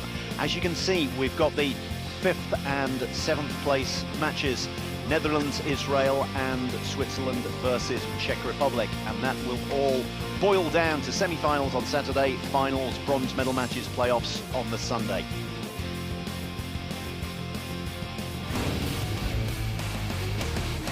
Now, these two teams, France, they are the defending champions, and they have looked as if they are expecting to take the trophy back home with them.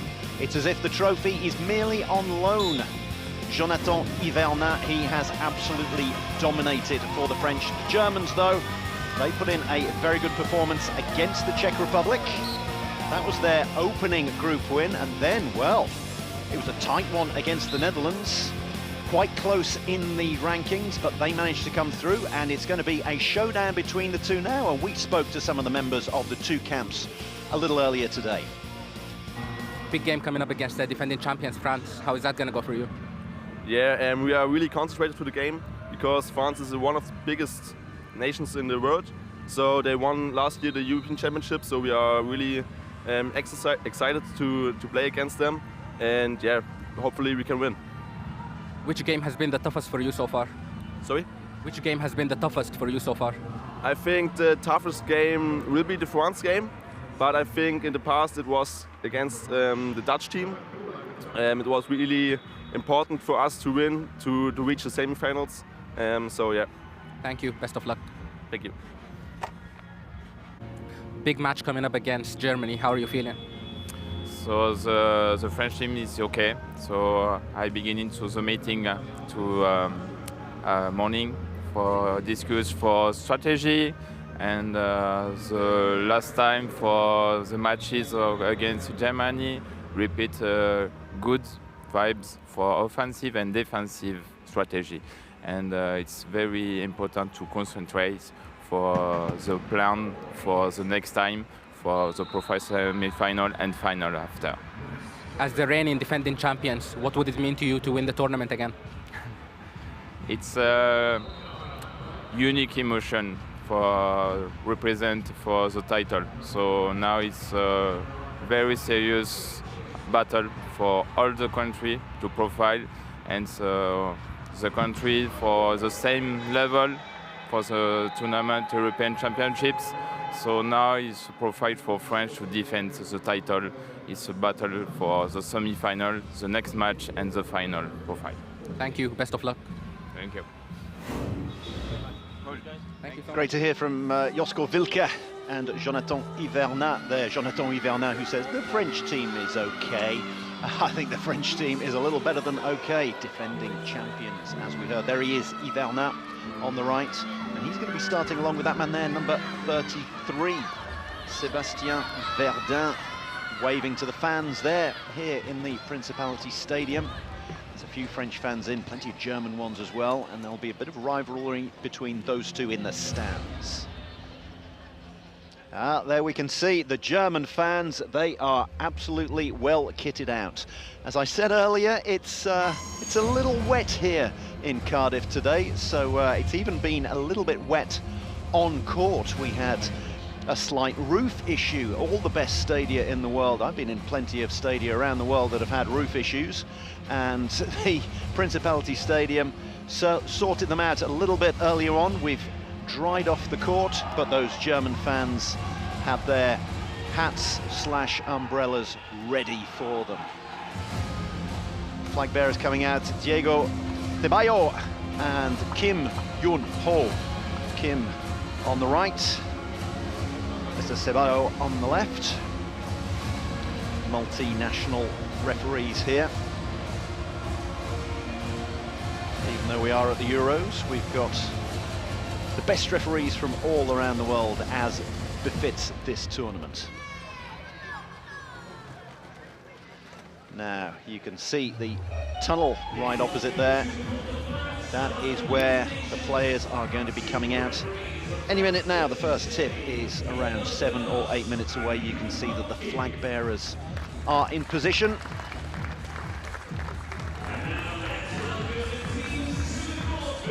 And first up, it's number 1 for Germany. It's their captain, Marco Herbst, 3.5-pointer. They are going to be relying on him quite a lot today. There's the youngster that we heard of just a couple of moments ago, Josko Wilke. And then from the youngster to the older fella, Christian Riedel. He is 52 years old and was warming up with a hat on a little bit earlier. Britta Kripke, 45 and one of 2 women in the team. Steffen Becker, a 2-pointer.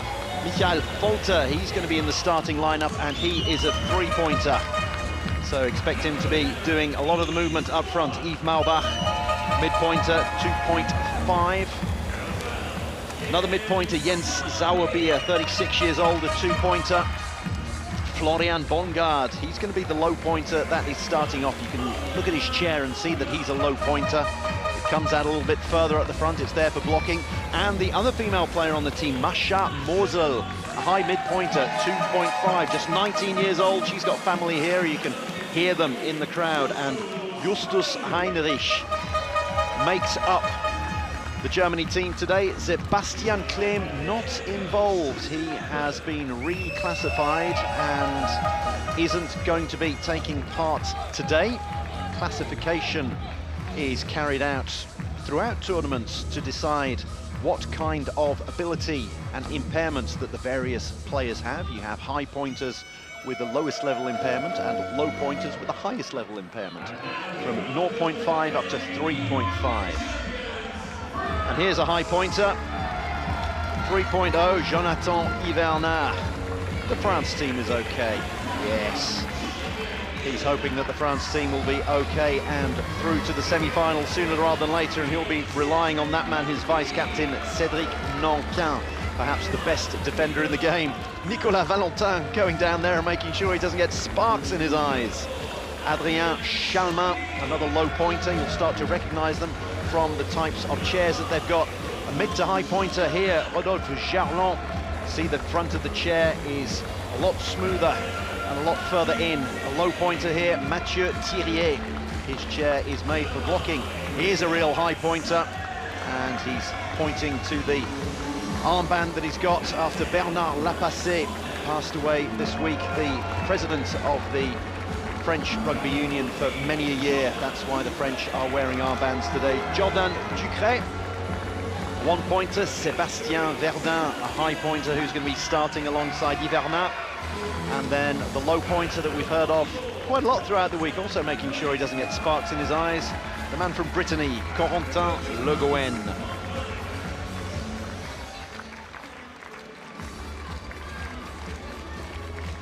So the French wearing the armbands, and I think we are going to have a minute of applause for Bernard Lapassé, who passed away earlier in the week. One of the founding fathers of French able-bodied rugby union.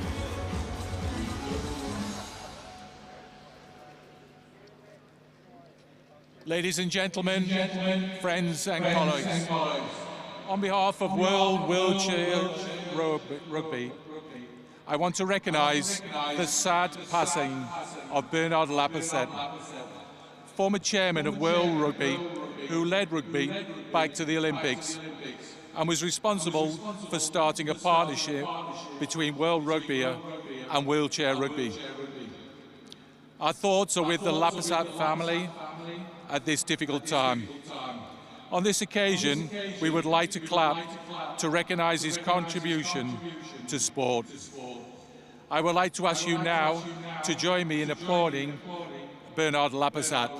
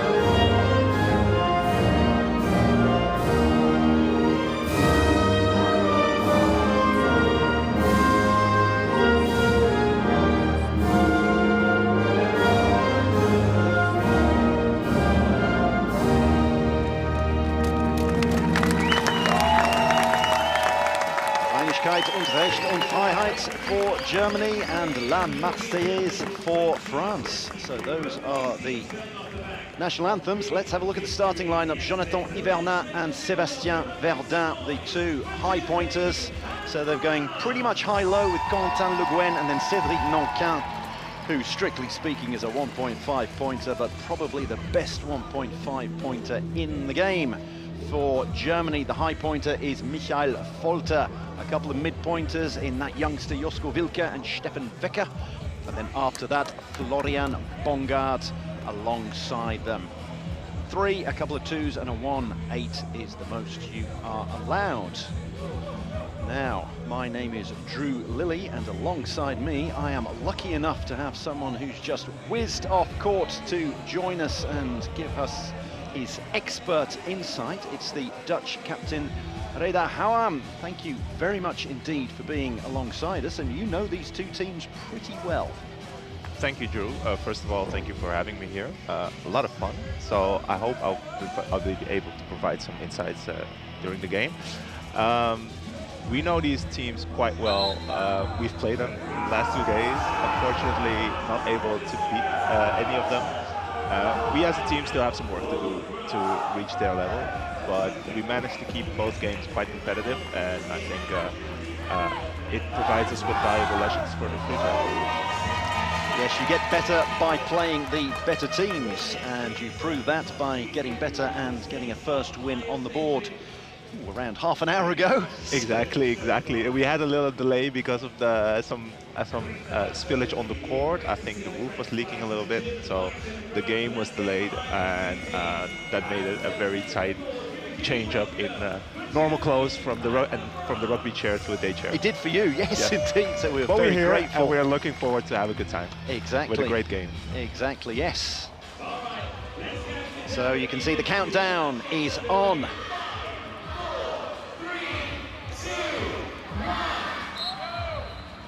And the first tip-off, away we go, and it's Germany who get the tip-off, so they will get the first possession, or will they? Yes, they do. Josko Wilke absolutely flying back and puts it forward. Nankin decides that he's not going to try to get that one up because it came off a German player, and therefore it's a handover, and France. So France have got the first turnover. Yeah, they must be happy with this because the German team got the first possession, so that will mean that in the second quarter they will start with the possession, France that is. That's right, so it's absolutely perfect for France. They will have the next possession either via a held ball. Oh, well, there we go. That was an attempted interception from Jonathan Hivernat. Is he in pain? Is he in pain? Because if he is in pain, if he is injured, then this is huge for the tournament. As you can see, he was quite active in trying to reach back, but I think that it's just a little frustration that he was almost there. Thank goodness for that, because if we've got a dislocated shoulder for the French talisman, then yeah, he's looking fine, isn't he? He's looking fine, but heart in the mouth stuff there for France. I'm sure Britain and Denmark were watching on there and not wishing ill on Jonathan Hivernat, but thinking if we come up against a French team without Hivernat, then that will make things a lot easier. Folter gets it over, and Hivernat proves that he is fit and well. Yet another turnover, so that's 3 turnovers in a row, and it results in 2 tries for France. It's fast and furious stuff early on. Great start from the French team. I think they're quite active and they're putting all their speed on display, and you can really see that the German team is looking for ways to cross half court, which they do with a great pass to the low pointer, Florian Bongard. Folter gets the Germans on the board, and as you can probably hear, plenty of Germans in the crowd cheering them on and cheering on the fact that they've opened the scoring. Another player down, and is it Hivernat again? Yes, it is. Well, he's smile on his face this time. We've been playing for 1 minute and 13 seconds, and he spent more time on the floor than he has up in position. But he gets back in position, gets the inbound. Full-on speed from Jonathan Hivernat, and he just gives it his all from the moment that the ball was tipped in the air by the referees. Verdun getting the point at that time, the 2 3-pointers that they've got. They also have a 3.5-pointer on the bench. So a bit of a struggle to get it over half court, but they managed to do it. You can see you've got a clock ticking down, 6 minutes 23, and below that you have the possession clock, 24, 23. Because teams have 40 seconds in which to score, 12 to get it over half court. So that's something else to keep an eye on. Yeah, and that means that as a player, you always have to keep counting and watch the referees with their hand signals. They're signaling for the time that you're spent holding the ball, the time that you're spent pushing on the backcourt, and you really have to be aware of the time and score situation at all times. So you're watching the referees, you're counting in your head, and then all of a sudden Sébastien Verdun flies past you and they scored, and you think, I need eyes in the back of my head here. Yeah, exactly. And you need, so bench communication is quite important from that you get people who give you signs, give you some information about the time and score, and if players are coming off hot or not. But it can be a challenge because as you can see here in the stadium, it's quite an atmosphere, and it's hard to hear anything over all that noise. Another turnover there for the French. He went straight into the lap of Jonathan Ivernat, who ran it in for an interception. But there we go, Germany through Folter, getting their third point on the board. Yes, communication is difficult, and it's going to get more and more difficult, particularly when it's Great Britain versus Denmark this evening. There's going to be a huge crowd in here. Already a lot of the players, the Swiss co-captain Dave MZ said he was struggling to hear communication from the bench this morning when they got their victory against Israel. Bernard cruising over the line.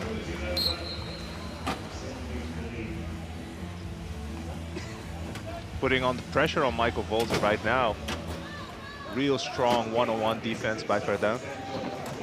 Ball fired forward, and Nankin couldn't quite get around Wilke, but he's been hemmed in by Yvernan Wilke. And a beautiful handoff there to Veke.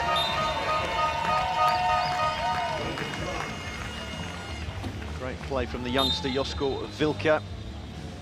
One of the best young mid-pointers in the game. He's already won best in class, best in his classification awards, Wilke, even though he's only 20 years old.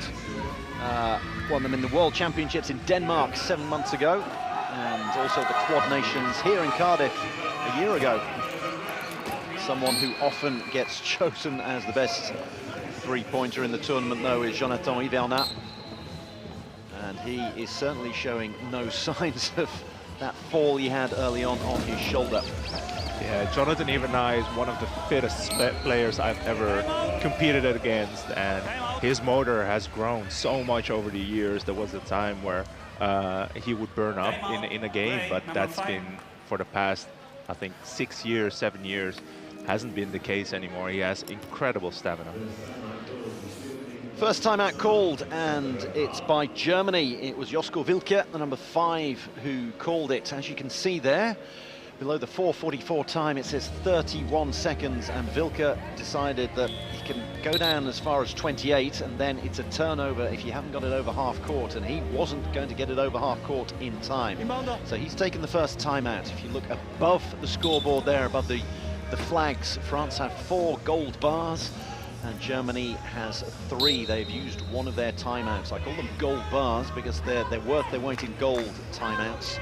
You can reset the clock, another 12 seconds in which to get yourself over the halfway line, and if you get a score after taking a timeout, you feel good about yourself.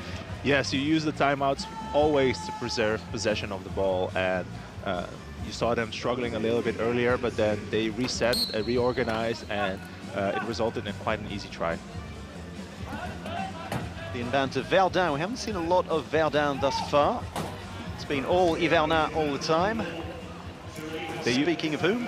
Yeah, they mostly use Verdun as a spacer for the court, where Jonathan is like more of the main ball carrier, so he'll be the one that sets up the plays. And because Verdun has such incredible speed, you always need to guard him and make sure you're tight on him, because otherwise it's an easy pass over the top and an easy try.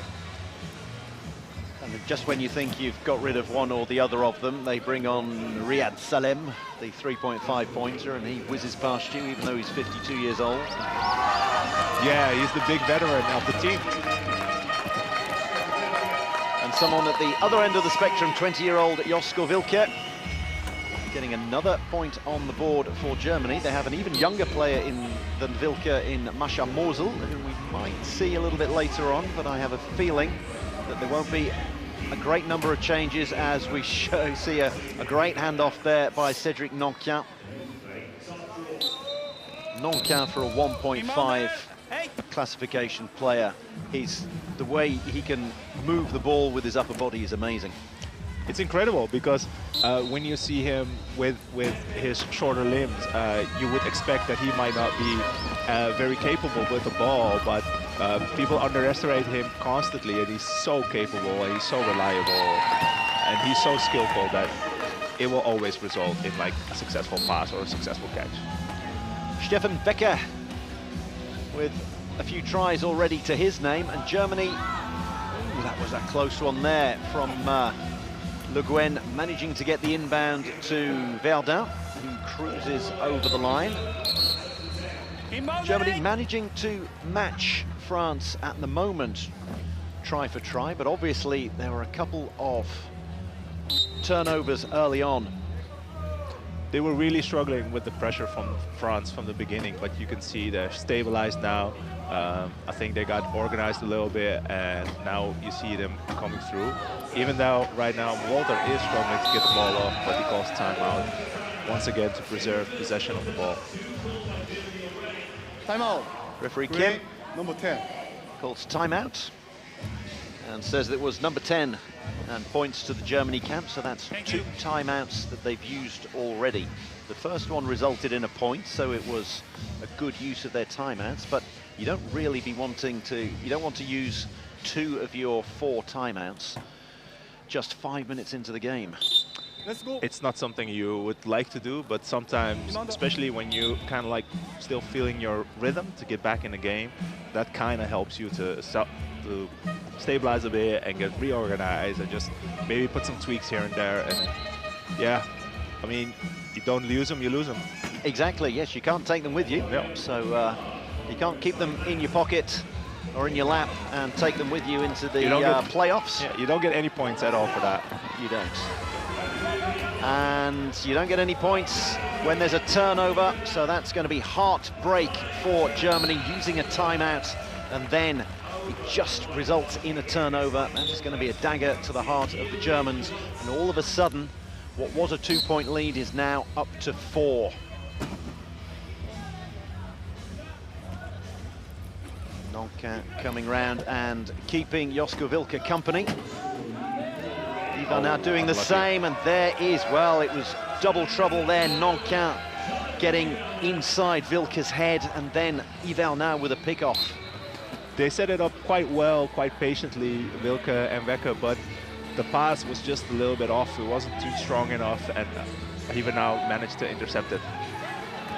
Oh, and quick stuff, who's going to have the wheels? Now, yes, cleverly done by Iverna, because he waited until he was in the backcourt to pick it up, so that he didn't violate, he didn't take the ball from the front court to the back court, which is an over and back. But what's been called here? There was a timeout call by Captain Iverna, and that was because during the transition from offense to defense, or excuse me, defense to offense, Corentin Leguin got locked up in what we call the key area, and as an offensive player, you're only allowed to stay in there for 10 seconds. So in order to prevent the foul and to free him up, they called a timeout. And especially after a turnover, you want to preserve that. You want to preserve that possible try opportunity. Yes, as an attacking player, yes, because he was a defensive player, and then all of a sudden the ball was turned over, and as an attacking player, you're only allowed in the key, as you can see there to the left, the paint as it is in basketball. You can see the Germans lined up in and around the key. They're allowed 3 in the key at any one time. And as an attacking player, you're only allowed to be in there for 10 seconds, much like the rule in basketball, as Ivan now tries to bash his way through. He also needs to make sure he isn't stuck in there for 10. He needs to bounce the ball as well, which he does. We're going through all the rules all in one go, aren't we? It's only been 5.5 minutes and some great defense by the German team, dropping back in the key and forcing another timeout. So that's 2 timeouts basically in 1 possession. That's great. You're happy with that as a defensive team. Timeout, blue, number 21. So Hivernin tries to barge his way through, gets stuck in there. And there was going to be no way out there. Manages to bounce it. And looking around again and seeing that it was time to use a second of 4 timeouts. Could well mean that these timeouts are used up pretty early. It likely could well be that in the second half neither team has any timeouts left, and then you start seeing the passes being thrown around left, right and centre. So a mere 15 seconds now for France to score. Can they convert these 2 timeouts into a point? Great defense, but unfortunately Mathieu Thirier sneaks through and got an easy pass. Yes, so we've had a change or 2 for France. Mathieu Thirier, who's come on, 1.5-pointer. He's come on to replace Cédric Nanquin. And he's already got his name on the scoreboard. Le Guen attempting to block, but up the other end, it's Folter who scored for Germany. It seems like an age that Germany haven't scored, what with all of the timeouts and the turnovers. Oh, and a possible turnover here. Yes, it is. And the 3rd timeout was called by Germany. The 5th timeout in just 6 minutes of playing time. We will see. Well, here is the turnover, and it's Folter who gets a hand in there perfectly, and then Wilke gets onto it. It's legitimate contact, and he called the timeout because otherwise, if you're holding onto the ball when you go to the floor, then it's a turnover. So we are going to be... you haven't got any spare timeouts from any earlier matches, have you? I think we left with 1 timeout from our previous game. Who do you want to sell it to? Sell it to the highest bidder. Highest bidder, obviously. Yes, exactly, yes. So yes. I might not be wanting to sell it to them since they both beat us. Exactly, so you just keep it for the matches you've still got coming up. That would be very nice. We still have 2 more games to go, so... Exactly, yes. If you could take them with you, how good would that be? So, oh, that was an excellent bit of almost basketball skills from Wilke. And fires that one over the top. How about that? Some beautiful combinations there. Gets that to Stefan Becker. And it's a point to Germany. Great grit from the German team. You saw them still dealing with the pressure, but they made sure they made the timeout count for something. And almost here, no, not a turnover. But you see them increasing the intensity and putting the pressure on the French team. Hivernin way back there, but he knew that in a wheel race, Sébastien Verdun would have the advantage over Josko Wilke. Are you watching? No contact. Are you watching? Referee Kim there saying, I'm watching, no contact. So talking to the players all the way through. Wilke with a few more seconds to get it over the halfway line, and he does. Becker hands it back to him. Germans are changing their pace because they are working on the clock. There's like 18 seconds left, and they want to make sure that they score in time so they can try to ensure for last possession. Tough one there, and it couldn't be corralled by Florian Bongard, and we are indeed into the last 50 seconds, so ideally there, Germany would have scored and guaranteed that, since there's 40 seconds on every shot clock, it would have guaranteed them a... turnover again. Oh, unlucky. So it was a turnover. The pass went astray. It was caught by Wilke, who threw it to Bongard, but he was already back over the line, I think, before he got a hold of it. They had to throw to one another and wasn't expecting it. And then it is absolutely propelled forward to Verdun, who's taking his time. He wants to run as much time off the clock as possible. Hivernin is definitely going to run down the clock here. You can see there's only 7 seconds more on the match clock than the possession clock. So Hivernin is going to try to score right at the end of the possession. And and leave Germany with just 7 or 8 seconds in which to reply. Always good to get the last score. And this is where the Germans managed to force the ball, a new inbounds play for the French, which gives them the opportunity to put a new defense on and rely on that for the next 9 seconds. There we go. Well, France have only got 3 seconds to score.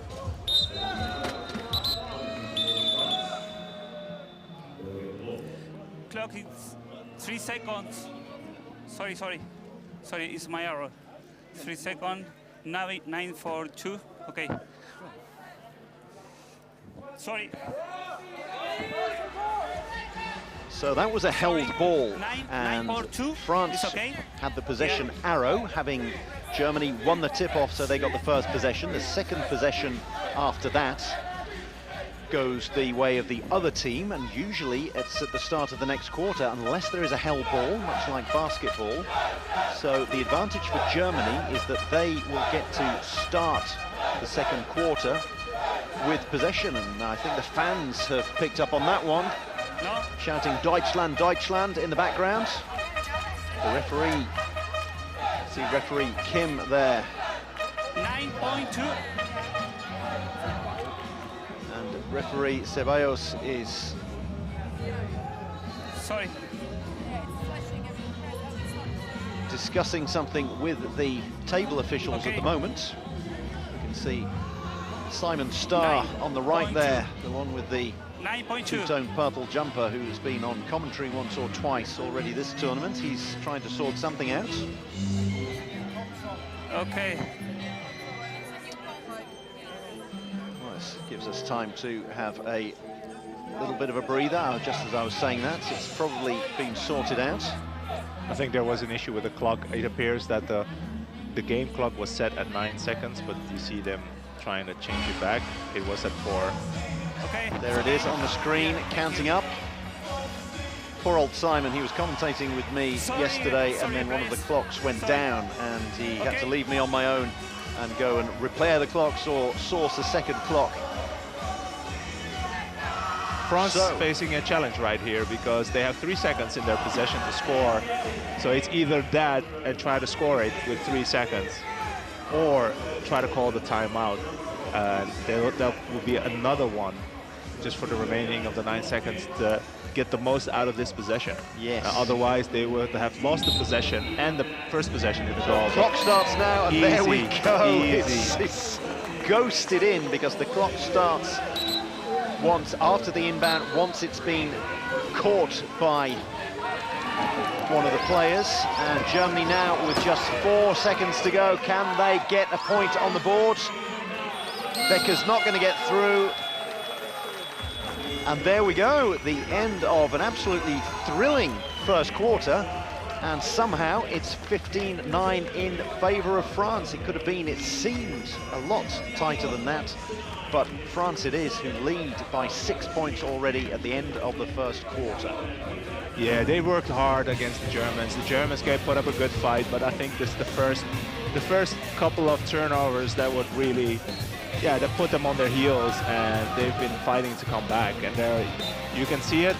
They are not a team that will give up easily, but it's a challenge against one of the 5th best teams in the world. Exactly, currently the highest ranked European team, France. They won all of their group games in Denmark at the World Cup and then got caught cold by the Danes in the quarters, and they don't want to be caught cold this time around.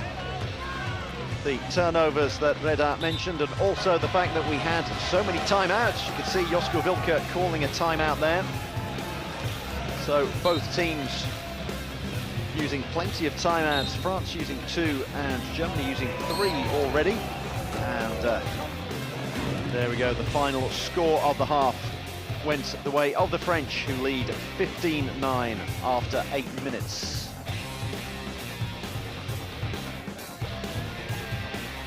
So what we have had so far. This is Pool A, this is where they're fighting it out, France and Germany. Netherlands with An excellent win today, 66-34. A win that will have warmed the cockles of the heart of the man alongside me, who has gone straight from that 66-34 win to sit alongside me in the commentary box, the Dutch captain, and then the match that we now have on court, 1 quarter in, France already quite well clear of Germany, and that is in Group A. Over in Group B, well, a far tighter affair. We've already had 1 match today, Switzerland edging past Israel. They were as many as 6 points ahead at one point. Israel just refused to go away, but they were playing desperation stuff towards the end. Both teams using up their timeouts very early. And then, of course, at the bottom of your screen, Great Britain versus Denmark at 7:30. Reda, I'm sure you'll be watching that match with interest. Definitely, it's one of the highlights, I think, of the game so far, of the tournament. I mean, and yeah, it's about as close as a final that you will see in this tournament, I imagine. Exactly, yes, and so the winners of Pool A play the runners-up of Pool B, and that's why Britain and Denmark want to avoid, no doubt, playing France in the semis. They would far rather play Germany, as that's the route to the final, the 2 semi-finals on Saturday. Placement matches, Netherlands taking on Israel, and they will be hoping to get into the 5th and 6th place playoff. And then the final at 3 o'clock on Sunday, and the bronze medal match as well. And the bronze medal match could end up being very important. We're expecting to see France getting through to the final, and that would mean that since they've already qualified for the Paralympics as they are the host nation, it would mean that there are 2 spots still up for grabs, so maybe one of the losing semi-finalists will get one of those by winning the bronze medal match. We are back underway, plenty of changes for the French certainly, and for the Germans. Nokia is back on, and wow, we have a turnover already. It was Germany who had possession, but Rodolphe Jarlon, who has come on as a substitute for the French, he's the one who makes the most of that particular interception, and already a turnover. So tough for the Germans. Yeah, the Germans have also changed up their bench. Michael Wolter is the only player remaining from the starting line that is still on court. He's being surrounded with Yves Maubach, Britta Kripke and Jens Sauerbier. Britta Kripke is on, one of the 2 female players, as we see Maubach bouncing the ball, as you have to do every 20 seconds. Doesn't want to use a timeout here. Germany always sets up their key offense quite patiently, and they're quite methodical, and they always reset if they don't figure it out. And they're struggling to get in, and they wait till the final second to call their last timeout. The 4th and final timeout called by Germany, as the referee is about to confirm. Timeout, Gray, number 12. Number 10, Michael Folter. And we have number 7 who is on there as well, Britta Kripke, one of 2 female players. There she is, the number 7.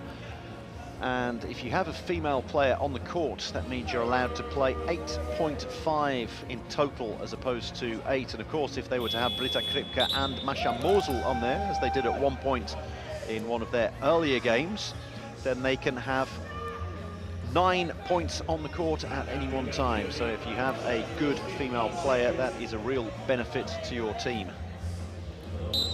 So 15 seconds now for Germany to score. Sauerbier, the familiar shaven head. Time is ticking down, and that's wonderful. They will force a pass. Good as an interception. And unlucky, no try. Well, that was a great piece of work there by Jordan Ducré, who has come on for the French. His parents are in the crowd. They are going to be very pleased to see that. And once again, a turnover has been forced. It was forced by that man there, Jordan Ducré, who has got the inbound. And so it's all going the way of the French in this second quarter. Jarlon showing a clean set of wheels. Great block by Nokia. holding foul was called on Michael Walter.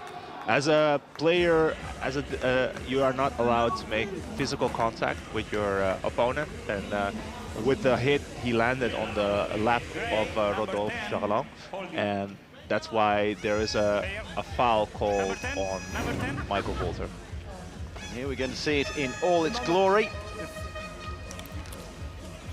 Yes, certainly not an intentional foul. There was nowhere left for him to go. But be that as it may, it resets the shot clock. Not that Hivernin needs 40 seconds in which to score. He's taking his time, though, has a look around to make sure that his teammates are in position. Nankin and Jarland are blocking Zauerbier. So that means you've got one inbounder, one blocked, and there's only 2 people to aim for. But he's managed to get it to Malbach. They need to get the ball over the halfway line quickly, though. It is, well, it wasn't quite over the halfway line, so it was a turnover already, and that's the problem when you have no timeouts left. Yeah, then you need to make sure the ball gets across halfway line, and what you see is when you have those timeouts left, you kind of like stay composed a little bit more, because you know, well, in the end I can always call for the timeout. But you see the composure leaving the teams when they don't, and they're actually forced to move the ball and move it forward quickly. Well, we are over 2 minutes into this second quarter, and Germany are yet to trouble the scorers since the break, and they're not going to do it by tossing the ball out to Hivernin. And yeah, this is a tough stretch. Composure is the word. It's exactly that, Reda, yes. It's a tough stretch for the German team. What's interesting to see is that they are not playing their usual starting 4. We haven't seen the 4 players on court yet. That's Marco Herbst, Josko Wilke, Stefan Wecke, and either Christian Riedel or Britta Kipka. But you can see they're struggling playing with the other players. Well, they've got a good opportunity now, because Jordan Ducret has gone into the sin bin, so he's going to be there for either 1 minute or until Germany score. And they do. And no thought there of taking any time off the clock. It's quite simply, let's just get on the board in this second quarter. Out comes Ducret, and he is the inbounder. Close stuff there, Folter almost getting a hand on it, but Jarland picks it up. Putting some pressure. Good swarming defense, but yes, if you get it anywhere near Hivernin, you know that he is a good bet to pick it up. Yes, Germany, as you say, maybe keeping their powder dry and looking ahead to a semi-final tomorrow, when they will play either Great Britain or Denmark. You would have thought that Marco Herbst would have been on by now, their captain, but presumably he's got an eye to tomorrow's semi-final. Oh, it's a beautiful little tap there by Zauerbier. Great veteran move by Zauerbier. And he comes and picks it up once again, hands it off. Leaving the court, penalty try. Excellent work by the German team. Yes, you could hear the referee there saying, leaving the court, penalty try. So let's have a look at that one. Oh, just nonchalant there with some composure. Finally got it back. Yeah, he had a good view of what's going to happen. He saw the pressure. He saw he wasn't going to be able to corral the ball, but he saw his player being open and just tapped it. And also just a great catch, because Yves had to lean back quite far to catch it one-handedly, but he has great ball control with that one hand. Not often you hear a Dutch person complimenting the Germans, but we're all part of one big wheelchair rugby family, so it's...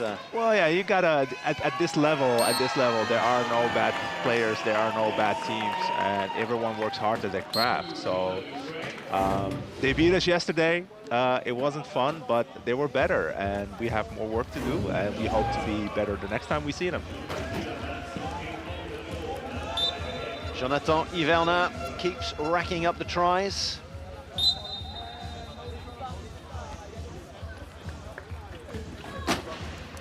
And the big hits as well.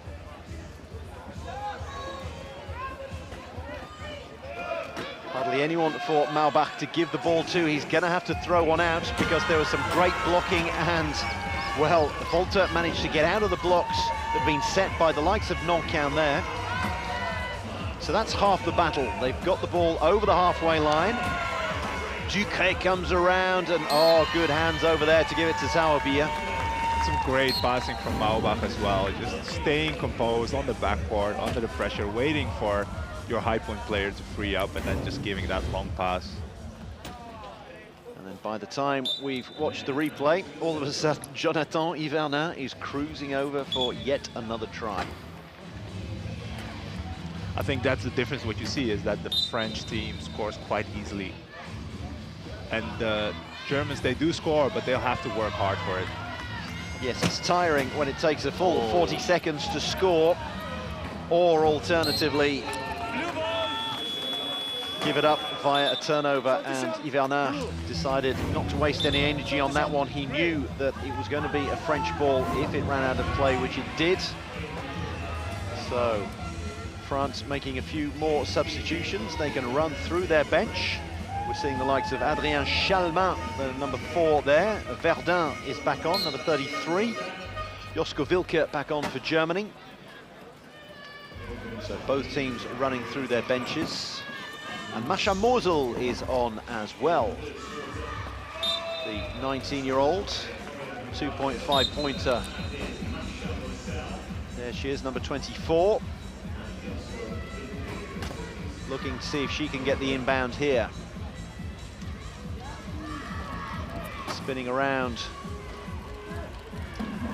Volta looking for Mosel. She picks it up nicely. Doesn't quite. She was given a lot to do there. Nicolas Valentin came on and crashed into her. Yeah, and the ball just bounced a little bit too high for her to reach it in a strong, solid way.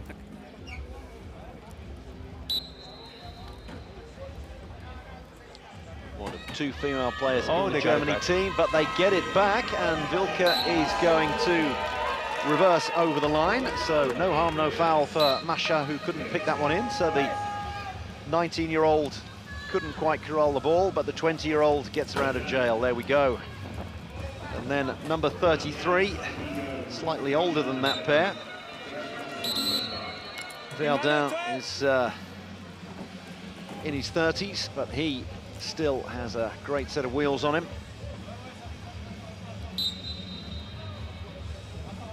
11 points clear already. It was 6 at the first break, and they really have pulled away in this second period. Wilke to Mosel, making sure that the French can't get the hands on the ball, and also offering a set of arms in an attempt to get a foul against her as well, maybe. Yeah, but she kept her head cool. She waited for her teammate Florian to free her up so she could pass it to their other teammate Josko Wilke, who was in great position for the try.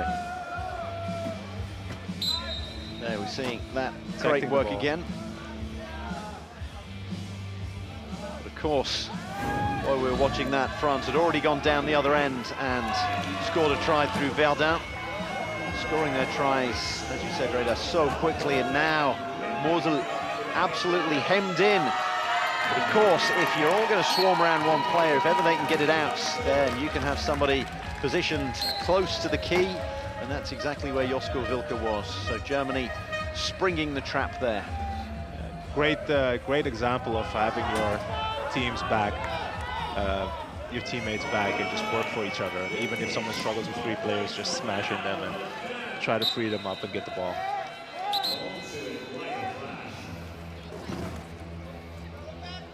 The advantage that France have, of course, I think that was Brice Morel who's come on, just firing that ball. A no-look pass, because he knew that there was nobody in the front court and that the fastest person on court was Sébastien Verdun, and he would be able to gobble that one up. France scoring their tries so quickly. Gives 3 out of their 4 players a rest most of the time. Germany being so patient, as we've said before.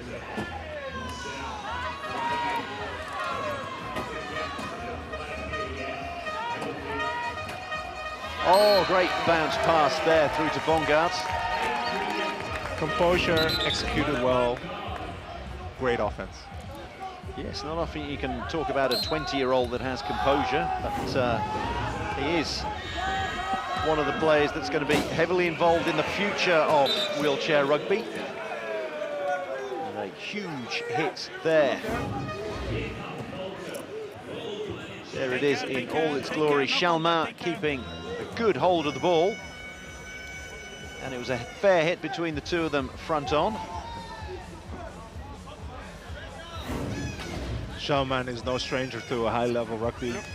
Great veteran of the team, former professional rugby player before he got injured, so he'll welcome the contact. Indeed. Now 96 seconds to go, and this is where France are going to start working on time stamps and when is the best time to score. Verdun going this way and that. I'd probably like to score maybe around the 1:15 mark. Taking a little bit further down. Goes all the way around the outside and drops the shoulder, a little feint there, sold him some candy. Gets over with 1:08 to go. Critical, of course, to get the last score of the half. It's a 1-point advantage that can be worth double. If you can get the last score in every quarter, then that's 4 points. You're outdoing your opposition. So, Germany scoring quickly. That way they know they're going to get another possession. So, ideally, France now would like to score incredibly quickly themselves and give themselves a chance of another possession. And they will, just about. That's it, you can set a trap for France in terms of times, and they can just go, you know what, we scored one in 6 seconds. We've thrown your plans out of the window.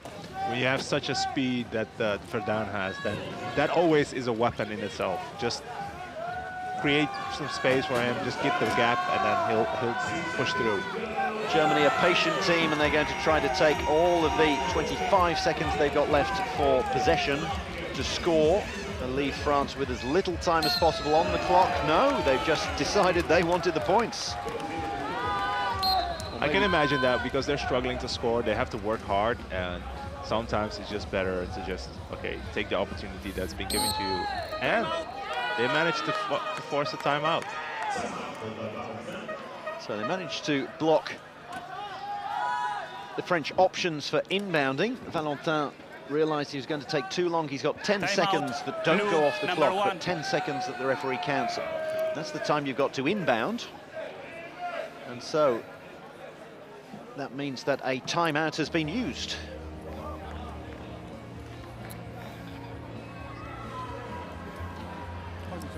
So another pause for us, and France down to 2 timeouts.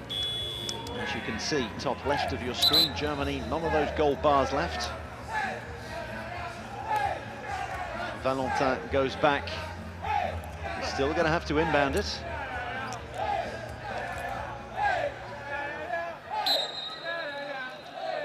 Inbounds it. Germany are setting up in the key.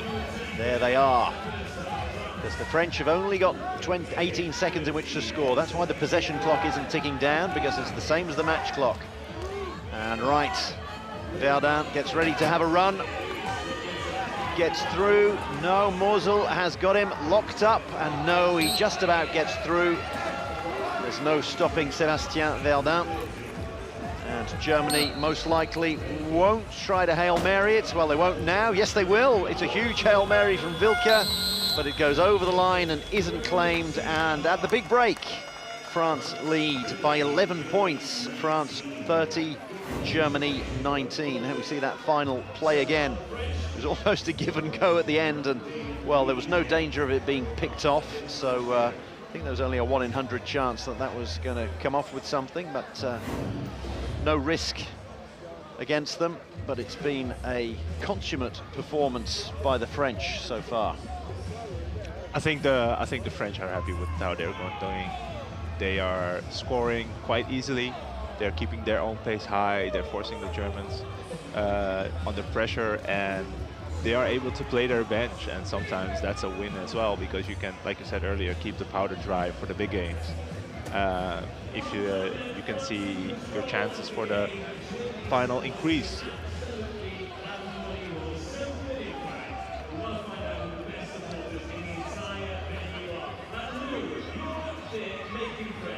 So as we look at the French team, the favourites for this tournament, let's have a look at the action we've already had today.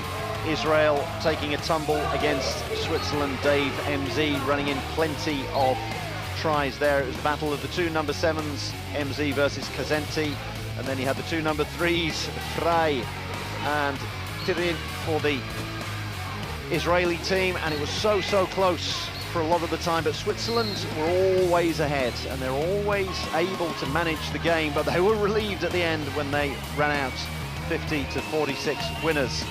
And then we see something that is going to please my co-commentator at the moment, the likes of Emilio Moos going over for tries as the Dutch managed to get their first win of the tournament. Van den Dop there going over. A couple of great attacking players there, 13 and 14 for the Dutch, combining beautifully. Hector Toma coming in there, and it was a very comfortable win for the Netherlands, 66-34 they ran out over. How did you enjoy that game? You must have really enjoyed getting a good win, and it wasn't just a win, it was a good win. Yeah, it was a good win. It was a team that we were comfortable playing. We've played Czech Republic quite a few times over the year, so it's a team we know well. We know what our game plan was basically from the beginning. We're just happy to see us start strong and execute from the start, because that's been a struggle in the first two games. We managed to keep those games competitively, but the first quarter was always a bit tough. So some early turnovers against us, not unlike what the Germans have dealt with now, but I think it was nice to just have a good win front to back.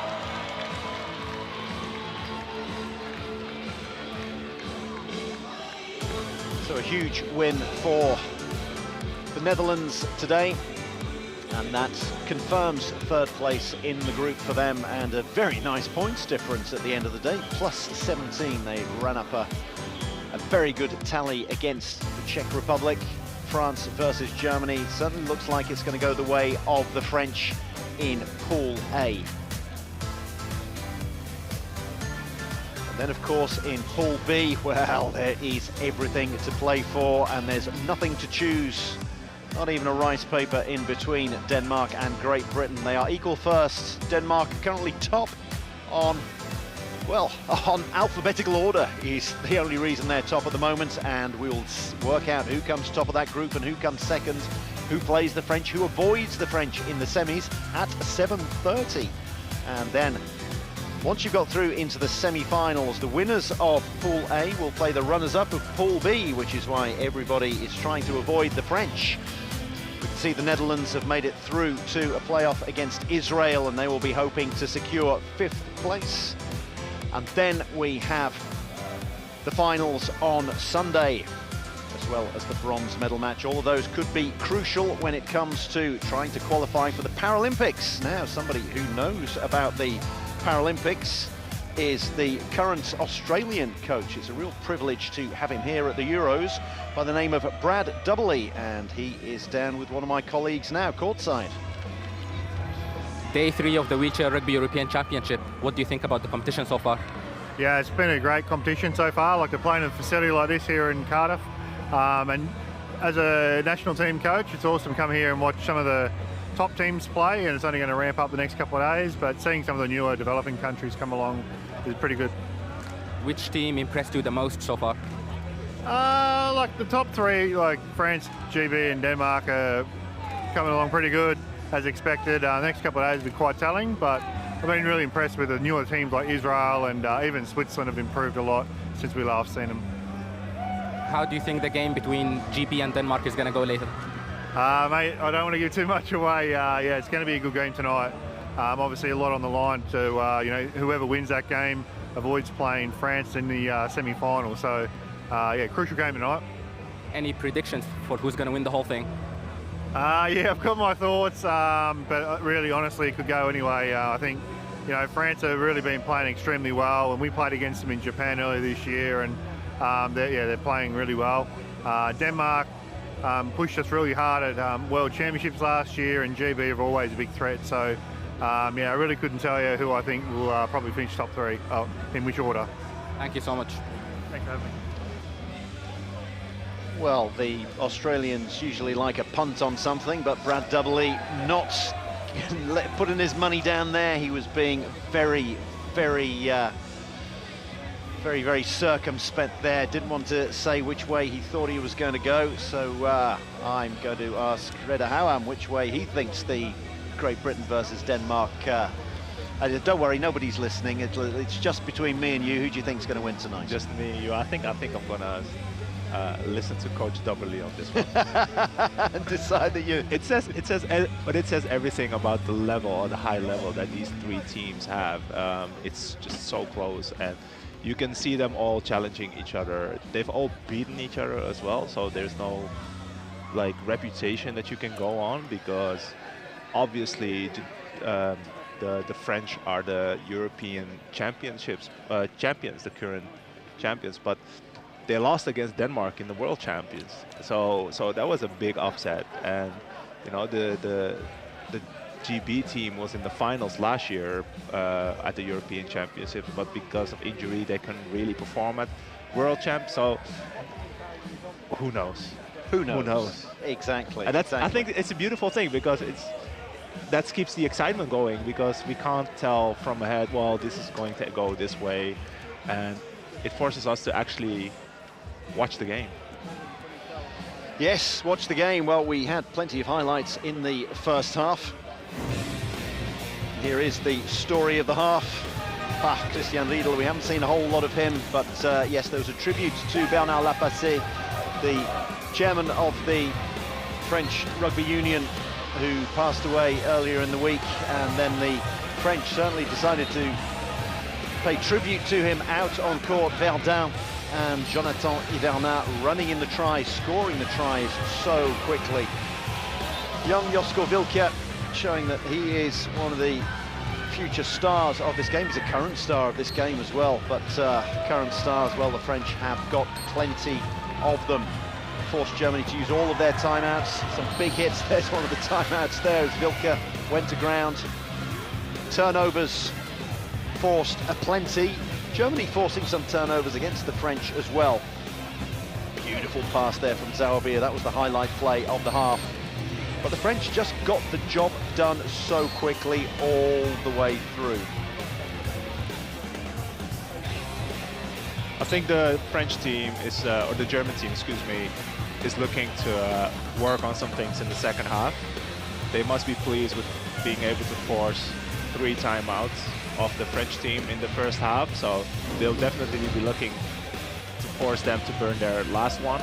And I think, yeah, it's going to be tough to come back from an 11-point deficit, but that will help you just work on some stuff and prepare for the next game. Well, before the next game that we're going to have in terms of the tournament, we've got a celebrity match, Wales versus England, and coverage will start in, well, our coverage will start in just under an hour's time, and the match itself will start in just over an hour's time. And that's obviously the big highlight of the day. Oh, no, it isn't. It's Great Britain versus Denmark. We've still got that one to come. So that is 19:15 local time. That is coming on, and that is certainly a match you do not want to miss. Well, Britta Kripke has got her little puffer jacket back on, so Mascha Morsel is out, so is Christian Riedel. So the Germans going through, they're going down their bench as well. Obviously, on the one hand, you want to keep your powder dry for tomorrow's semi. On the other hand, you don't want people going in there cold and underprepared. A bit of drying going out on the court, as you had earlier in the day, Reda. A little bit of rain coming in because it's pouring down with rain outside in Cardiff, and it's been raining points for the French. We are underway in the second half with Hivernat on the ball again, And it was 30-19 at half-time, and within 9 seconds it's 31-19. Easy drive for the French captain. Masha Mosel with the inbound. Britta Kripke had a few problems inbounding when she came on as a substitute yesterday. And she manages to spin that one over the top. And there he is, Marco Herbst, saying earlier that we hadn't seen the captain. Well, he is out now, smiling, but I think it's a wry smile, desperately trying to get the ball over the halfway line, and he has, but it's gone over the sideline as well. It was a great one-on-one matchup to see, just like two players who are fast, who are mobile, who are agile, and the French captain coming out on top. Yes, it's one of those where, yes, that's a phrase we can almost pre-record and then just press the button. The French captain coming out on top. Or Verdun runs in another try, or another easy try for the French. Yes, if we were sponsored for every time we said those. And here we have Riyad Salem, the veteran. I can't call him a veteran because he's the same age as me. So in the prime of his life, Riyad Salem. And he scoots over for his first try of the contest. So yes, they've seen off Verdun, and then Salem comes on. It's incredibly hard when you're playing against a team that has such an embarrassment of riches. Needs to get it over the halfway line in the next 2 seconds, and it's not going to happen.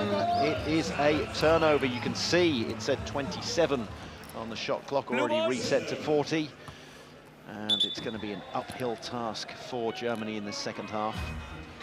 What do you do when you're already 13 points down? You almost know that you're not going to win this one. Do you just concentrate on little battles or each possession?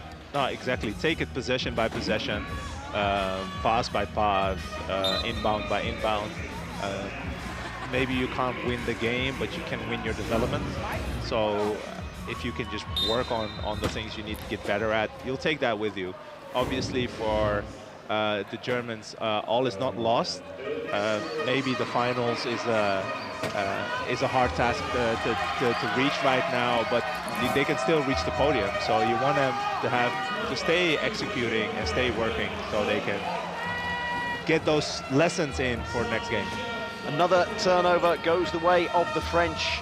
Germany finding it so hard to get out of their own half, and France finding it so easy to cut like a knife through butter when they get into Germany's half. Salem to Ivernat. Ivernat drops the shoulder one way and the other. Coach's timeout, I do believe, called by Germany to reset, forcing a coach's timeout. 1 minute and 13 seconds into a quarter. Very tough. It could be, though, that we're going to have the double female lineup. I've decided to call that the Doppelfrau. It's the Doppelfrau move. So we're going to have Britta Kripke and Masha Mosel coming in, which means that they can go for 9 points in their lineup. It definitely looks like that's the case. So 12 is Sauerbier. He's out there with Herbst, Kripke and Mosel, so they can afford a whole 9 points in their lineup, and that's, you might as well try something new against the French. 24 is in Banda. I think they're also working on just getting Masha Mosel, who's still young and relatively inexperienced, to get her some valuable court time. It's not every day that you can get to play at a stage like this, in a venue like this. So you want everyone that is here to also, experience rugby on a different stage. So tough one there. Mosel struggling to inbound, and Sauerbier picked up the ball, but at least one of his casters was back over behind the try line, and so that is another turnover for the French. Ivernat scoots his way around, some nice blocking as well. I think that was from Chalmin. Sorry. So the same problem yet again. Sauerbier looking around, thinking, where can I inbound? So, pops it to Kripke, hands it back to him. So at least they've managed to inbound. Now they've got to get the ball over the halfway line before the possession clock runs out, and Kripke in for a score to the delight of the crowd. Excellent work by Britta Kripke spacing the court. She saw that she was going to need to be an option, even though she's as a one-pointer. You're not always that is your main task, but Spin. when the moment calls for it, you have to go and step up. Penalty try. Well, a penalty try has been called for a spinning foul, I do believe, on Jonathan Hivernat. There he is, scooting forward and then gets hit behind the axle by Masha Mosel. And, well, yes, whenever Hivernat's in possession, you think he's likely to score a try. So a penalty try was given. Mosel with an immediate chance to redeem herself. Pops it over to Herbst. And, well, Britta Kripke, all of a sudden, she's the outlet at the front of the court for Germany. Back-to-back tries for Britta Kripke. Not often we can say that. Yeah.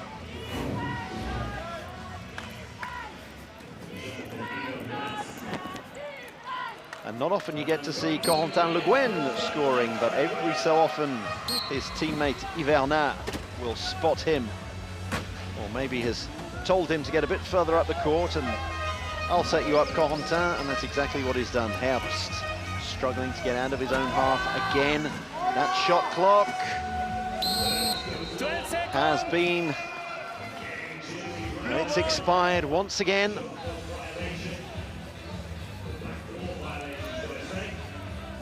So difficult for Germany without their timeouts. And the French aren't letting up. They are not giving any quarter in defense.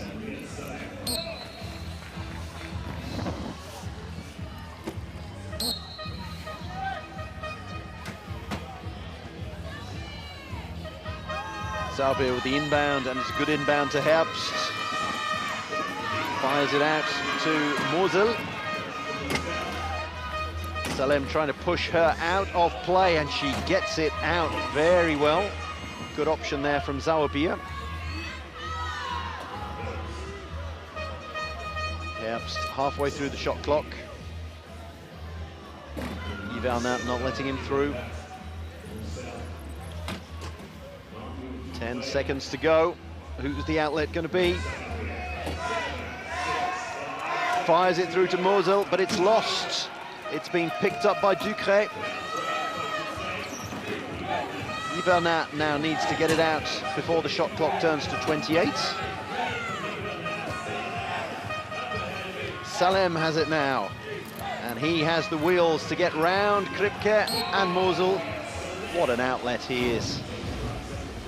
It's always nice if you can have like a former #1 Beers #2 and come in just like as the third high pointer in your rotation and just like completely fresh, know exactly what to do. Just give me the ball, I'm okay.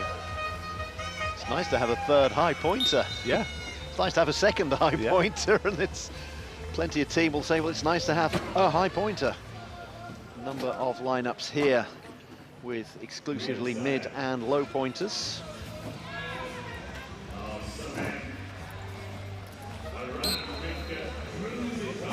There is the experienced Riyad Salem scooting through once again.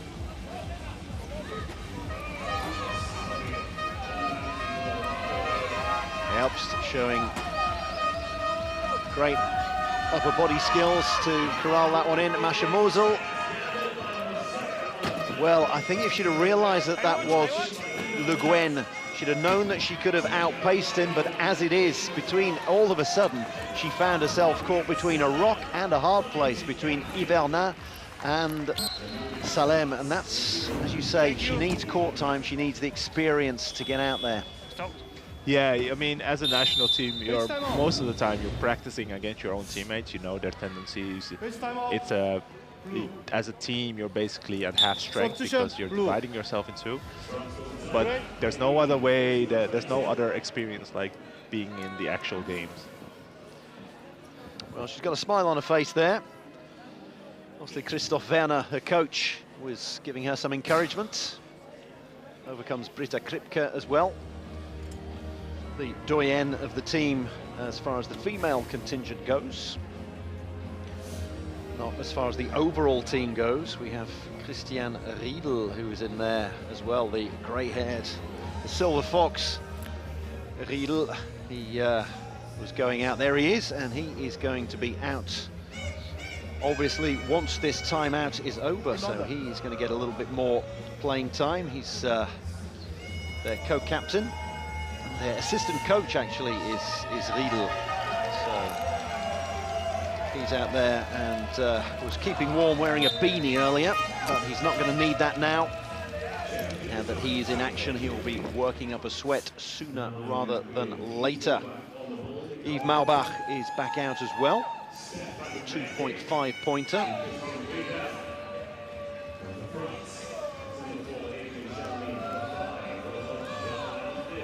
So taking their time.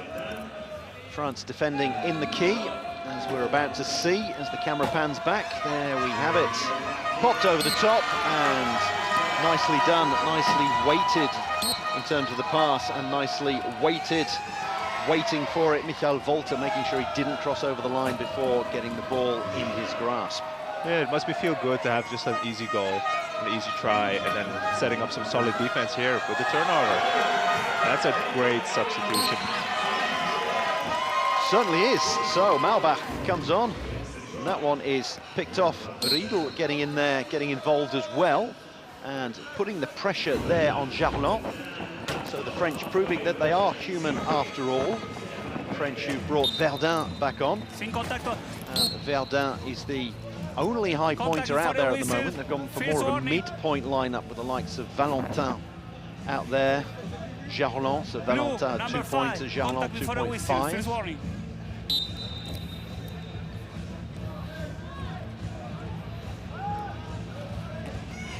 Pass is fired forward, and all of a sudden it's a lot easier to get the ball out of your own half of the court when Yvernin and Salem aren't there permanently putting you under pressure. Yeah, you're wondering maybe the French are taking a little bit of easy and conserving some energy, and just maybe giving them some opportunities that they wouldn't give them in the first half.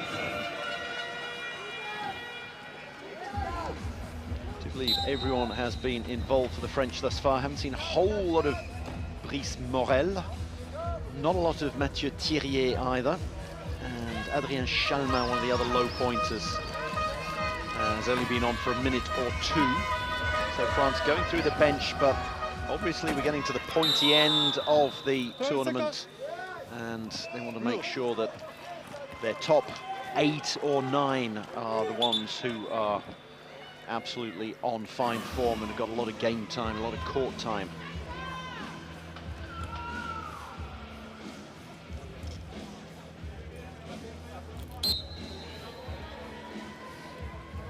Inbounded by Valentin to Jarlon. French taking the time. Germany defending the key. Defending the key very well. And how about that for maneuverability by Jarlon?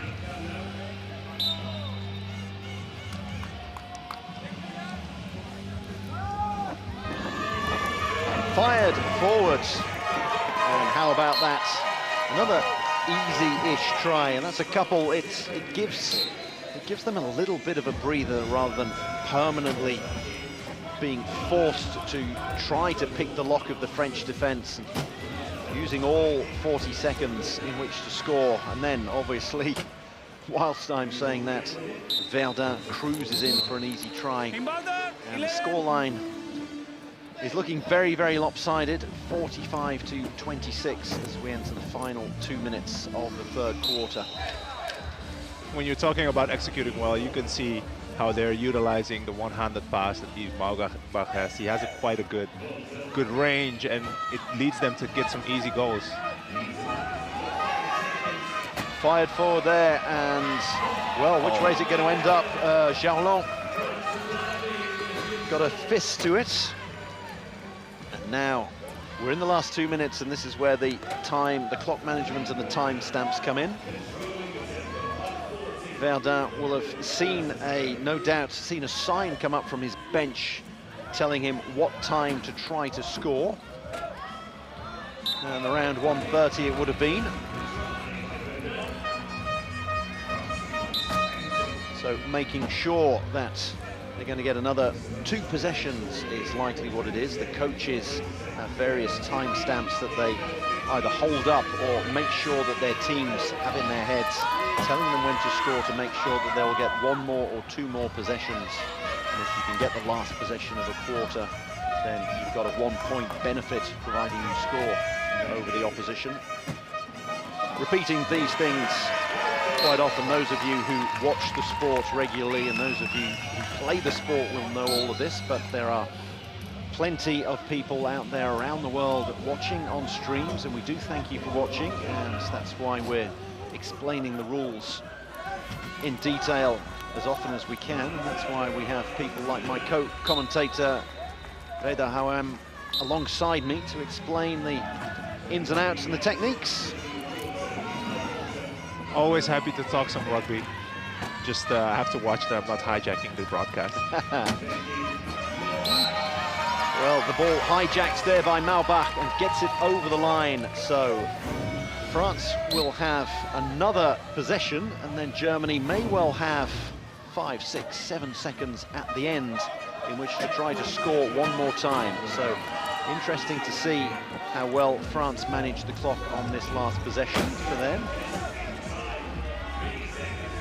So Verdun is going to try to take as much off the clock as he possibly can. As you can see, the possession clock is now down to 16, and it's only 3 less than the overall match clock. So ideally, he wants to go over with 1 second left on the possession clock and just leave Germany with no more than 4 seconds in which to score.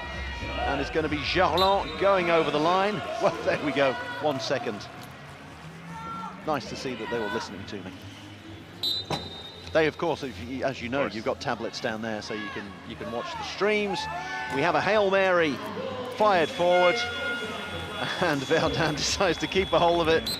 He thought of returning the favor. Did you want it back? Have another go. But no. So at the end of the 3rd quarter, the championship quarter, as we like to call it, France have pulled away 48-28. They are 20 points clear of their German opponents just on the other side of the Rhine.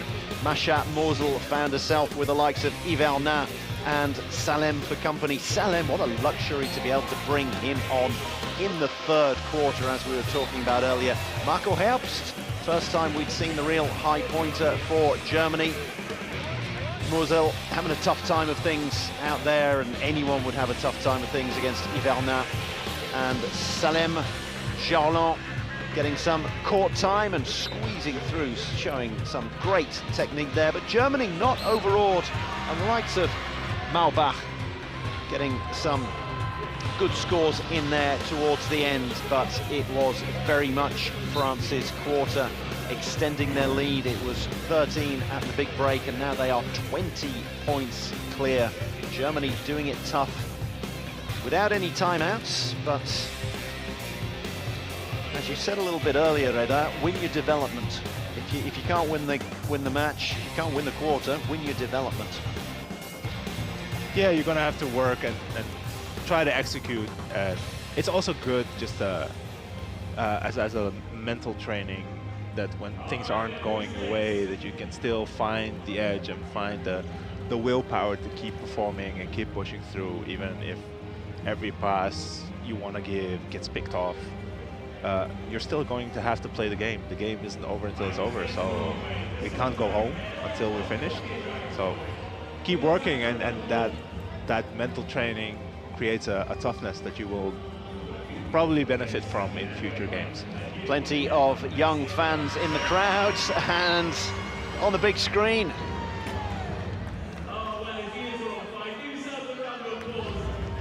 Great to see them here. We've had plenty of school kids. I think there were some school kids who had the day off, the morning off earlier in the day, and then this is going to be packed a little later on. In around half an hour's time, our coverage of the celebrity match starts. We've got people from Hollyoaks, got people from Coronation Street, Love Island even. So it's going to be hot stuff, and we also have some rather famous Paralympians, rugby union players in here.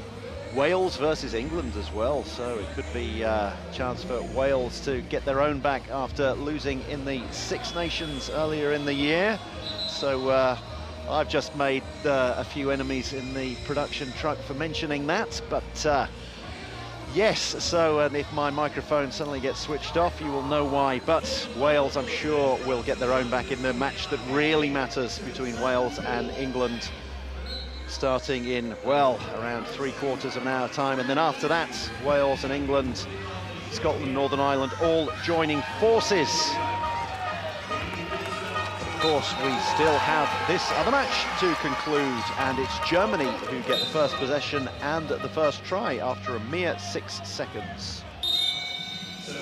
Salem back on for the French. The first sighting of Justus Heinrich for Germany. Yes, Heinrich hadn't been involved, wasn't involved, I think, in the previous group match, but he is out there today. Number 10 here is Brice Morel. Mentioned him earlier, that we haven't seen a whole lot of him, and thanks to some great blocking from Riyad Salem on Justus Heinrich. Then over he goes, Morel, for his first try of the contest. It appears that both teams have decided to play their rotations a little bit. Josko Wilke, the youngster, no doubt, said to Christoph Werner, the coach, let me back on. Keep the rhythm up.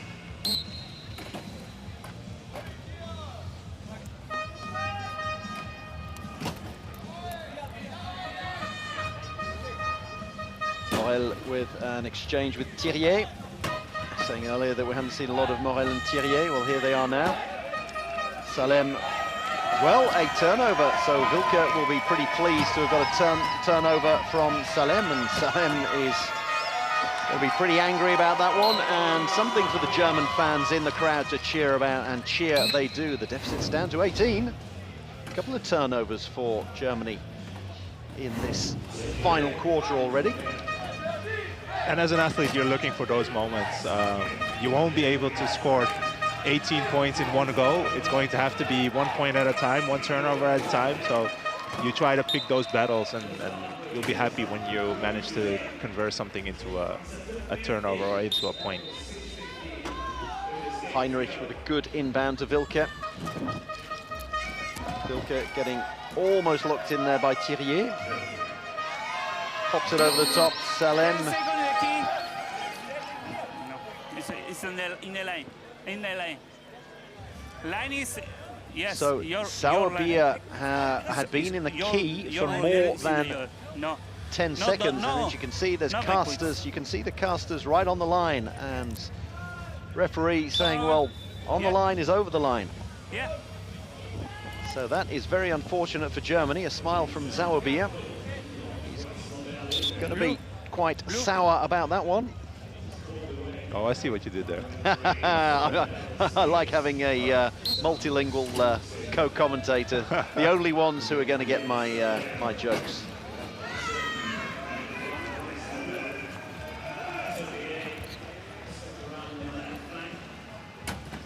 So it's not even France's B team; it's almost their C team. Not that I would tell Riyad Salem that that's to his face. He's always got his game face on, hasn't he, Salem? Nankin never has anything but a smile, and Salem is always looking focused. And there's the focus. He's always focused. He's always looking quite intense, but he's a very, very nice guy, very polite, always very happy to talk rugby, and always greets you with a smile. But that smile quite disappears when you're playing him. It does, yes. He gets, it's not quite white line fever, he gets white line focus once he's over the white line there. And here he is, there's the focus, pins his ears back, big hit, but what a pass out there, and that's beautiful. And that is served up on a platter for Mathieu Thirier. Shows great speed, great awareness.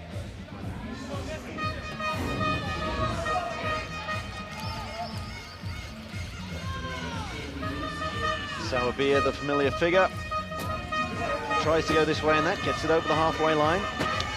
great work, just pushing, picking your spots on when to turn. Coast to coast. Yeah. It's an easy sport, isn't it? So easy. Easy for me from our commentary position.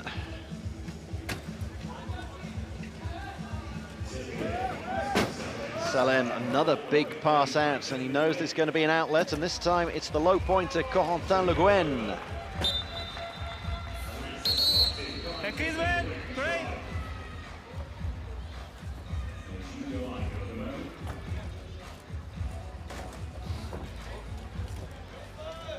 Running repairs for Justus Heinrich, and he's back out again.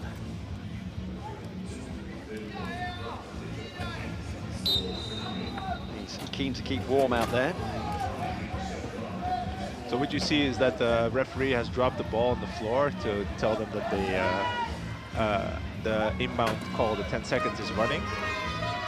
Always creates a little bit of pressure, but the Germans managed to get the ball in time, just not over halfway line. Couldn't get it over the halfway line within the 12 seconds, and so the shot clock reset to 40 when the ball changes hands, and it's Salem who picks it up.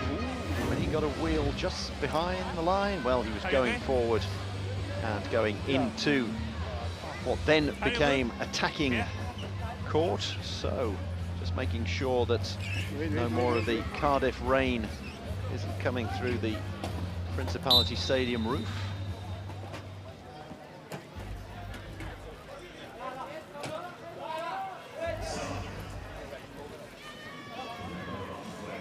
Sauerbier not going coast to coast once again. Saw Le Guen coming, popped it over his head, and the Wilke was perfectly positioned. Well, it's slippery there. We see the referee Kim, losing his footing there. No harm, no foul, as the saying goes. The referees also are rugby-minded. They don't mind a little contact. We've had plenty of referees alongside us in the commentary box, dispensing their wisdom.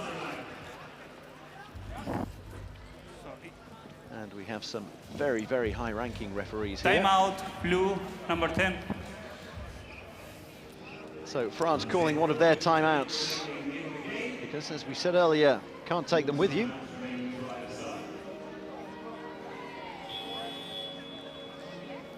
When you saw the rate, how fast the timeouts were being burned up, I expected them to be all gone by the first half, but it took almost until the final half of the final quarter. The French so far ahead, 20 points ahead on the scoreboard, then it's almost as if a point, you hope that a timeout will be worth a point. So conversely, you can say, well, a point is worth a timeout. I don't need to take a timeout here. I've got enough points in the bank. But France obviously laser focused and preparing for the semi-final that they've already qualified for. And then now it looks like they will top the group, and they will definitely be playing on Sunday. Everyone's playing on Sunday, be it for 7th or 8th place, 5th or 6th that you'll be hoping to play for Reda with the Netherlands, and then maybe playing for 3rd or 4th place if you're in the bronze medal match and a losing semi-finalist, or as France will be hoping, playing in the final for gold. I imagine France is definitely going for their prolongation of the title. Oh yes. Reigning European champions. Salem pops one over the top, and away we go.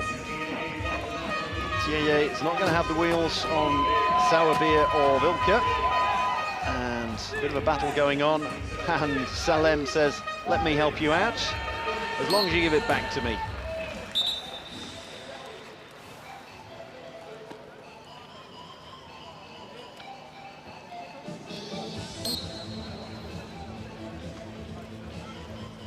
Salem never switches off.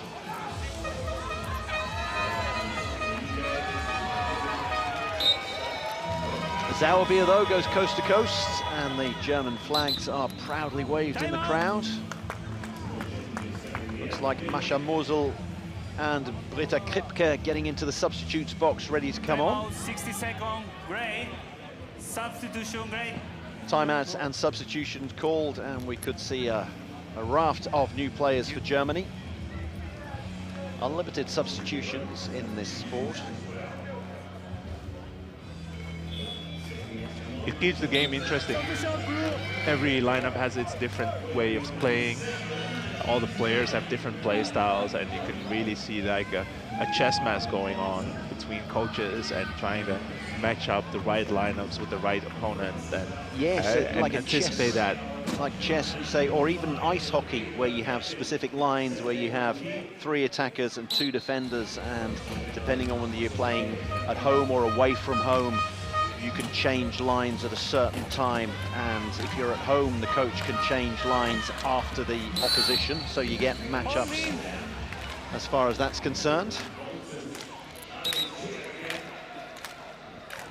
So another holding foul by Michael Walter. It's a repeat offender here, there we go, falling into the lap of one of his opponents. Now, a little earlier we heard from Brad Dudley, who is the coach of the Australian Steelers, and the Germans are the young Wild Ones, and the New Zealand team are the Wheel Blacks. The Dutch team got a nickname? Our nickname is the Flying Dutchman. The Flying Dutchman, there we go. What a perfect nickname for the Dutch wheelchair rugby team. Into the final half of this last quarter, and it's a power play for the French. 4 on 3. They run in a try there, courtesy of Jarlon. Cedric Nonquin's come back on. We've had the substitutions for the Germans as well, so as you can see, we're in the double Frau lineup, and Moselle, frustrated, gets pushed over the line, and it's a turnover once again. That's happened to her a couple of times at both ends of the court. France, no quarter given in this final quarter. Oh, just out of the reach of Moselle. And the ever-focused Salem lets the ball land in his lap and then pops over. Maubach with the inbound. Salem once again. Moselle picks it up though. And warm applause, even warmer applause from the German fans now. Folter knows that he won't win a wheel race with Salem. Pops one over the top, and here she is again. Prolific, prolific.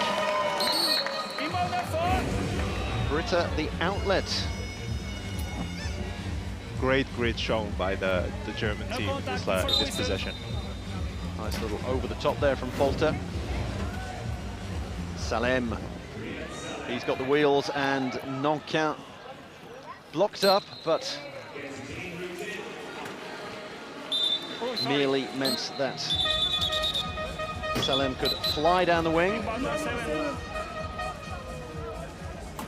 Now, what had the referee seen beforehand there? Oh, he does crack a smile. There we go. As soon as the ball is dead, then Riyad allows himself to smile. Restart, a big bash and crash. But how about that? It's going to be coast to coast for Folter. German fans applauding every try. And he did indeed go the length of the court, knocking Jarlon out of the way.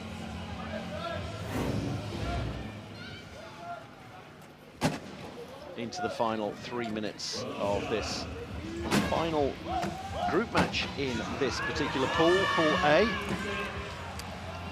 Nonquin suddenly finding himself as the outlet, and then hands it over with the skills we were mentioning earlier to Salem.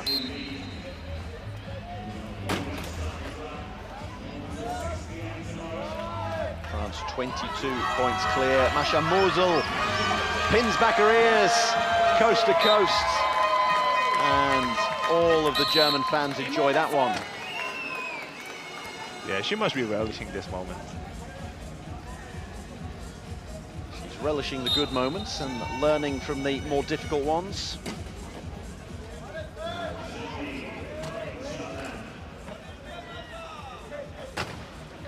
from the Germans. French struggling to get it over the halfway line before 12 seconds had elapsed. And now it's Nankin who's going to coast over. Not often we get to say that. And he says to Britta Kripke, see, I can score tries as well. He's literally saying that to her there. Morsel once again pops it over the top. Not only can she score, she can also assist.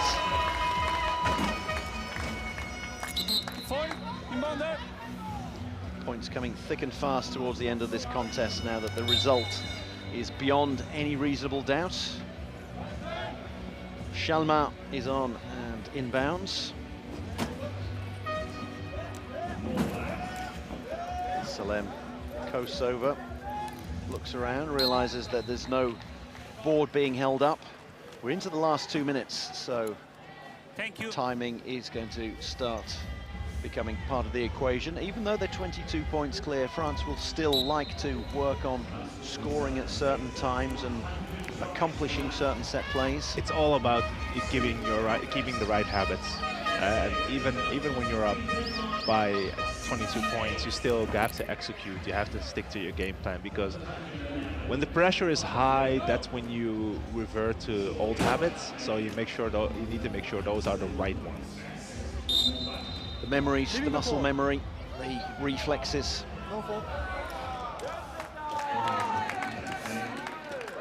I believe this is the 100th try that was scored already. There we go, 61 plus 39, 100 tries in 30 minutes and 24 seconds of rugby. And we have another sin bin.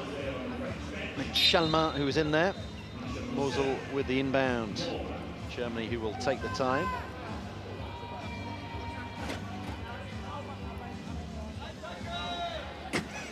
Four on three. Maubach still being defended. Oh, they're unable to try. So a turnover. The good thing for Germany is that at least Chalmin stays in the sin bin. The bad thing, or the good thing for France, is that France, even though they're playing 3-on-4, they're playing with 7.5 points because Chalmin's a low pointer, so having him in the bin doesn't hamstring them too much. And there we go. This is the second time in the tournament that France will have scored a short-handed try. 3-on-4, assuming that Salem gets over there, but he's going to be taking his time. Maubach making him earn it, and over he goes with 55 seconds to go, which for anyone who watches or plays wheelchair rugby, you know that that's always a good time to score. It guarantees you one more possession afterwards. Big hit. Nankin on Falter. Let's see that one. Where's Nankin? There he is. I think Nankin was aiming to level the playing field, so he's like, okay, we're undermanned, let's make sure you're undermanned as well. Well, there we go. A big hit, a legit hit. Big hits, big stakes. That's what the Euro 23 Wheelchair Rugby European Championship is all about. That's the tagline. Down into the final minutes. France still 3-on-4. They're running down the time, so the minute that Chalmin needs to spend in the sin bin runs out, so he can enter the game. He's looking around, wondering when he can come back on. And he's on. Unseen by you, seen by us. Here he comes. So, possession clock for France, and they're not particularly going to mind that they're leaving Germany with 20.3 seconds in which to score, because this result is now in the books. So, Germany with what may well be their final possession. Can they get the final score? It's not last try the winner, but they will like to win this little battle. Can they get over with 8 seconds to go? France won't want to let them. Nankin won't want to let him. Maubach gets it over. And the French defence, how about that? They managed to keep the Germans out and win even that little psychological battle, and they certainly won the war. 63-39, France have won, to the delight of their coach, Bob Vanacker. He will be very, very pleased with that performance. France top Group A. Germany will finish second, but what a performance that was by the French. Great wire-to-wire win from the French. They're really showing why they're reigning European champions.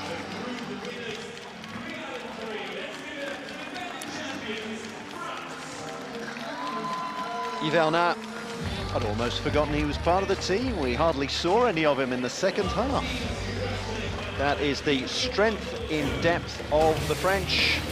The story of the match, well, you said it, Reda, wire to wire.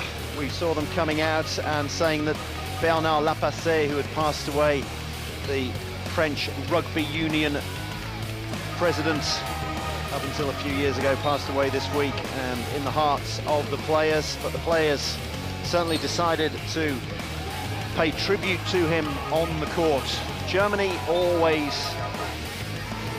behind in the running. So tough when you've got three high pointers in your squad, in the likes of Verdun, who we're seeing there.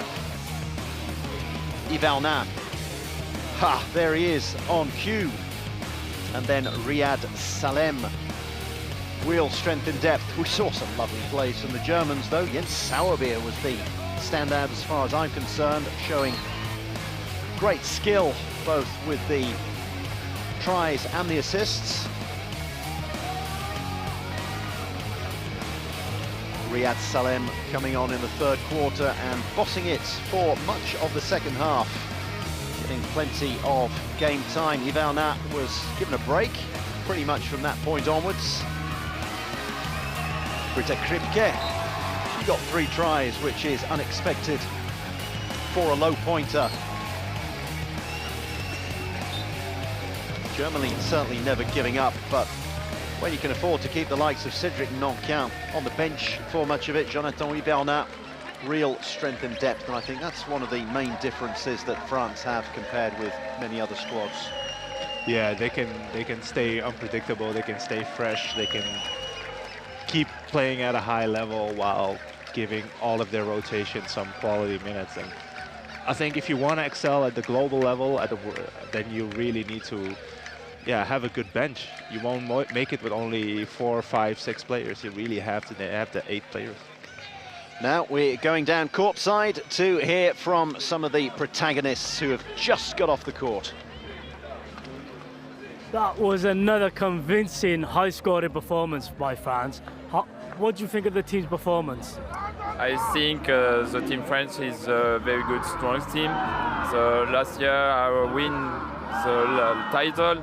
So it's a competition for a lot of work of all the players, and I have a lot of agreement for beginning the matches and finish very hard. And next time, now I go to semi-final against lose for GB or Denmark. So it's very close game to profile, and now go to recuperation, and now it's a good match to profile. Okay. So you're through to the semi-final. Who do you prefer, Team GB or Denmark? I don't prefer all the time for all. GB have a lot of talent, and Denmark a very crazy physical dimension. So it's a very hard game to profile for semi-final against France. So it's very close game, and I would like the best of the French team. You're the raging champion. Do you think you can go all the way in a competition? I think I have a group of France to go directly in final, and I think the French is a very best team, and GB and Denmark is go respect for all for the World Championships. So it's very close game, 50-50. Okay, thank you very much, and good luck for the rest of the competition. Well, there we go, Jonathan Yvel. Now, before the match, he said France is okay, and now he's saying France is very strong. France, indeed, very strong, plus 77. Oh, I've got radar of Netherlands alongside me. Do you think it should be done on points difference? So Netherlands should actually finish second ahead of Germany. That would be lovely, wouldn't it? Unfortunately, that's not allowed. So it means that France have finished top, Germany second, and they are through to the semi-finals. Netherlands get to play Israel in one of the placement matches on Saturday. That's Pool A. Let's have a look at Pool B, because Pool B, we've got one match still to come, and what a match it is. Denmark and Great Britain, nothing between them. Literally first equal at the moment, and we will see a little bit later on who comes out on top of that group at 7:30, that match. We've got a celebrity match coming before that, but, well, what this all means on Saturday is that we have 5th and 6th place playoffs down at the bottom, and then France, well, there they are. They are the first team through to the semi-finals as winners. So France will play the runners-up of Pool B, Germany will play the winners of Pool B. So basically Germany will play the winners of the final match of the day between Great Britain and Denmark. So Germany through to the semi-finals, and we can hear from their team now. Tough game against the defending champions, France. How do you think that went? Yeah, France is a very strong team, and we played well. So everybody from us could play on our team, and yeah, France is very strong. So we tried our best, and now, yeah, we go to the semi-finals. Did you enjoy the atmosphere of playing in the Principality Stadium here? Yeah, it's really awesome to play here in the home of rugby, and yeah, we like it, we love it, and yeah, it's awesome, really awesome. There is still hope for you in the semi-finals. What do you think? Yeah, we try our best. We want sure like the other teams go to the final, but if we got a chance, yeah, we do it. Why not? If we can't, we go for the 3rd place. Thank you so much. Yeah, thank you very much. Thank you, guys. So, we have a celebrity match starting in around 3 minutes' time. So you've just got time to get yourselves a cup of tea or the beverage of your choice. And we will be back very, very soon.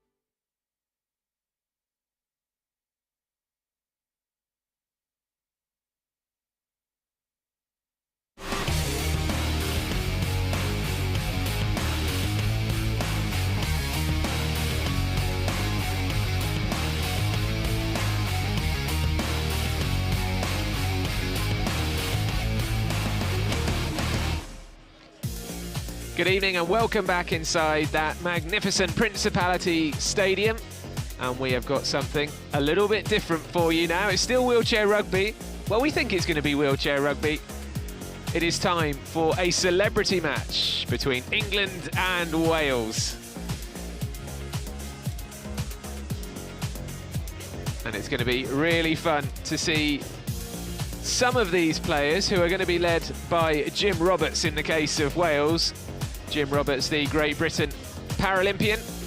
England here led by Kylie Grimes, but most of these players have never played wheelchair rugby in their lives, so expect the unexpected. It's going to be a fun half hour or so. We're going to play 2 halves of 10 minutes each. And of course the Welsh team are going to get, I would say, 99% of the support inside the Principality Stadium. So let's take a look at the team lineups. And they make for interesting reading. So Jim Roberts, who was born in Welshpool in Powys, part of the Tokyo and Rio Great Britain Paralympic squad. He retired from the sport in December 2021. He was telling us earlier that he really wishes he could have been playing for Great Britain here in his home country, but he's having to make do with the celebrity match instead.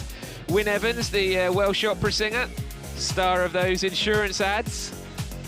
And David Llewellyn, Di Llewellyn as he's known, the former Welsh Rugby Union international, and his son Liam are both in the Welsh lineup. Lily Rice as well, a para swimmer who won a bronze medal at last year's Commonwealth Games. So there's some interesting names in there, and some of those fans of Dirty Sanchez will notice Michael Locke and Matthew Pritchard, so they'll be up for some thrills and spills, won't they, those two?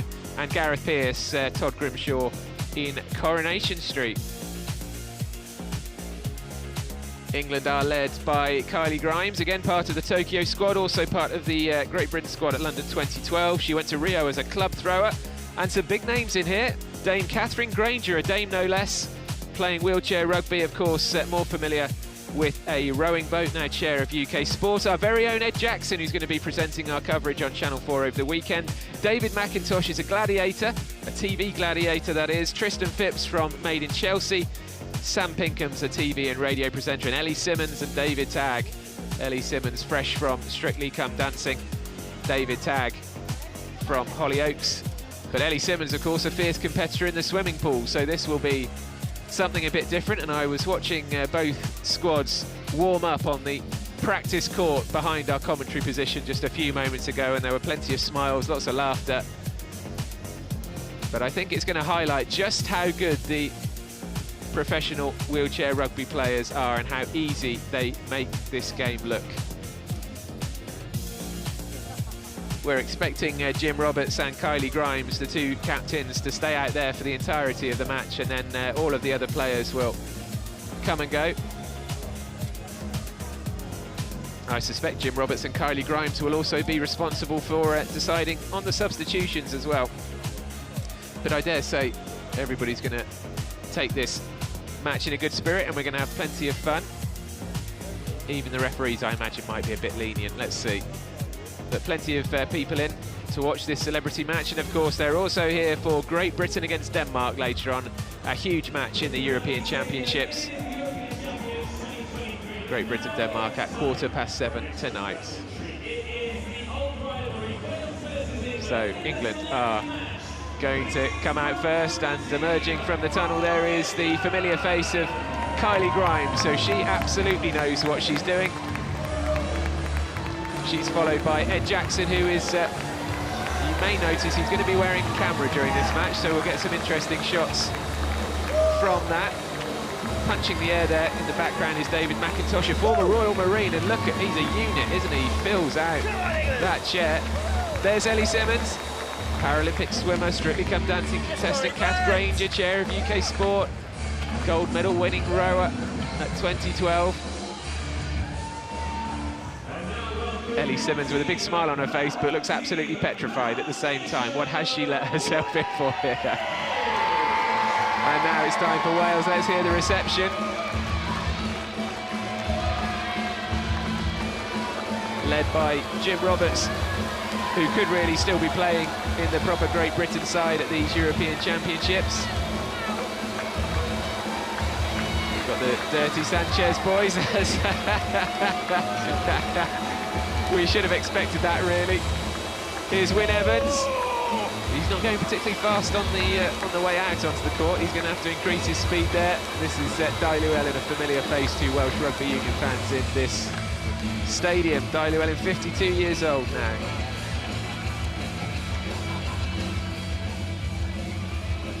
As they say, anything could happen in the next half hour. And we are going to stop for probably the only serious bit of the whole affair, which will be the national anthems.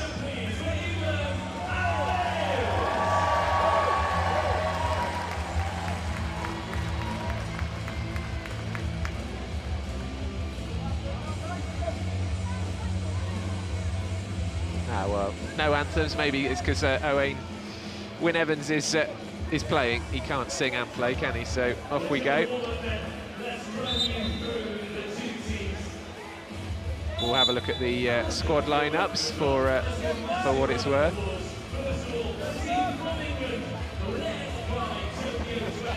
So there's Jim Roberts captaining a side, including an opera singer, a Paralympic swimmer, an actor, and 2 stuntmen.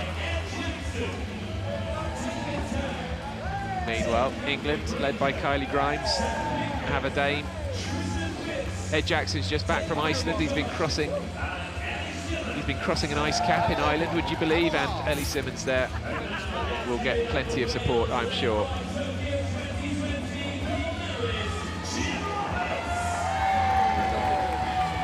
So it looks like Ed Jackson's going to start the match, and that's David Tagg next to him with the beard, and Tristan Phipps, and David McIntosh, who is absolutely huge. He can barely fit in that chair.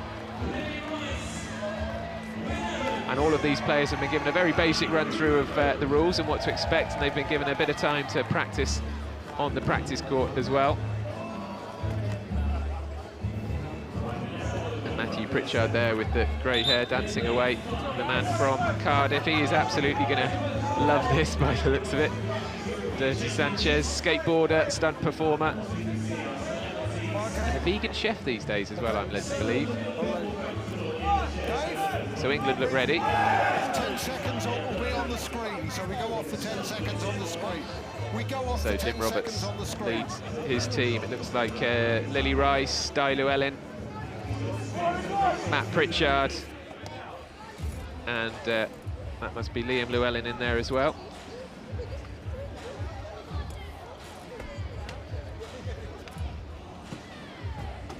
And it's going to be 5-on-5 rather than 4-on-4. From these two, stay out of the circle. So this should be a bit of fun. Have some fun.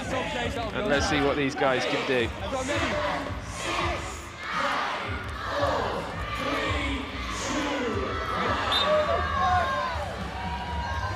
And Tristan Phipps with the bigger reach, wins the tip-off against Jim Roberts. That's a decent start for Phipps.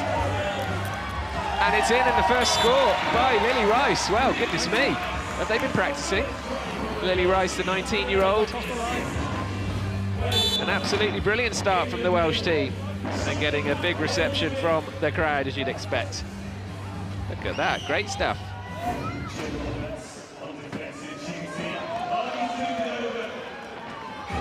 Roberts to Dai Llewellyn and back to Roberts, and Wales making mincemeat of England at the moment. Roberts nearly tipped over, but he makes it to the try line.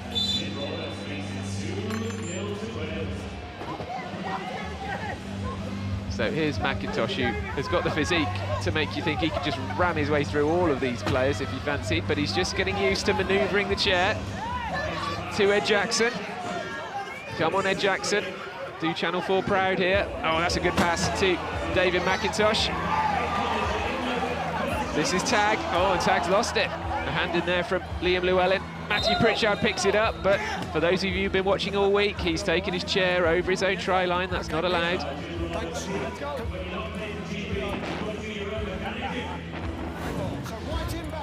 Here we go. You see, he had control of the ball as his chair went over the line.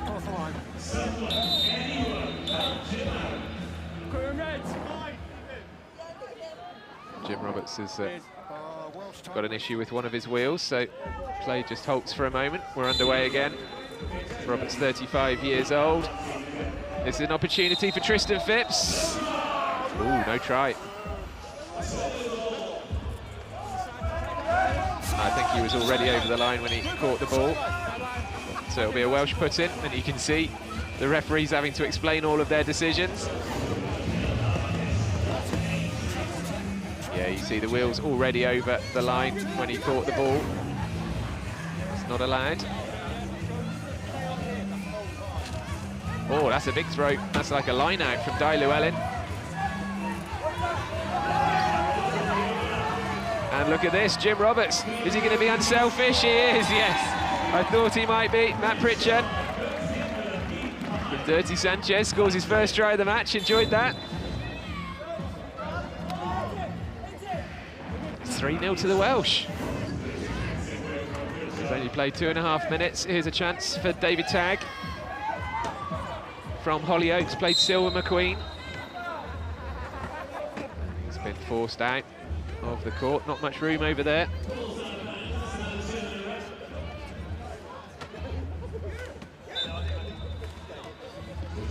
So Wales again with possession. Dai Llewellyn to his son. Oh, he's already over the line again.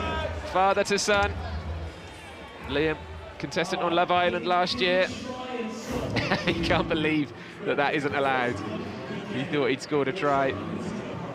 But look, clearly well over the line. In fact, the entire chair was over the line, and our man Simon Starr, referee there, saying, sorry, son. So it remains 3-0. We've played 3.5 minutes of the first 10.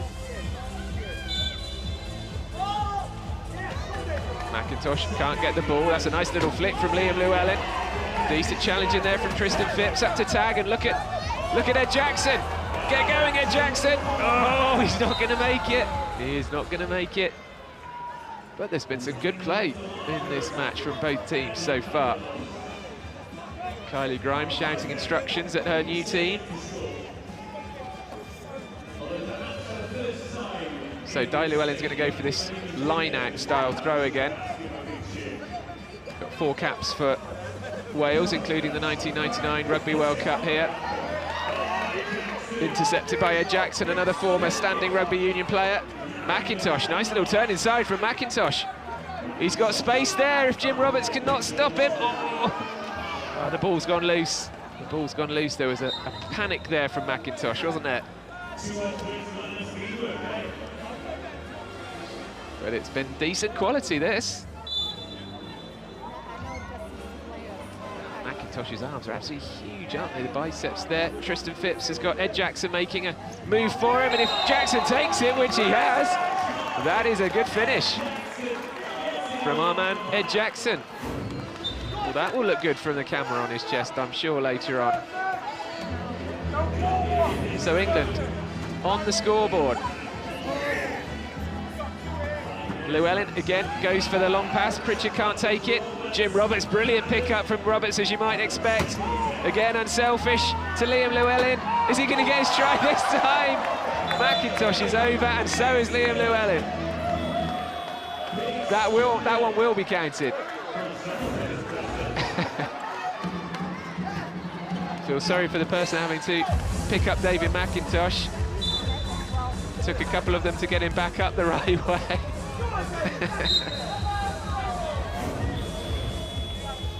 England with possession again.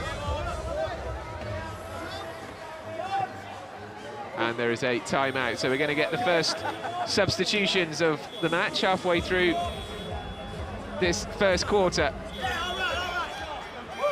So it means that we have Dame Catherine Granger on, Early Simmons on, Sam Pinkham as well.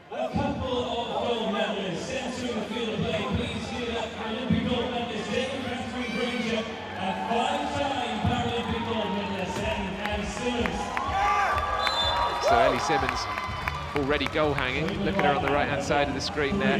Very advanced position. This is Sam Pinkham, TV and radio presenter. Oh, that's natty play from Pinkham. Can Ellie Simmons get on the end of it? No, Jim Roberts blocks Simmons.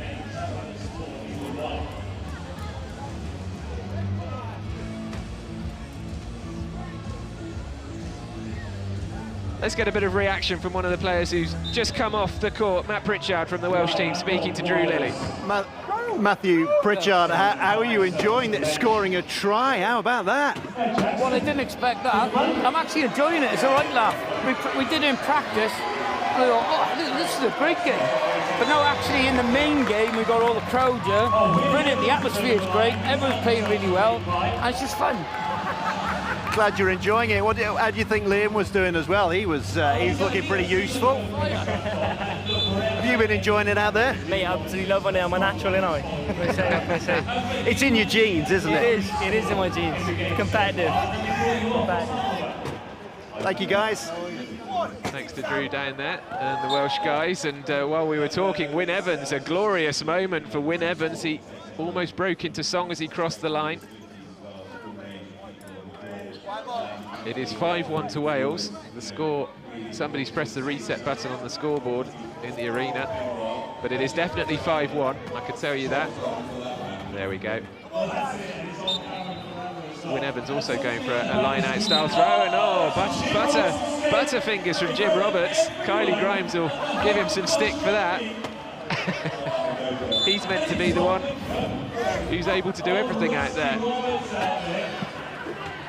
He won't live that one down. Wales on the attack again, and it's another try for Lily Rice, the 19-year-old. And as well as being a swimmer, by the way, look up Lily Rice on YouTube and on the internet. She does wheelchair motocross, which is basically the most incredible tricks and backflips in a skate park in a wheelchair.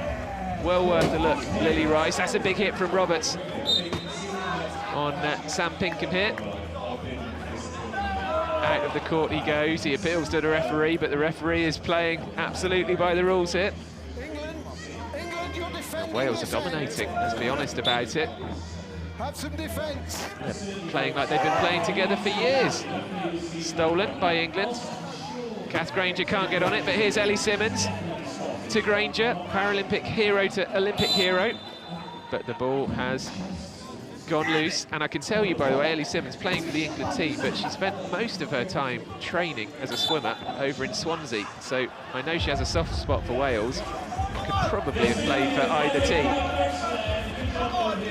fact, there is a post box for her gold medal, one of the gold post boxes over in Swansea, so there you go.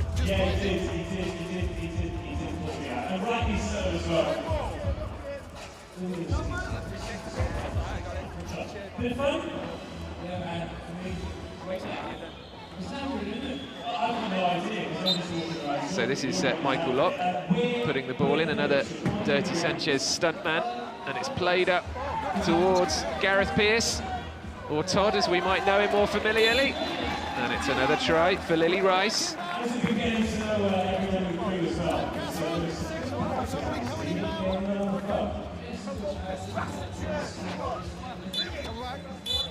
That's good enough. Get on. It's going to have to be a quick move here because the shot clock is counting down.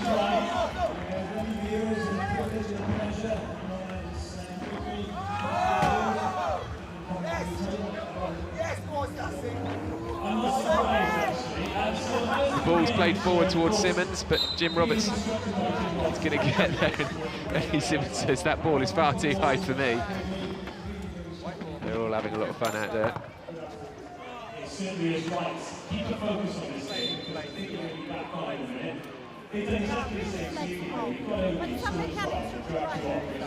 So England in possession again.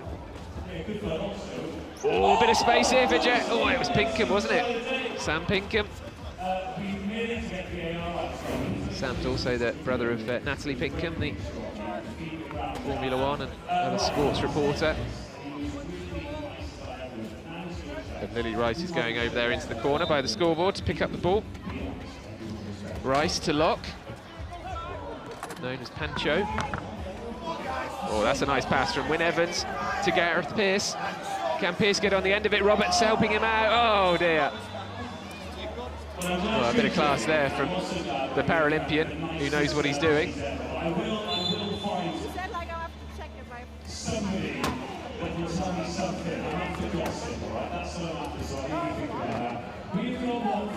So we are approaching approaching the end of this first quarter. Oh, and Dame Catherine Granger, the Dame is going to cross the line to score here and make it 7-2, and she really enjoyed that. Let's go down to the England bench with Drew. David, is this the toughest thing you've ever done? Oh, well, first and foremost, the Welsh have got the support of the home crowd. They got support of their own crowd, so it's tough for us. We're getting in this chair that delves the biceps and triceps. We're losing 7-1. So, yeah, it's tough. I love it. It's hard hitting. You seem to be taking it quite seriously as well. You better believe it. We're here to lose. We're flying the flag. It's the King's coronation on Saturday, so we've got to win. We've got to win for England. Come on, boys. Fix up the numbers. We're losing. It's terrible. It's terrible, this. I'd better let you get back on the court. They need you.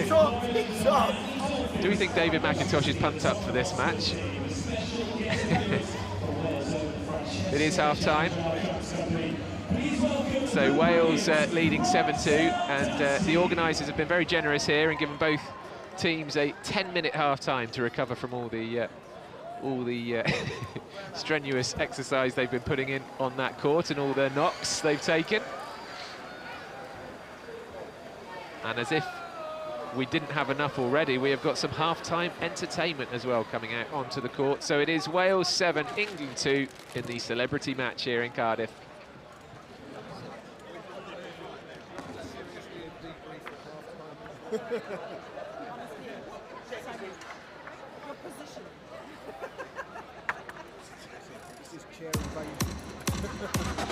These guys have no idea what direction they are going.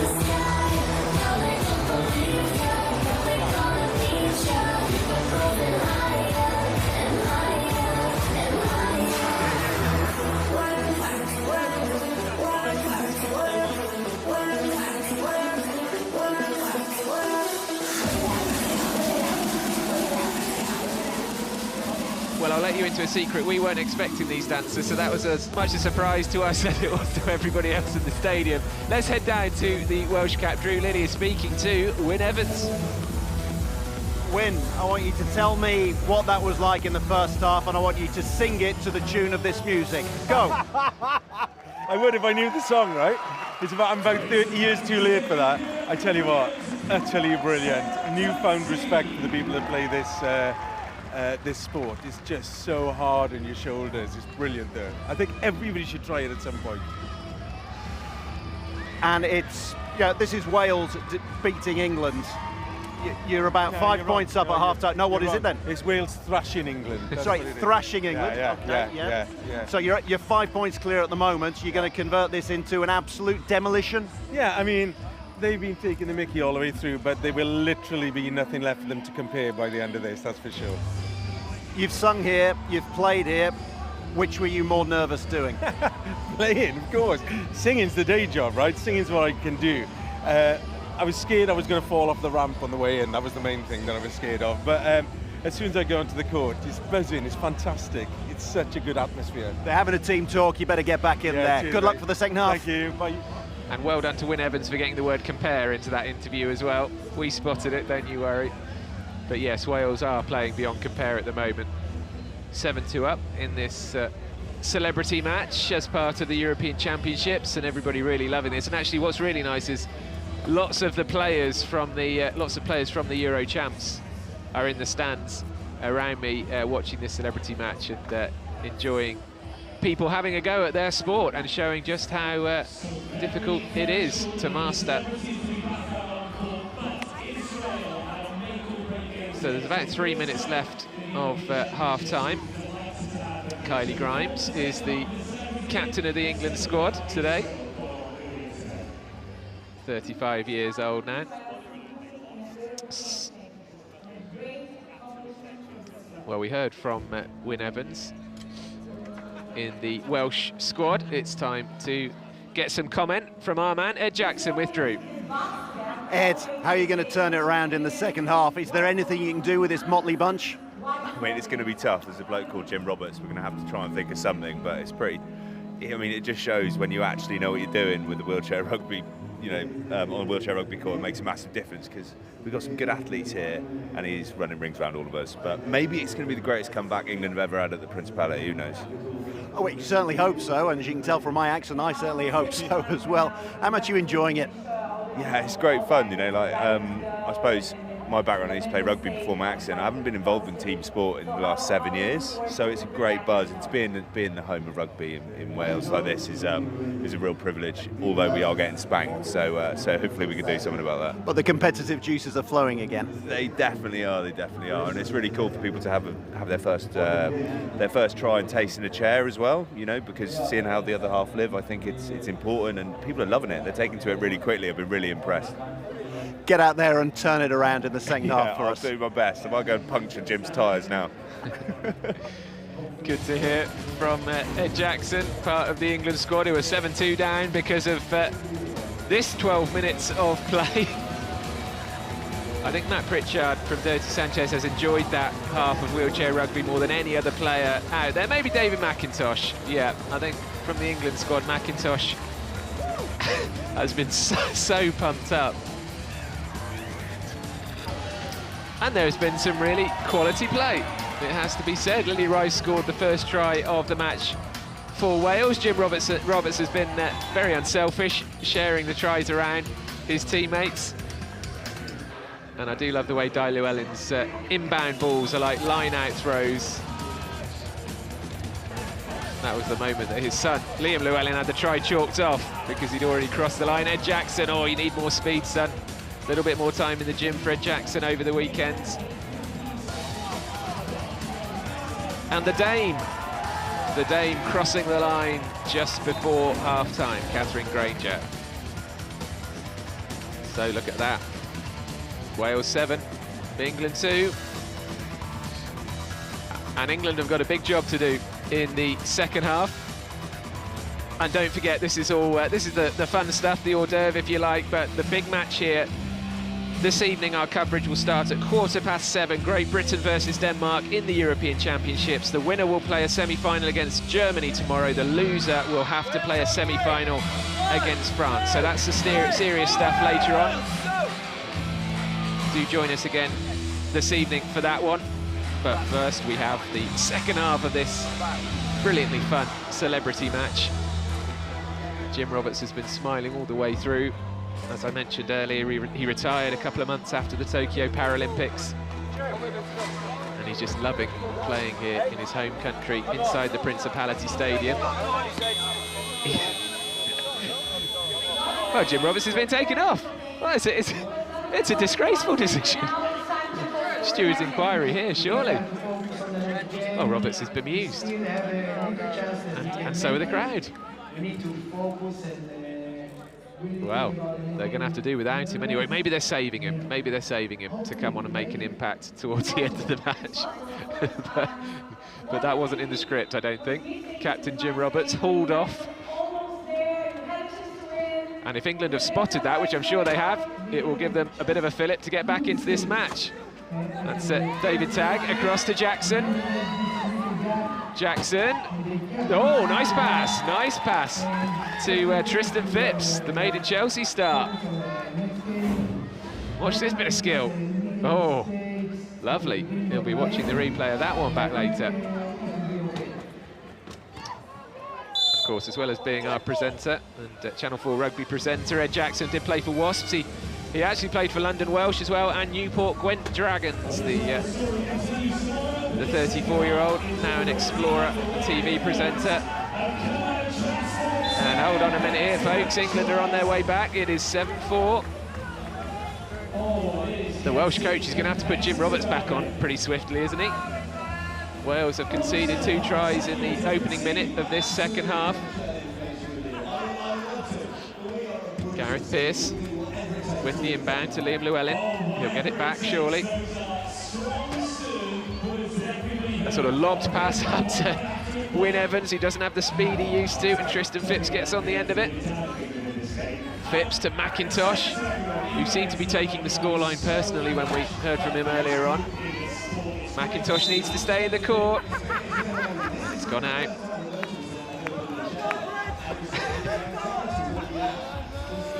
He is desperate for an England comeback, this man. Right, Di Llewellyn on the touchline, going for the line-out throw again to his son, Liam. Di Llewellyn has got Pritchard making a run. Pritchard, oh no! Oh, dearie me. Hand of apology goes up. Watch this, he had the try line gaping in front of him.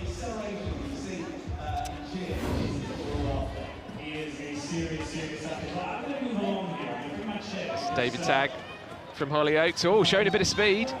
Good technique from Tagg. Oh, what a try this is. Oh, try of the match, surely. Look at that, celebration as he goes across the line as well.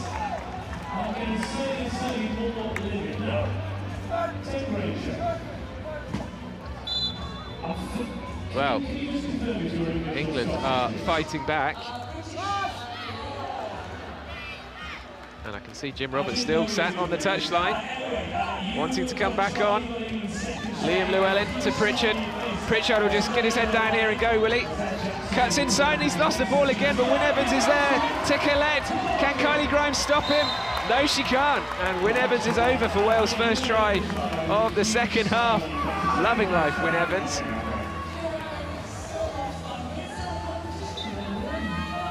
Tristan Phipps, good long pass to Tagg. Does Tagg know that he's got Jackson behind him? There are arms in there. You're allowed to knock the ball out of an opponent's hands, but you're not allowed to make contact, bodily contact with the hands or the arms. Di Llewellyn is not used to rules like that. He's used to being able to get right stuck in. Oh, Simbin! And Di Llewellyn has got to sit there. He doesn't know why, but he's got to sit there for a minute or until England score. And Phipps has Jackson wide open. And England coming back, 8-6. And still Jim Roberts is kept on the touchline.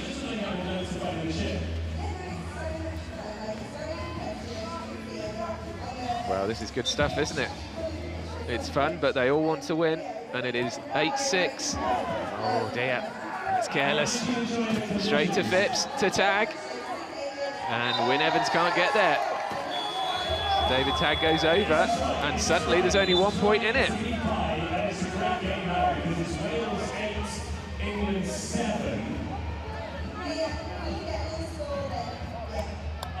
Look, if you get another score, then we'll turn the lights off and go that one. Absolutely furious. Now, this might be the change Wales needed. We weren't quite sure why Jim Roberts was kept off after the half-time break, but he's back on. So Jim Roberts, who went to Rio and Tokyo Paralympics with the Great Britain wheelchair rugby squad, won a gold medal in Tokyo, of course. He's on the pitch, and that's lifted the Welsh team. Gareth Pearce to Roberts. Roberts inside, all the way round. There it is, showing his quality straight away. Balance is restored with Jim Roberts back on the pitch, back on the court for Wales. So it's Wales 9, England 7. Just under 7 minutes to go in what has been a thoroughly entertaining celebrity match. Oh, Jackson was facing the wrong way, couldn't turn himself round quick enough.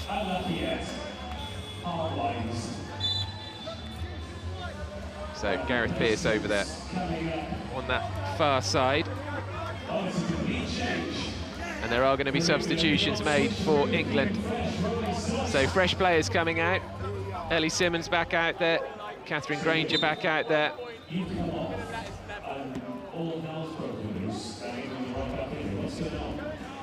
But Jim Roberts passes it back to, what?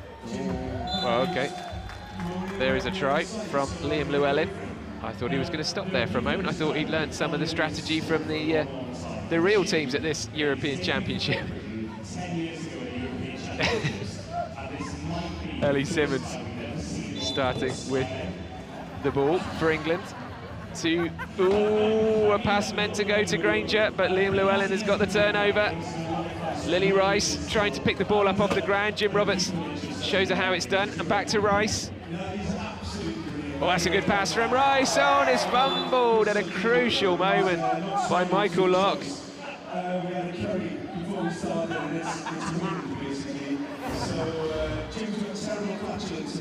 Oh, Michael Locke, he'll replay that one in his mind over and over tonight when he's asleep. But Wales do have a decent lead again, 10-7.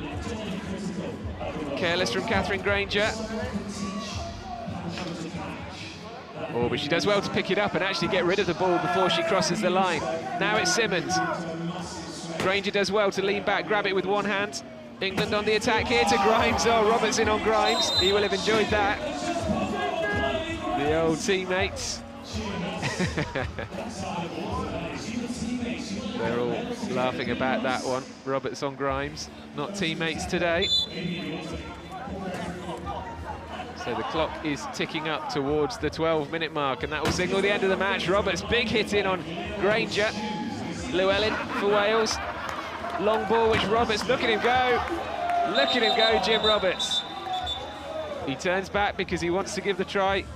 No, the referee has pulled him up here. Oh, now there is a patch of water again on the court. Now this was an issue earlier on. We had a leak from the roof this morning, from the roof of the Principality, and a bit harsh of the referee to stop play for that just as Jim Roberts was going to cross the try line, but player safety, all important. Jim Roberts saw the funny side though, stopped by a pool of water. Gareth Pearce to Lily Rice. Rice on that left wing, knocks it into Locke. Locke catches it this time, can he turn? Oh, and it's hit out of his hands legally by Sam Pinkham. Good play that by Pinkham. Cleanly took the ball out of Michael Locke's hands. England need to do something special here in these last few moments. Here's Sam Pinkham. Pinkham turns inside, two players. Good skills, manoeuvring the chair really well, uses Granger as a blocker. Great run by Pinkham. This could be a sensational try for England. Oh, and there's a fumble right at the death. Granger, one of the most competitive people around, she'll be fuming with herself about that. And actually, it was good play by Gareth Pearce of Wales, getting his hands in there. The chair is already over the line. So nothing doing there. So we've only got a few minutes to go. Liam Llewellyn into Roberts. We've got just under 3 minutes to go. Wales lead suddenly looking good. Kylie Grimes goes for a big hit in on Liam Llewellyn, but the ball gets across to Roberts. Roberts inside to Locke. Locke to Pearce. Oh, what a move that is by Wales. That's more like it. And that might just do it for the Welsh. Great interplay. And lovely stuff from Gareth Pearce. Ellie Simmons looking to pick that ball up with Jim Roberts in front of her. And the ball is going to bounce out into touch. So 2 minutes to go. There is still time for England, but it is just beginning to look good for Wales. Roberts, long pass. He's seen Liam Llewellyn completely free in the centre. It's going to come to Pearce, who tried to bunt it forward. Good effort. Lily Rice picks it up and shows good speed down the right-hand side. There's her speed from the wheelchair motocross I told you about. She usually has ramps and things to help her as well, though. But Jim Roberts goes in, and that should seal the deal for Wales. 12-7 up.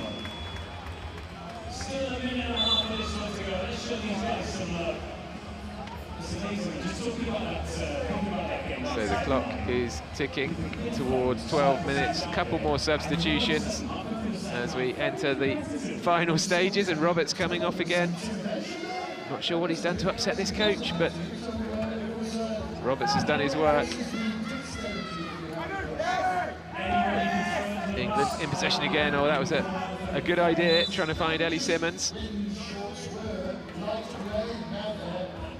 Ellie Simmons is far too polite for this sport, isn't she? She spent most of the match apologising to her teammates. She's just so nice. Wales now in possession, and will they hold on to the ball for these final 40 seconds? I tell you what, Lily Rice has been really good. I think she could have a future in wheelchair rugby if she wanted it, the 19-year-old. As you'd expect, very agile, nimble in the chair. Swimmer and wheelchair motocross. So just over 10 seconds to go, and can Matt Pritchard? Oh, another fumble from Pritchard. And England, again, speculative pass up to Granger. They nearly crash into the officials' table. And there's the hooter. And it brings to an end a very enjoyable half hour or so. And Wales, the home team, of course, in the Principality Stadium, have a 12-8 win against England, and Wales will always enjoy a win against England, regardless of the sport, regardless of the status of the match. And Wyn Evans has managed to find himself a microphone.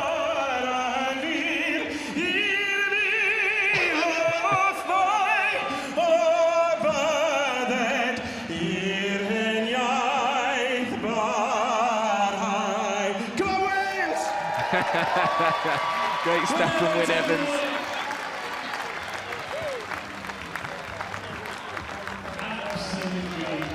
Well, wonderful entertainment. That was really good.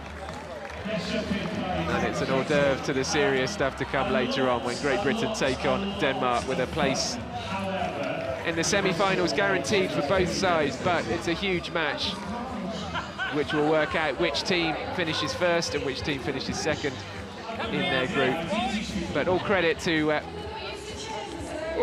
all of the players out there, because they've given up their time to come and have a go at this, and it is physical, as we've seen, but they all do seem to have really enjoyed that experience. They really have.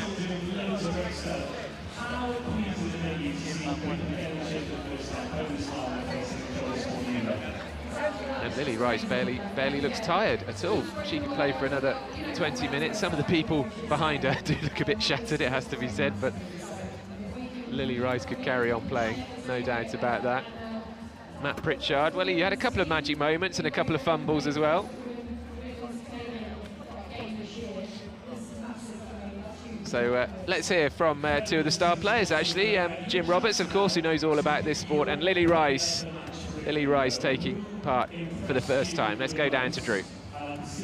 Jim, you seem to be taking that quite seriously out there. Do you want to apologise to any former teammates or dames of the British Empire for big hits, or is it all fair in love and war? It's a game, right? No, well, once you're playing, we're playing, but I think that was a good fun game, so yeah, just showing them what's what. Lily, you seem to be taking this quite seriously, really focusing on everything all the way through. Did you enjoy it? For sure, yeah, it was really fun. I get really competitive. You can tell I get really into it. So really competitive, you don't say. Yeah, definitely. So yeah, it was good score, good win. So yeah, happy. Do you reckon that Lily could join the GB pathway, the way she's been playing? Absolutely no doubt, absolutely no doubt. But I mean, she's already killing it her own field, so I don't know if she needs wheelchair rugby, to be honest. You can be a multi-sport athlete, surely. You'd love to take this game up, wouldn't you? Already got 2 on my plate. I think that's enough for now. But you know, retirement sport, maybe that'll be my thing. Right, Jim, back to the slightly less serious stuff. Great Britain versus Denmark tonight. Are you nervous ahead of that one for your former teammates? That's the good thing about not playing. I don't have to get nervous anymore. Obviously, I'll be cheering massively for GB and hoping they can pull out a win so that they then get that all-important place in the semi-final. So, yeah, go GB. Thank you, guys. Well done to Jim Roberts and Lily Rice. So that was really good fun and everybody enjoyed themselves. But the serious stuff is to come. 7:15, our coverage begins. Make sure you come back for that one. It really is going to be a great atmosphere, and I'm sure that's going to be a good game. Denmark have been looking really strong, but Great Britain, the Paralympic champions. So Great Britain against Denmark in just over an hour's time. Come back for that. Thanks for joining us for this celebrity match. Hope you enjoyed it.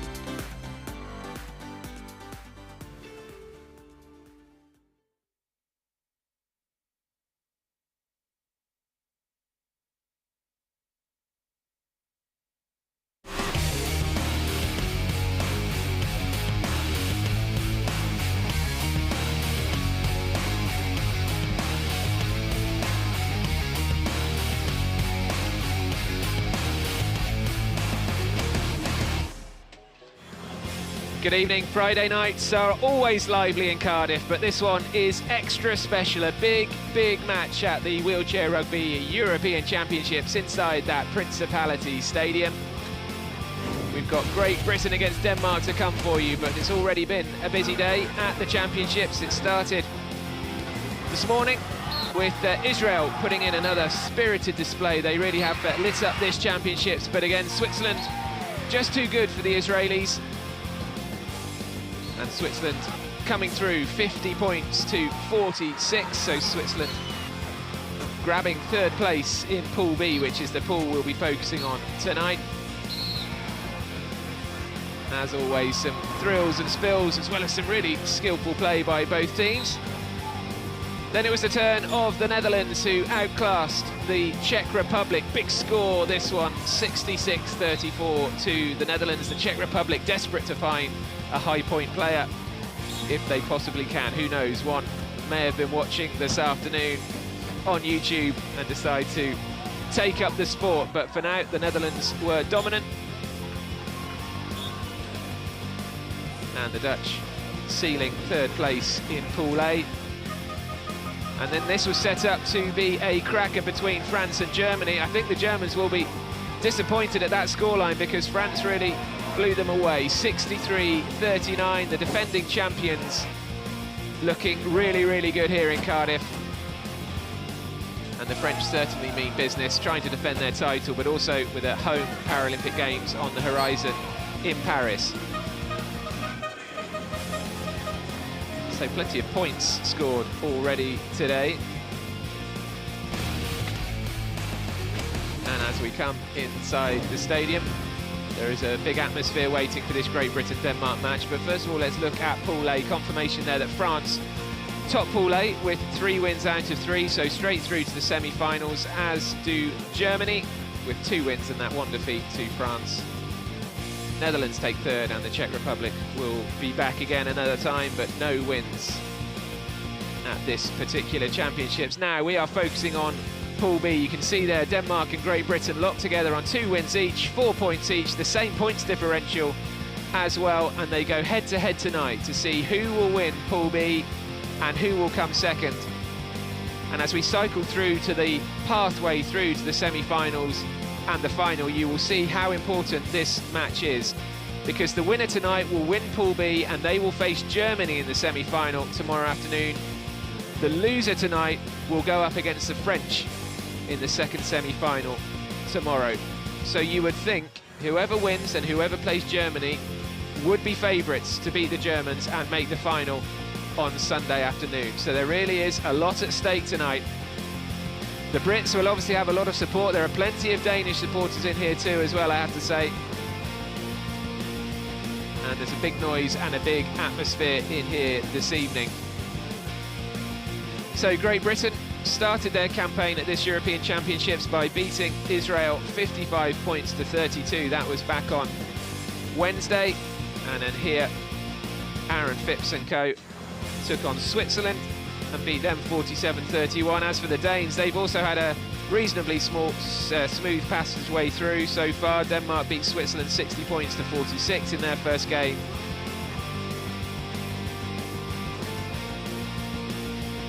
And Denmark went on to beat Israel by a massive 68 points to 43. So top class players wherever you look on the court this evening. Great Britain, the Paralympic champions, but Denmark, very dangerous opponents. Finished 4th at the World Championships last year, did the Danes, and they have beaten both Great Britain and France in the last 12 months. So before we get to tip-off, let's hear from 2 of the players this evening. Jakob Mortensen for Denmark, and first Gavin Walker of Great Britain. Big celebrity match happening right now, England or Wales? Oh, it's a tough one. That is a tough one. I've got teammates on both teams, but I think I'd have to say Jim Roberts. You know, I'd have to go for Wales. It's so fun to watch. It was excellent playing with him throughout his career. So yeah, let's go Wales. And we had 2 massive games earlier between Israel and Czech Republic and France and Germany. What did you think about the games? I think it just shows where wheelchair rugby is in Europe. You know, to see Israel come here and play in this tournament for the first time. They've done themselves really proud. Great team to play against, but they understand where they are. They're here to learn and to progress, and I can see them in a few years' time becoming, you know, much better. And the main event of the evening, obviously against Denmark. Yeah. Any thoughts? Pardon? What's that? Sorry. Any thoughts? As you say, you know, it's the main event. It's going to be a tough game, as they always are. You know, ourselves, Denmark and France are classed as the best teams in Europe at the moment, so we're expecting a tight game. We don't go into any game, you know, without, you know, wanting to win, and we don't sort of underestimate any team. So we're just going to focus on this game, make sure we get the win that we need, and then move on tomorrow. Have you been enjoying the tournament so far? Yeah, it's been great landing here in Cardiff, and we played two very well matches against Switzerland and Israel, and now we're ready to take on GB. What's the team mentality like at this point in the tournament? Sorry, again? Team mentality at this point? It's very strong. I mean, we came out strong in the two first matches and are ready to deliver another great performance here today against GB. And the massive showdown against GB, like you said, any expectations? I mean, we're playing for winning. We know we are against a home crowd here in Cardiff, but we are able to manage that and go in and win this game. Thank you so much. Nice to hear from Jakob Mortensen there of Denmark, and Gavin Walker of Great Britain. Gavin Walker, a hugely influential member of the squad from the touchline so far. Walker hasn't played yet in this European Championships, but he was one of the captains in the Paralympics over in Tokyo. Here are the referees, Paulina Schmidt and Elvira Sielska of Poland. And we have a referee ourselves alongside myself and Drew, Hannah Aldridge, who we'll speak to in a moment as we wait for the teams to make their way onto the court. And as I mentioned, we have plenty of Danish support in here inside the Principality Stadium as well. The flags over there on the far side, and the school children, I can tell you, in the distance over there on that far side have brought signs. They're wearing headbands in tribute to, I'm sure, mainly Aaron Phipps, but one or two others as well. Here comes the Denmark team, though, led by captain Leon Jorensen. Morten Elmark comes out behind Jorensen. Then it's Jakob Mortensen, who we just heard from in that interview. He's 26 years old. Kåre Mama Nielsen, quiet individual, but has a big influence on the team out there in the court. This is Denmark's female player, Sofia Skobul. 56-year-old Kurt Busk wears number 7. This is Jesper Kruger. And a big character in the Danish squad, Kristen Bak Eriksen. Looking serious tonight, but often has a smile on his face. Sebastian Fredriksson, one of the most stylish players in the tournament. Mark Peters, the poster boy, really, of wheelchair rugby in Denmark. Mikael Schutter has had a very solid tournament, goes about his business quietly. Christopher Christensen completes the Denmark squad.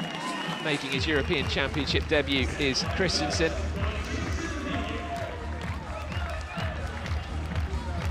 And the high fives along the line from Schutter and then Christensen. So now the Principality Stadium waits for the introduction of the Great Britain team, and look at those supporters over there with their banners and headbands. That is fantastic to see.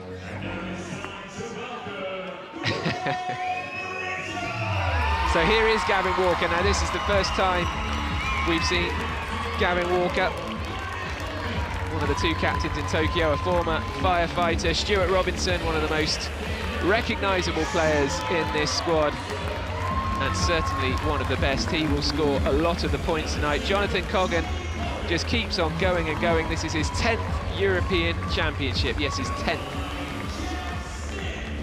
Jack Smith of Leicester Tigers, followed by David Ross, his European Championship debut as well. Nick Cummins, one of 7 players to have been part of that Paralympic winning squad. Kieran Flynn only took up the sport a few years ago, and here comes Jamie Stead with the salute, one of the best 2.5 players in the world.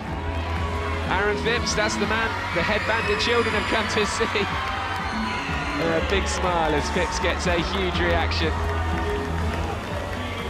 Daniel Kellett reclassified today, actually, to a 1-point player. We'll discuss that later on. And Coral Beatty, who was part of the female squad that won the Women's World Cup in March. And Coral Beatty turns 28 years old tomorrow.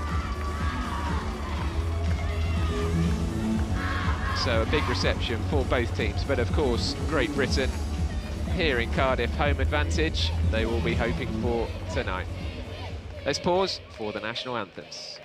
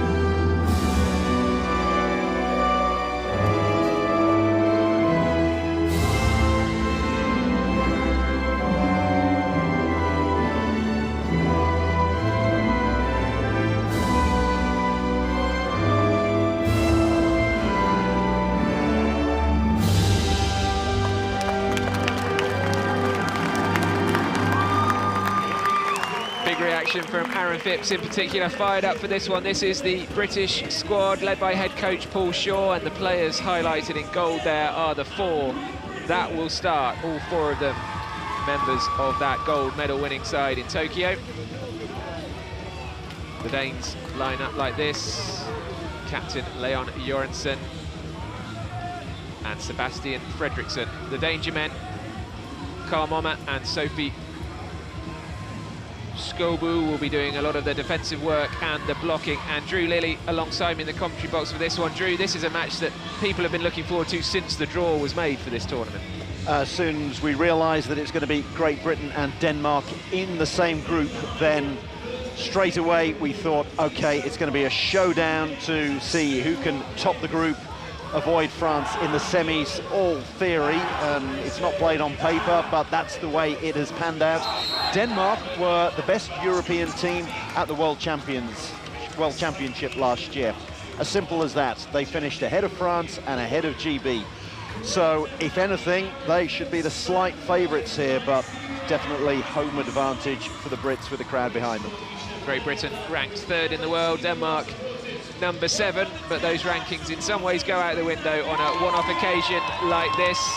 Hannah Aldridge, wheelchair rugby referee, also alongside us. Hannah, I think even the officials and the referees out there will be feeling the excitement of the occasion. Definitely, when it's a game like this and you know both teams are going to fight hard for it, especially the adrenaline is rushing through the refs right now. Well, I hope you enjoy watching it sat alongside us rather than being out there on this occasion, but we are almost ready as we approach 7:30 local time here in Cardiff. The sportsmanship of all the players on show here as they go around shaking hands, but it won't be quite so friendly when the ball is thrown into the air. So 4 quarters of 8 minutes to come, and the clock stops when the ball goes out of play. so expect a match to last around 90 minutes, and it should be all action. And this man, Sebastian Fredriksson, has been tearing up the opposition in Denmark's 2 matches so far. One of the 3.5 players who are the most agile. Their impairment is of the least severity, so they tend to be very mobile, quick, good core strength. And it means that Fredriksson can do things like this, weaving in and out of the Great Britain defence as we speak.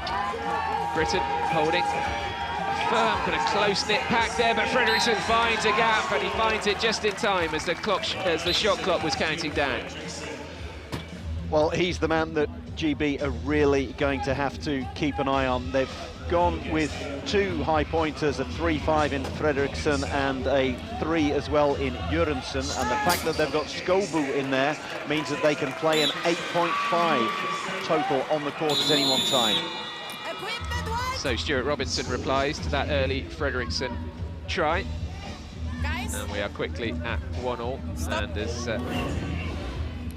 some damage to Robinson's chair, so there'll be a little bit of a pause, and the technicians will come on and make their adjustments. A whole raft of wheels and tyres and tools on the sideline for all of these matches, so he's quickly repaired and off we go again. Robinson, who missed the World Championships last year at short notice because of COVID, and it really unsettled the Great Britain squad. They only finished 7th at those Worlds after winning the Paralympic title.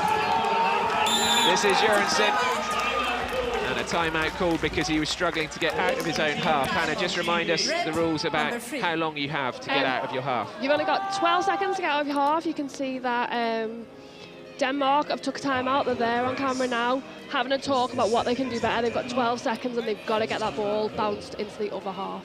So 12 seconds to get out of your own half, 40 seconds to score a try, otherwise possession changes hands. And players can't just put the ball on their lap and move along for as long as they like. They have to either bounce the ball or pass it every 10 seconds. Fredriksson, that's a good block from Robinson, and Coggan comes over to help in his customary fashion. Coggan blocking Fredriksson, trying to get a hand in there as well. And Fredriksson finds Jørgensen wearing the long red sleeves, and later in the match you'll see that Jørgensen and Mark Peters look pretty similar. They both wear a headband, balding head, but Jørgensen here wears the red sleeves and Peters will be wearing black later on when we see him. And another running repair. So we've only played 1 minute 20, and I told you it was all action.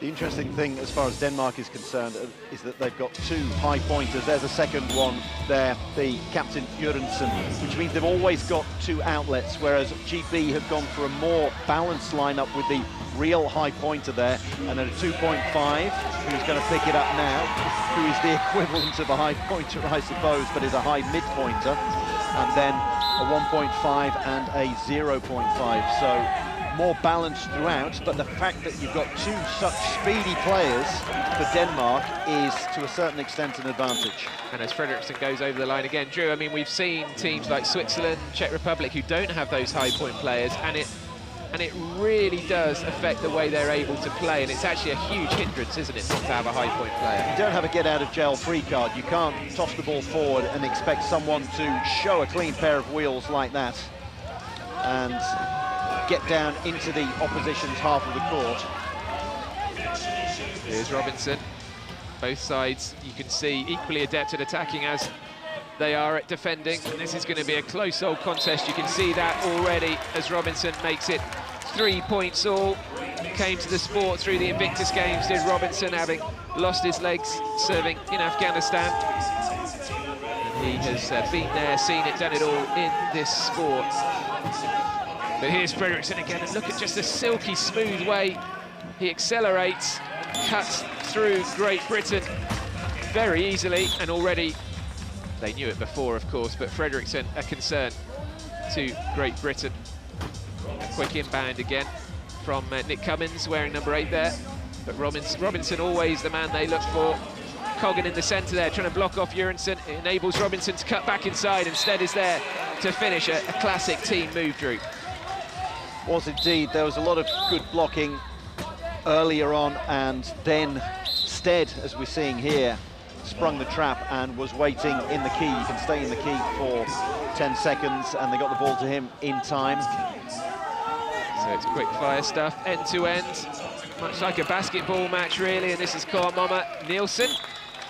Just has Mama on his shirt, but he's Carl Mama Nielsen going across for his first try of the evening. Jørgensen straight in on Jamie Stead. And already this is such a different match to either of the previous two that these two countries have both played. Both Great Britain and Denmark have had things largely their own way against Israel and Switzerland, but this, a different kettle of fish, no doubt about that. Caught Mama Nielsen will come back to his own try line for the inbound. Fredriksson looking for it, had to turn really sharply there, Fredriksson, not to go out of the court, but he gets it back to Carl Mama Nielsen. Back to Fredriksson, Stead trying to stay with him. Great pass from Fredriksson. If Mama can take it, and he can. Carl Mama Nielsen over again. What a take that was. It was incredibly agile for someone who's just a 1.5 pointer, leaning back and corralling that one in. What's interesting for me at the moment is the fact that Denmark have started with Sofia Skålbo there, so a female player that enables Denmark to play. They've got a 0.5 point advantage thanks to Sofia Skålbo, because you get that when you have a female player. And I think we're seeing the fact that rather than a 3.5 and a 2.5, they've got a 3.5 and a 3.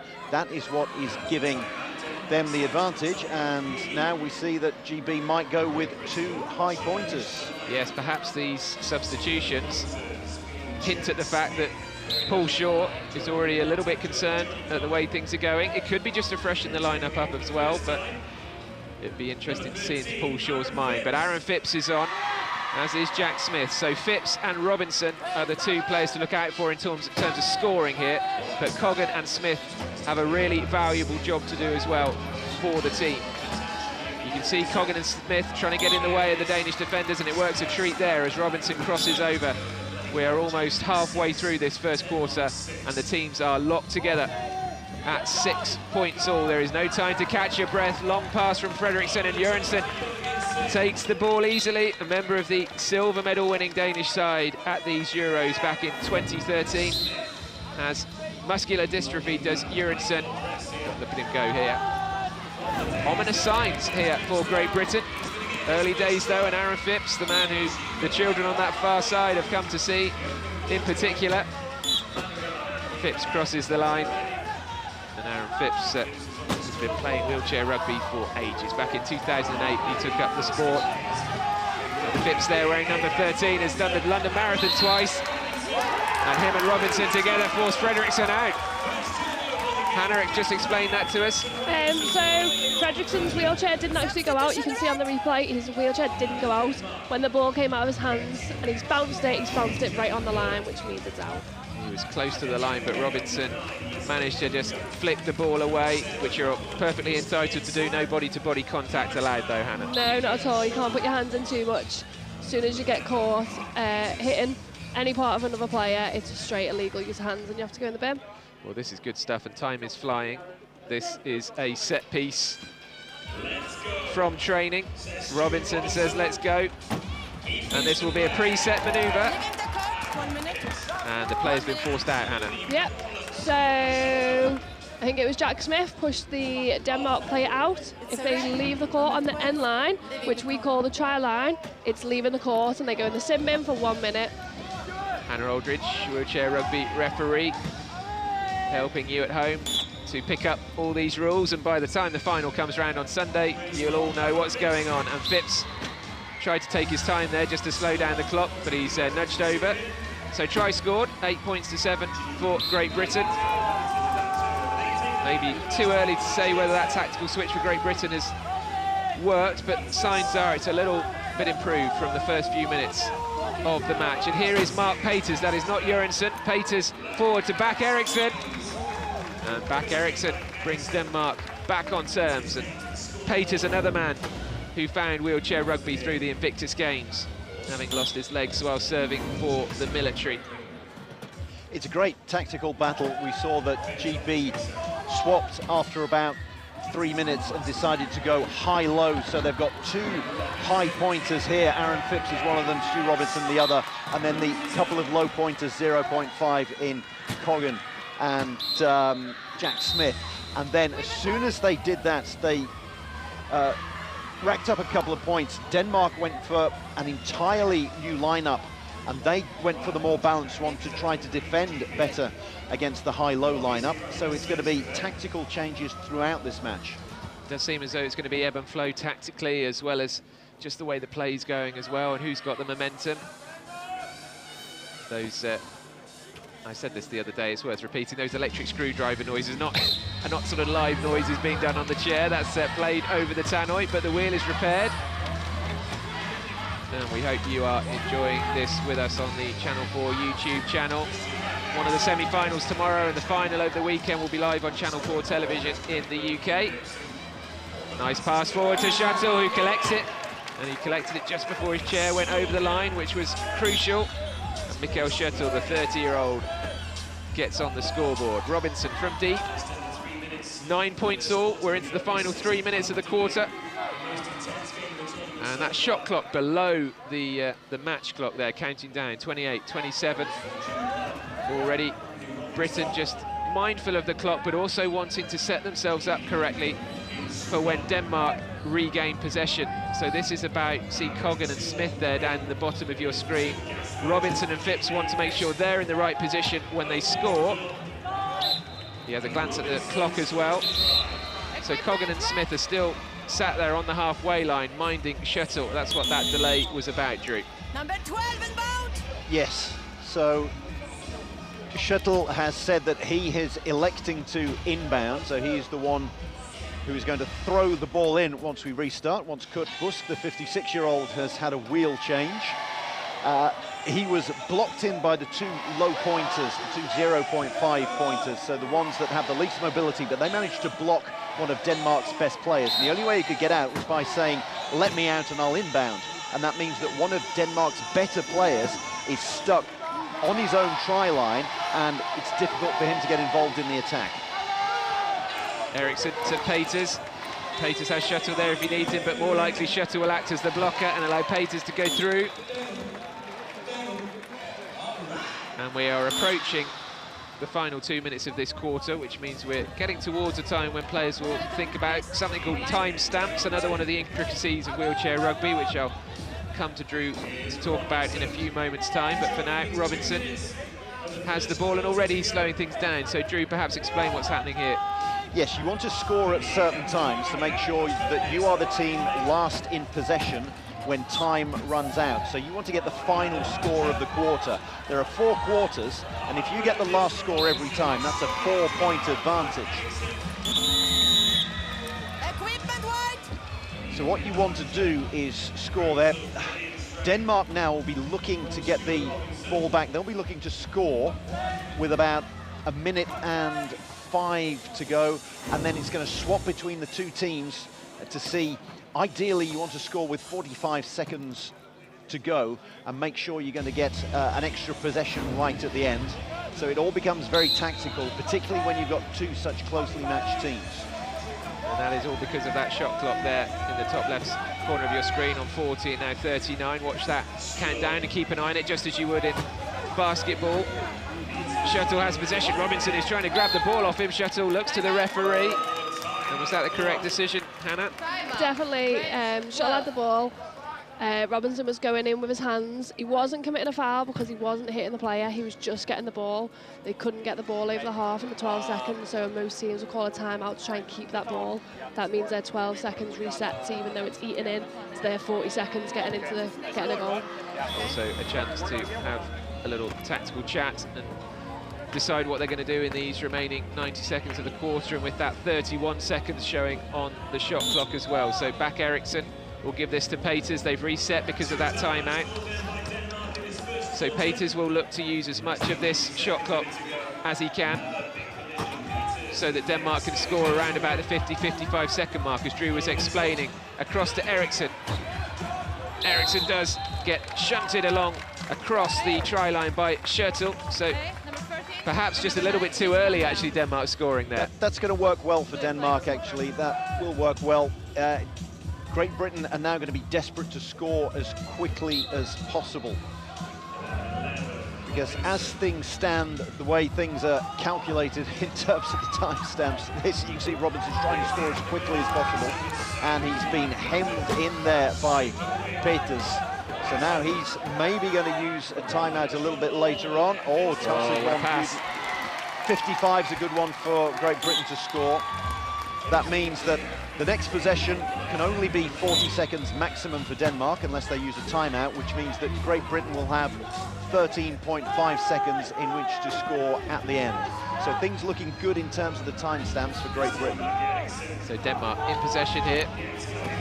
Throwing it forward to Shuttle, who takes it quickly and scores. He couldn't really do much more. I think it would have been difficult for Shuttle to catch that ball and put the brakes on at the same time in that particular situation. So now Great Britain do have, I would say, these final 45 seconds to themselves if they want it. If they can score with around about 5 seconds to go, then you wouldn't expect Denmark to be able to reply. Timeout call. White, 5. So that was the timeout called by Great Britain.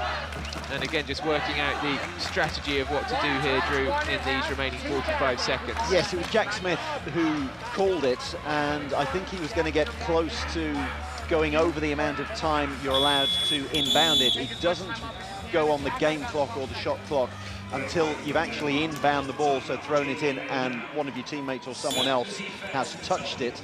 But you've got 10 seconds. The referee putting their arms out there, counting the seconds, and you've got 10 seconds to inbound.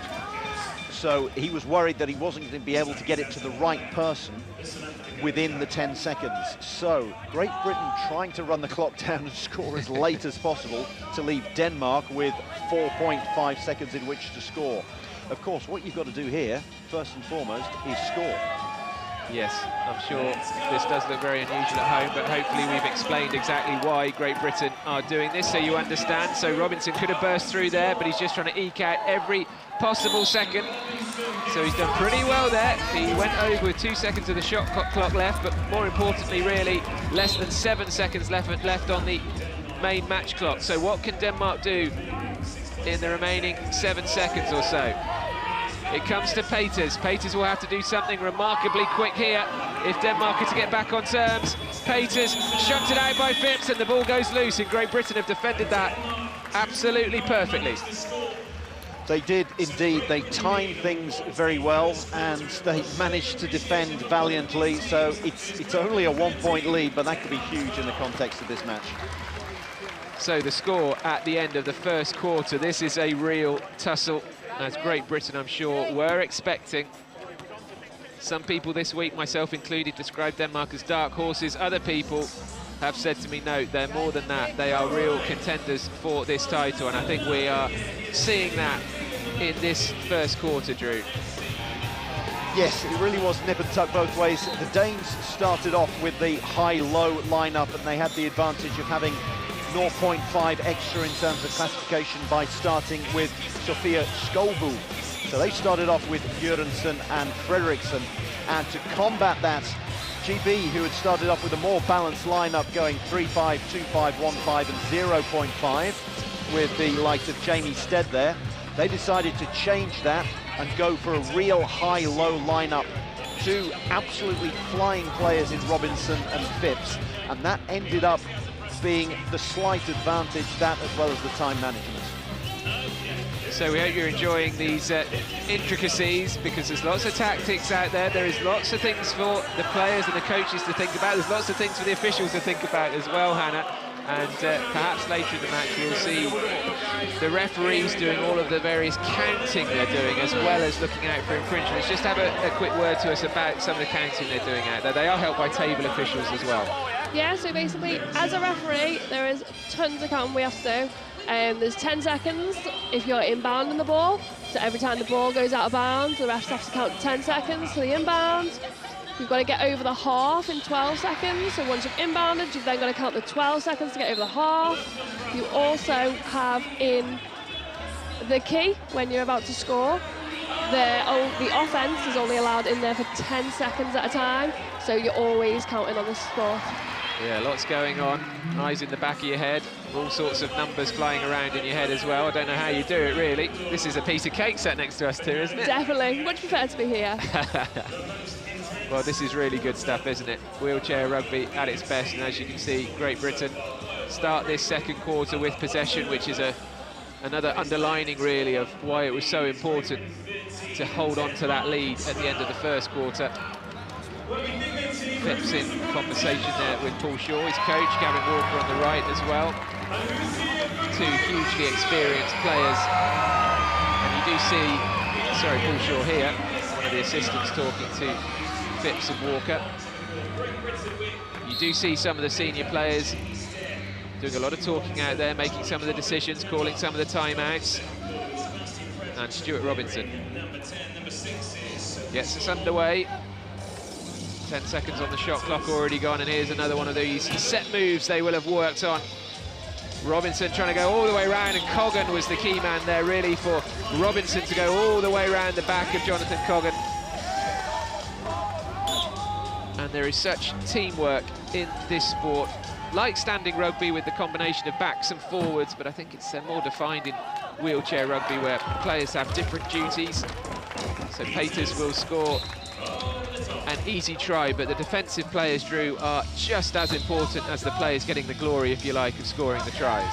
They are indeed, yes. We tend to watch, casual fans tend to watch, and even commentators, you're watching the likes of Robinson flying forward, and you think that they're the ones doing all the work, but it's not. It's there, as you can see, Nick Cummins putting in a block and creating space there for the flying players to get through. It's interesting to see that, once again, Denmark have gone high-low, so they've got some very, very quick players out there, 2 of them, and then Great Britain have gone for the more balanced lineup. So this is the way they started the first quarter. Great tactics, a real tactical battle between Paul Shaw in charge of Great Britain and Jason Regier, the American, who is in charge of Denmark. So Britain looks like a set move once more. And Denmark will be expecting this, but Robinson has all the skill and strength to still pull it off regardless of that. Oh, that's a great knock away by Fredriksson. Big moment in the match, right near the try line. Fredriksson taps the ball away from Robinson, and now like lightning goes down the other end, and what a pass to Peters. A sensational 20 seconds there for Denmark. And that's the huge advantage of having, you got the 2 3.5 pointers going head to head there. Skovbo gets a hand on it, and then the fact that you've got 2 such quick players in Fredriksson and then Jørgensen means that you can have the quick break. Poor old Robinson was trying to defend 2 really quick players, and it was damned if you do, damned if you don't. A reminder what's at stake here. The winner of this match will win the pool. The loser will finish second, and what that means is the winner will play Germany in the semi-final tomorrow. The loser would have to take on the French, who are looking brilliant. So, as the tournament slogan suggests, it's big hits and big stakes here this evening inside the Principality. Robinson gives Great Britain the lead once more. Those gold squares above the flags on the graphic in the top left corner of your screen, that is the number of timeouts left for each team. And that is for the match. So both teams only 2 timeouts left. Jamie Stead did really well there, turning over the ball. And Stead now going long. And Cummins is waiting there, just waiting for the ball to come to him. So that is, in a way, levelling up the steal a few moments ago for Denmark. You cannot take a breath at the moment. But this is exactly what wheelchair rugby can be at that top level when you get 2 great teams like this, led by 2 brilliant coaches, and another steal, but Stead is over. Timeout called, though, by Stead on his way down. My goodness me. So, Jamie Stead called a timeout then, because if he didn't call a timeout, it would have been physical advantage, because he was going over and stopping himself, so the ball would have got turned over at that point. So with the score being so close, it means so much, Jamie, as you could see. He had to get that timeout in. However, as you can see at the top of the score, on the top of the screen, that leaves GB with 1 timeout for the rest of the game, which is a little bit worrying, but Denmark have only got 2, so hopefully we'll be all right. Just to clarify briefly, if Jamie said hadn't called timeout there, and it would have been Denmark's ball. Yeah, so that was why it was so important for Stead to scream out timeout as he was on his way down. Yes, he doesn't have to do the T signal because he was holding onto the ball and trying to break his fall, so he's allowed to do it verbally. Yes, could have broken a collarbone trying to do the T signal on his way down. Robinson with the ball. It's just so imbalanced, this match, isn't it? With a critical period here where Great Britain could get a 3-point lead, and that would be huge, and it is. Jamie Stead makes it 18-15 now. And this is brilliant from Great Britain. They are facing up to what Denmark are trying to do tactically. Fredriksson dangerously close to his own try line. And he's asked for a timeout. He knew he was getting stuck in his own half there. Did Fredriksson, and Great Britain getting on top. Yes, you can see there it says 32 seconds on the shot clock, so he had another 4 seconds to get over the, so we see the wonderful work there from Robinson. He had 4 seconds to get over into the opposition half, and he's got Robinson marking him, absolutely watching him like a hawk, not giving him an inch of space. So Denmark again changing things around, and as soon as Denmark change things and go for the more balanced lineup with just the one high pointer, Great Britain change, and they're going high-low. Yes, they've got both Phipps and Robinson out there. So Fredriksson, sorry, go Drew. I was about to say, at no time have we had high-low or balanced lineups on both sides. They seem to be wanting to negate the other's strengths all the time. Fredriksson stays out there, but he's got back Eriksson, Kurt Busk, and Shuttle out there again, as we saw at the same point in the first quarter. Robinson desperate to try and just flick that ball away from Fredriksson. Fredriksson comes again, and that is class. That really is from the Danish number 10. He has cerebral palsy, does Fredriksson. He's so fast, he's just so silky smooth. But Britain, quick as a flash, respond through Phipps. Now Britain are able to go for that long ball, as Drew has been explaining. 5 tries already for Aaron Phipps in this match alone. 19-16 is a good cushion for Great Britain, considering the challenge that Denmark have posed to them. Denmark have been runner-up in a European Championship twice. They've won bronze twice as well, but they have never won the European Championship. And Eriksson goes across, Fredriksson at the centre of things again. A reminder that Great Britain number 3 in the world rankings, as Phipps is, well, like almost in slow motion, just tipped over.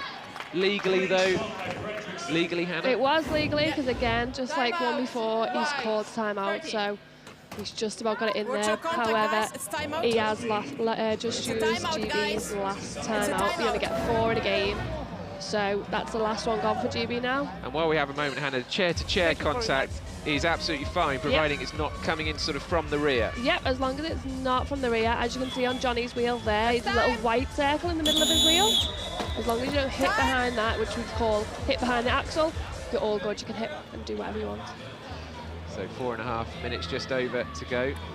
It's a great sport, isn't it, where you can hit and do whatever you want. Oh, absolutely. It is, and that, I think, is part and parcel of why people come to watch. It's all very well the silky moves and the tries, but let's face it, people do love the crash bang wallop of wheelchair rugby, as Phipps makes it 20 points to 17, particularly in the highlights reels of the big crashes. That's what people like to see. Back Eriksson, under pressure to Fredriksson again. An awful lot is being asked of Fredriksson at the moment in this system. Oh, nice little shimmy there from Shuttle. Some of the Welsh rugby players who have played in this stadium in years gone by would have been proud of that little sidestep move. Fredriksson again with hands in again from the Brits. Robinson does well. That was on the cards for a few seconds there. Robinson just jabbing away at him. Well, he's got his own back, because exactly the same happened to him. Robinson lost the ball when Fredriksson got in for the initial turnover about 5 minutes ago. And I think Robinson's been desperate to get his own back in that little one-on-one battle between the two great high pointers, Robinson for Great Britain and Fredriksson, the two standout players for Great Britain and Denmark. And that was a little personal battle that he won there, Robinson. So only 10 seconds on the shot clock now. Fredriksson needs to get round the back of Jack Smith, and he does. I Thought for a moment Smith was going to hold him up, the Leicester Tigers man. Jack Smith with the bald head there, about to go for the inbound. He had been planning to try and get into the squad for the Paris Paralympics. He was ahead of schedule, made Tokyo instead. A pleasant surprise for him as Phipps comes across the line. So I mentioned Phipps completing the London Marathon. He's also climbed Mount Kilimanjaro as well, Aaron Phipps. Quite the athlete, quite the mentality. He had meningitis when he was 15 years old, did Aaron Phipps. So Denmark back in possession. Coggan and Smith going for him, double teaming Schertel. Smith desperately leaning forward, trying to get towards the ball without giving away an infringement, not allowed to hit Fredriksson's arms or hands. It has to be a clean hit on the ball, and Robinson doing his best to try and shove Fredriksson out of the court as well. The shot clock is counting down here. Back Eriksson will be well aware of that. Denmark need to move. Schertel, no, taken away, stolen by Robinson. That was all down to the fact that the shot clock was counting down, and Denmark got a little bit desperate. They had to, really. Good pass as well from Robinson to Phipps. Phipps tries to put the ball up his jumper and then passes to Robinson, who is free. Another really important passage of play. I think what we're seeing here is that Denmark are incredibly effective when they're going high-low with two high pointers. When they go for a more balanced lineup, they haven't got the outlets. Sebastian Fredriksson is trying to do absolutely everything. And GB, they can go high-low and have Robinson and Phipps, which is what they're doing at the moment, or they can have the balanced lineup and both of them work. It's the fact that the two strategies are working for Great Britain and only the one's currently working for Denmark. 3-point margin now, 2 minutes 41 left in the first half. As Hannah mentioned, Great Britain have no timeouts left, which could come into play later in the match, but for the time being, Britain will be happy with the way things are going. Even happier now, 23-19, Aaron Phipps again with the score. And it's Denmark who have some thinking to do now, tactically. As Drew's saying, they have looked a lot stronger with, let's call it Plan A, than Plan B. Shuttle with Robinson in his face to Fredriksson. That's a great pass if Back Eriksson can get onto it. And Back Eriksson does incredibly well there. A 2-0 player. So Back Eriksson really had to work hard to get the speed up there to get on the end of that pass. Did well, 23-20, just over 2 minutes to go. So again, we're just heading into the phase of play where players will start looking at the clock a little bit more and trying to get on top in that sense as well. So that's why Robinson turns away. He glances at the shot clock himself and is happy to just stay there for a little while.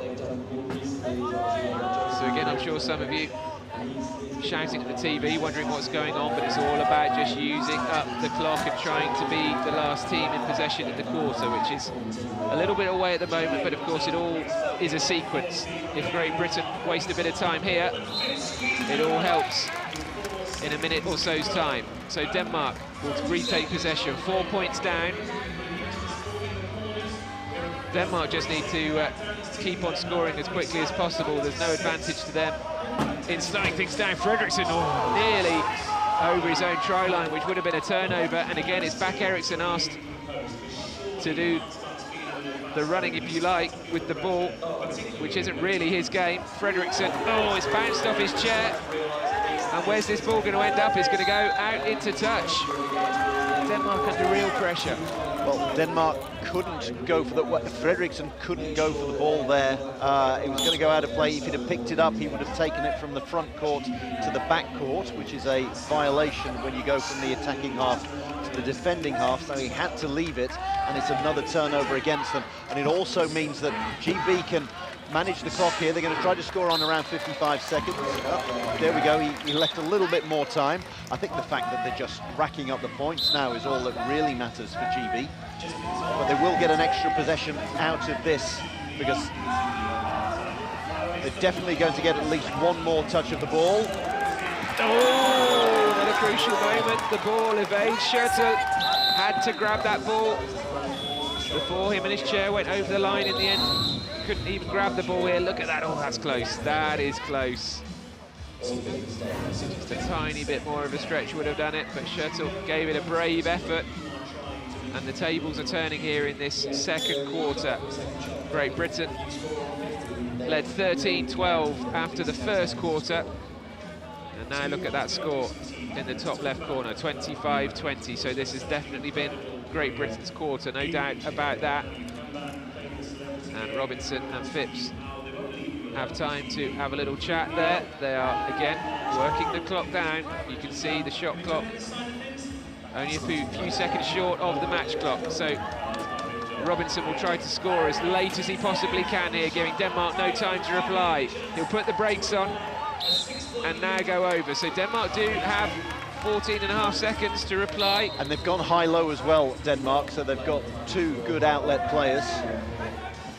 This is back to plan A.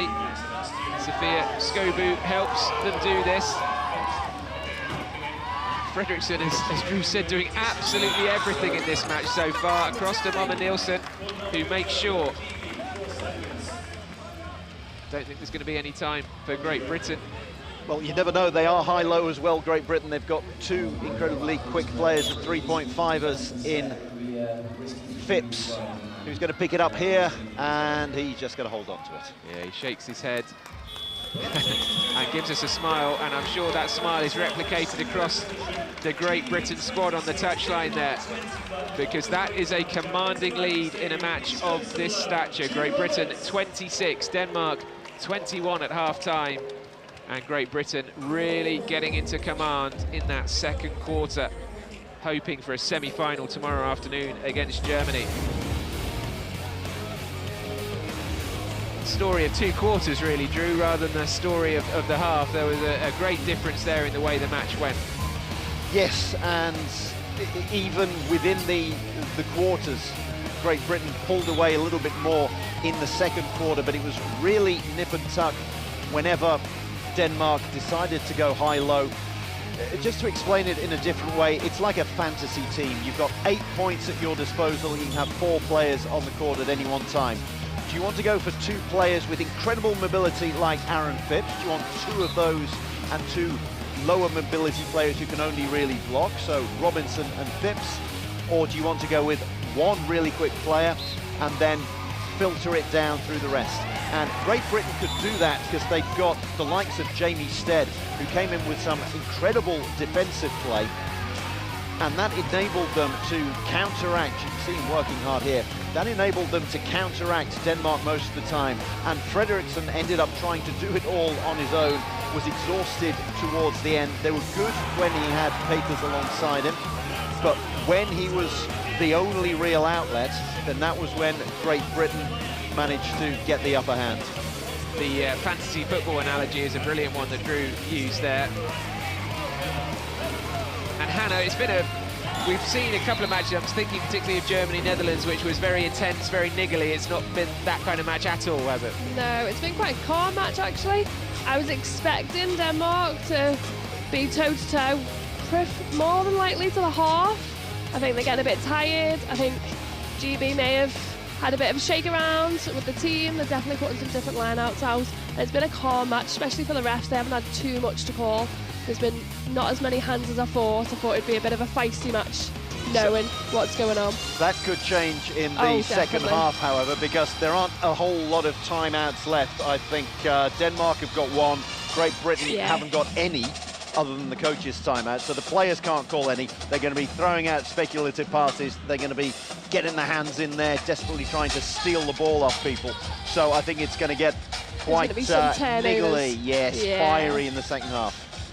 So Great Britain lead Denmark 26-21 and are on course for a semi-final tomorrow against Germany if they can hang on to this lead. One man who is not here, who would have loved to have been here playing for Great Britain as a proud Welshman, is Jim Roberts. Let's hear from him now.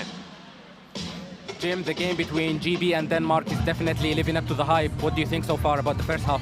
It's been a really close first half. Luckily, GB have started to pull away a little bit now, so hopefully they'll increase that lead and get a good spot in the semi-final tomorrow. And I think that if they win, they'll play Germany. So that's a big win for GB, hopefully. Thank you so much.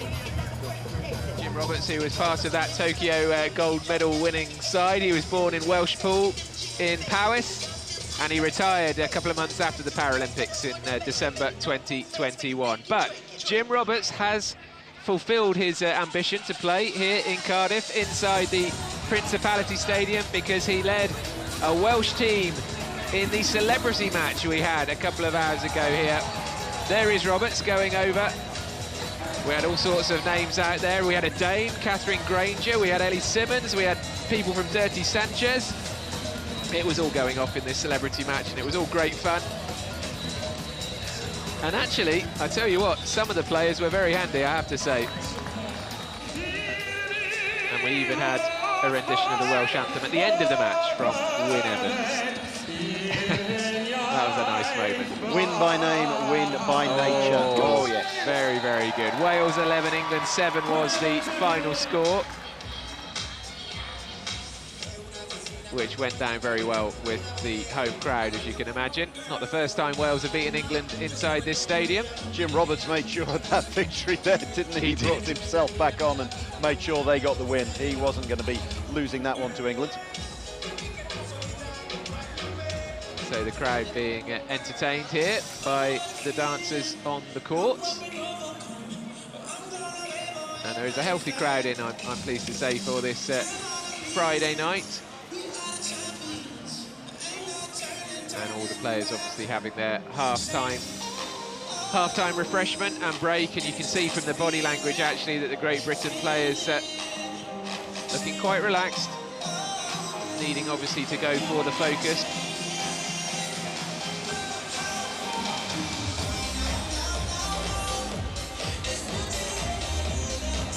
And Paul Shaw not really giving any instructions. I think his game plan has been carried out to the letter. So he is happy for his players to just rest and recover. Let's just go back to that celebrity match for a few moments while we wait for the second half to begin here, because one of the players who represented England in that celebrity match was another Paralympic gold medalist. Ellie Simmons, do you fancy converting to wheelchair rugby, or did it absolutely terrify you? Oh no, it's such an amazing sport. I absolutely loved it. So maybe want to watch, might convert from swimming to wheelchair rugby in the future. Maybe I might wait till Paris, leave that, and maybe LA 2028. I thought England were going to turn it around in the second half there. It was so close, and do you think some of the refereeing decisions went against you? Maybe, but that second half from the guys was just phenomenal. And then, but I think, if you notice as well, Jim wasn't on the second half, and then he came on, and that guy is a Paralympic gold medalist. Like, he's phenomenal. And did you enjoy being in this stadium and having the Welsh national anthem sung, albeit improvised? Yeah, no, it's amazing. Like, it's a beautiful, beautiful stadium. Just to be here to the European Wheelchair Rugby Championships, and just to be surrounded by some incredible athletes. Like, we were training out there, and you could see, I think it was the teams just come off the pitch, and just to see them all, and to the guys, the Great Britain team are competing this afternoon tonight against Denmark, so I'm really, really looking forward to watching. I'm glad we've got a new fan. Thank you. I'm glad you enjoyed it. Thank you. Drew Lilly speaking to Ellie Simmons there. I've had a fair few dealings with Ellie Simmons over the years, and as I said earlier, she's far too nice and polite to play this brutal sport. She was incredibly polite there, but she was very perceptive as well. She absolutely spotted that Jim Roberts made the difference in that celebrity match. But the important thing was that actually it highlighted just how skilled the real players are, if you like. Jim Roberts was head and shoulders above any other player on that team, and Drew, it just shows you that actually you can kind of take for granted sometimes how much effort and skill is going into playing this match. Talking to some of the other people involved, and you've got a gladiator out there, and then who saw the ones from Dirty Sanchez putting their hands in the flames as they were coming down the ramp.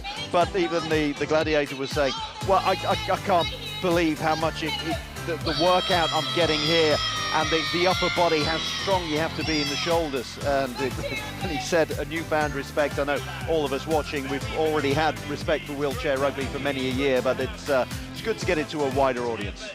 So a reminder of this pathway that we'll be looking at over the weekend, and it's looking pretty good for Great Britain to win Pool B and go into that first semi-final tomorrow afternoon against Germany. If you're watching this YouTube link in the UK, it's worth noting that Germany-Great Britain would be live on Channel 4 television as well tomorrow afternoon. And then France, it looks like it could be France-Denmark in the second semi-final. That will be a cracker tomorrow evening. And of course, the winner of those two semi-finals will go through to the gold medal match, which is also live on Channel 4 TV on Sunday at 3 o'clock local time. Aaron Phipps is usually smiling and having fun, so it's nothing unusual, but he does look very relaxed out there, and I think the British team know that they are onto something good here with a 5-point lead. They actually won that second quarter 13 points to 9 against Denmark, having won the first 13-12. So the second quarter brought a lot of happiness and confidence, I imagine, to this Great Britain lineup, and it'll be interesting to see if this tactical battle continues as it has in the first two quarters as we head into the third. Yes, Paul Shaw definitely winning it at the moment. There he is in the middle with his back to us, Tez as he's known.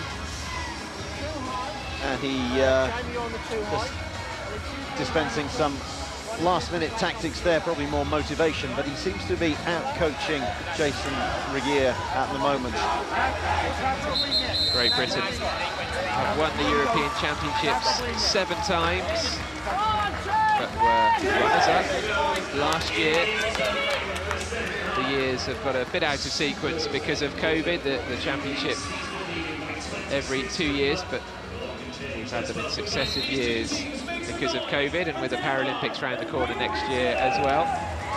So Denmark off to a quick start. Peters straight over the line, and within 2 seconds, Denmark bring it back to 26-22. Yes, the arrow that we saw there was showing who had possession, and the arrow pointing in the way of how Denmark were attacking, so they had possession to open the third quarter, and it means that Great Britain will have the next possession either after a held ball or at the start of the fourth quarter.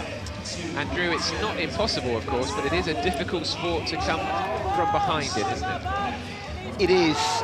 Great Britain know full well in the World Cup 7 months ago in Denmark, they were, I'm not sure if it was quite 5 clear, but they were pretty clear of France in the group stages. There were at least 3 clear with well into the fourth quarter and ended up losing that one. So they will be very, very conscious of maintaining the gap here. And a reminder, no timeouts left for Great Britain, just one of them marked by that gold block above the Danish flag. So Robinson going between Shuttle and Peters, then turning back the other way. Lovely shimmy from Robinson. And he's capable of just bursting into speed. And we've got a player over.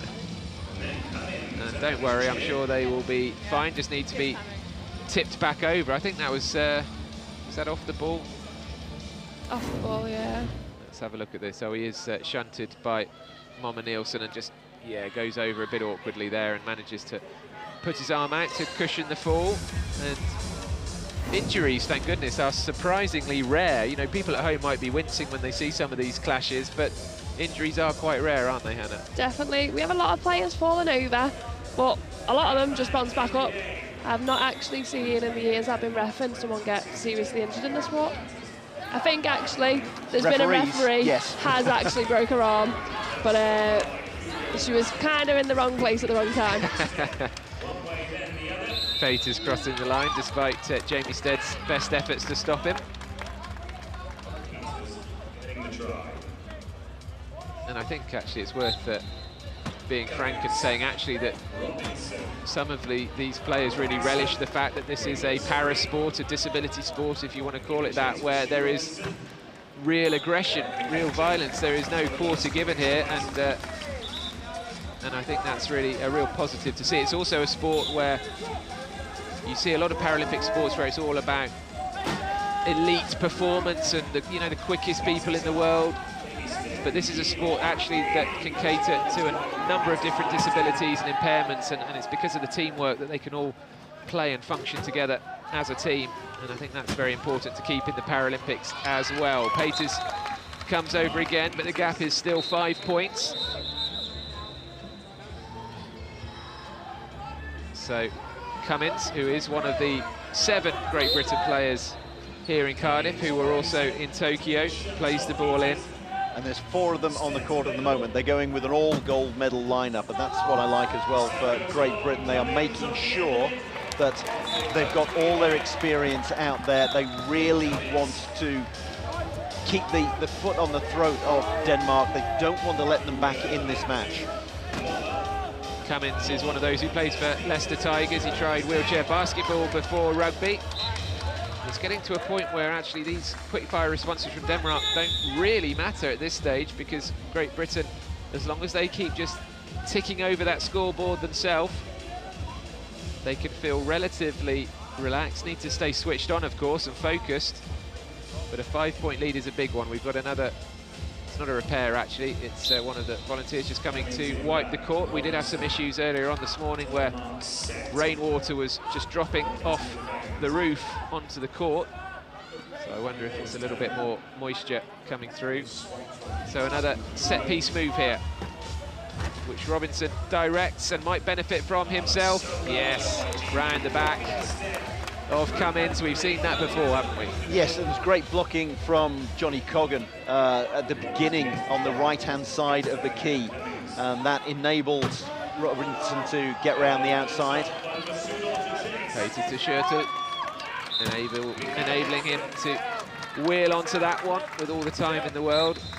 But yeah, so important that people at home, you just take a look at some of these blockers as these attacks are coming together. Kind of take your eyes off the ball for a moment and just look at the work that the likes of Coggan and Cummins and the like are doing.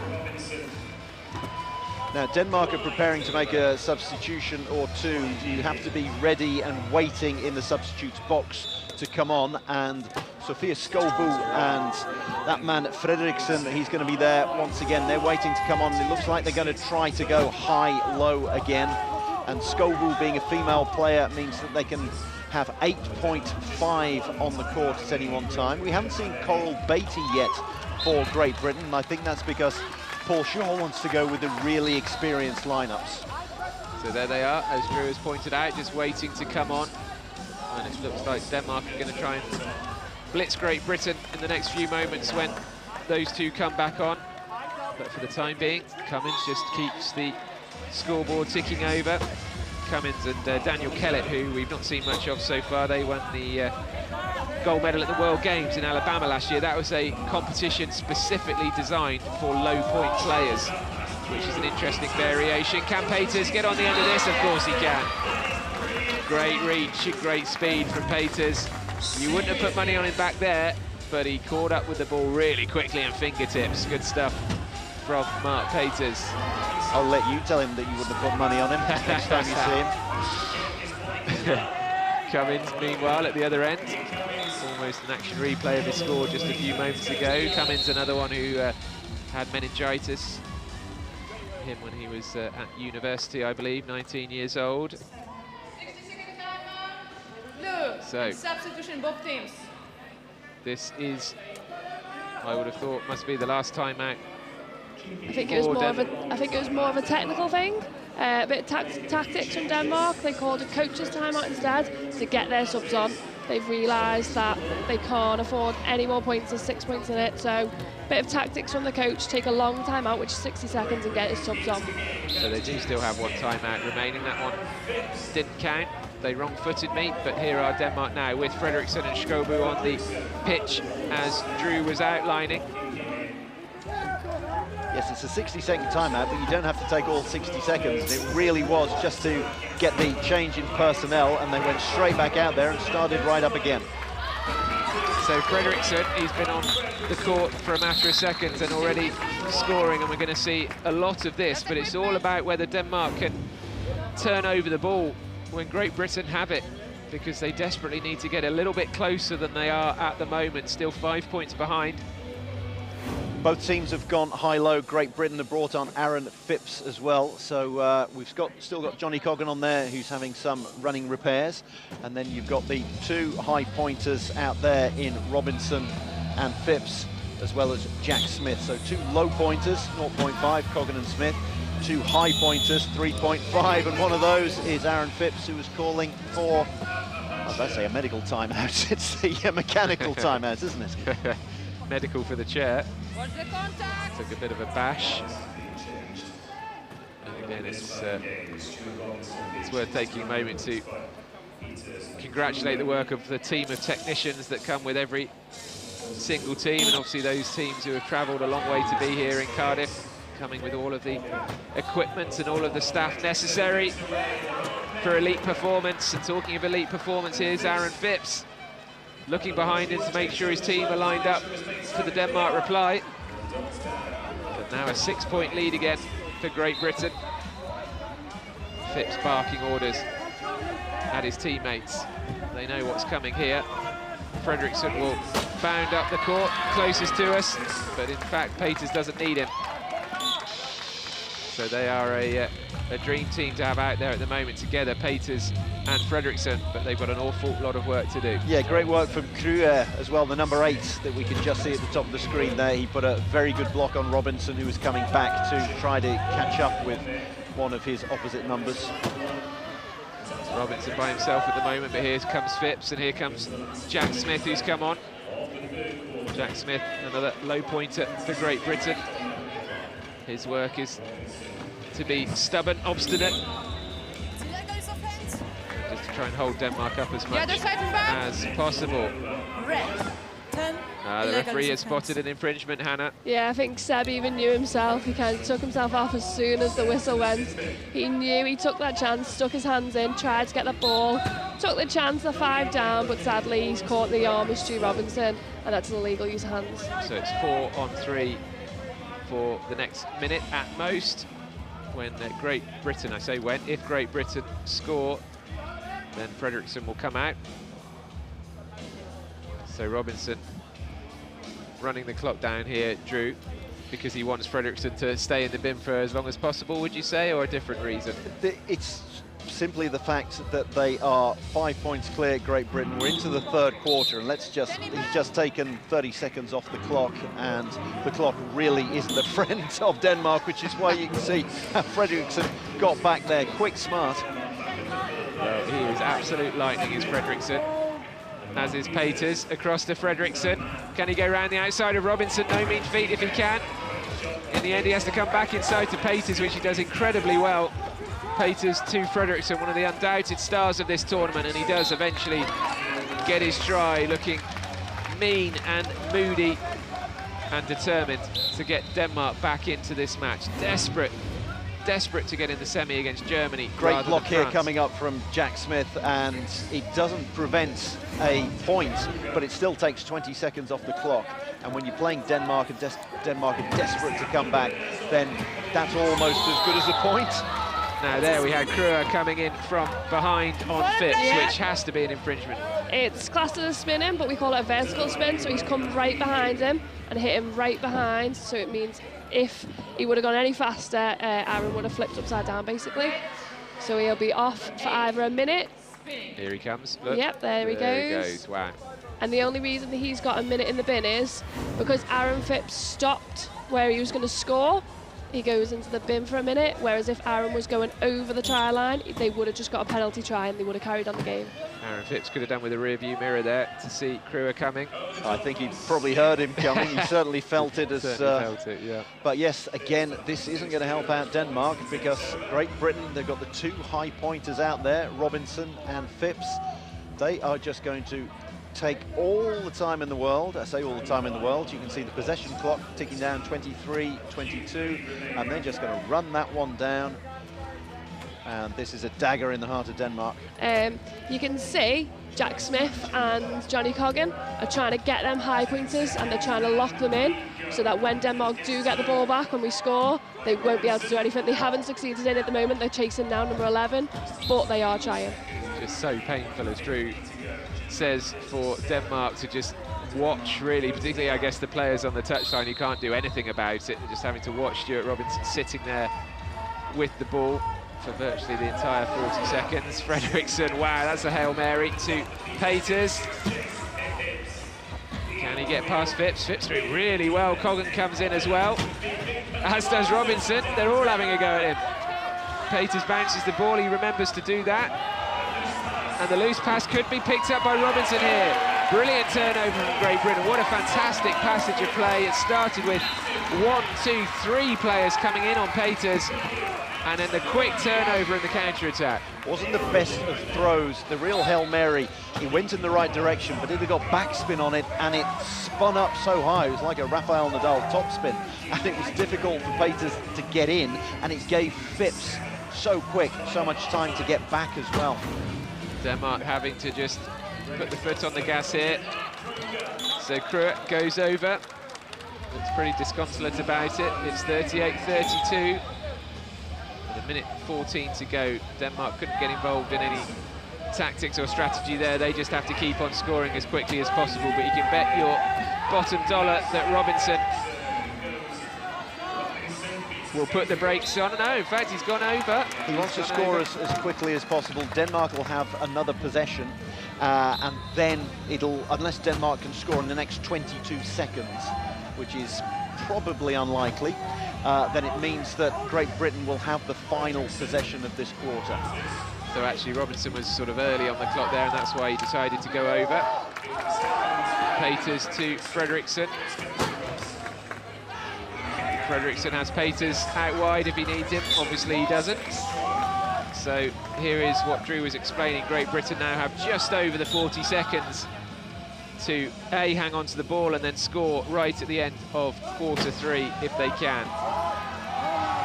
So Phipps will put his handbrake on. Almost literally was a handbrake turn there, wasn't it? Really was a bit of a 180. To Robinson. And Robinson and Phipps will just play cat and mouse with the Danes here for a bit, you would imagine, which will frustrate them. It's going to annoy them as well, yes. Oh, it's hard to watch if you're a Danish supporter, but loving it if you are a Great Britain supporter. Robinson, to a certain extent, doesn't really matter what happens here, but he is going to score. And that makes it a very, very convincing scoreboard for Great Britain. And 21 of those 40 tries for Britain have been scored by Stuart Robinson. So the clock counts down. Good interception by Jack Smith. Wow, 40-33. Great Britain are in dreamland here. I don't think they could have imagined a 7-point lead at the end of the third quarter. Particularly the third quarter that started with possession for Denmark, and then on Denmark's second possession they conceded a turnover, and that really was a dagger in the heart of the Danes. We saw them commit a couple of fouls towards the end, so there were a couple of sin binnings, and it was a tough watch if you're Danish. If you're British, then it was absolutely brilliant, and we did see the two lineups going high-low at the same time. We had the balanced lineups to begin with the likes of Jamie Stead in there. Stu Robinson playing, I think, every minute of the match so far. And then after Denmark decided to go with their two high-pointers as well, Phipps came back on, so Shaw, the coach for Great Britain, countered with that, and then that's one of the fouls. It's slightly desperation stuff from the Danes now, because they're getting far too far behind on the scoreboard. The score in that third quarter alone was Great Britain 14, Denmark 12. And it means that in total it's 40 points to 33. So the Danes are going to have to pull off something absolutely incredible here in the fourth quarter. Don't forget, Denmark have got a semi-final spot. It's not that they're going to go home or be out of the tournament. It just means that Denmark will play France tomorrow, whereas Great Britain will play Germany. And on paper, that is a big advantage for the Brits. This is a sport where Britain versus Germany actually works out in favour of the Brits. Oh, painful history there you're dredging up, Drew. But yes, you're absolutely right. And Denmark versus France, well, France won all of their group games at the World Cup. Denmark finished fourth in their group, so it's first versus fourth in the quarterfinals. And Denmark sprung a surprise. So you never know, tomorrow in that other semi-final, France won't be taking anything for granted. And just worth a brief mention for the first time tonight that the two finalists get automatic spots for the Paris Paralympics, but if one of those finalists is France, or their hosts already, so the spot would shift down to the team that finishes third here in Cardiff. So those semi-finals significant in that respect as well.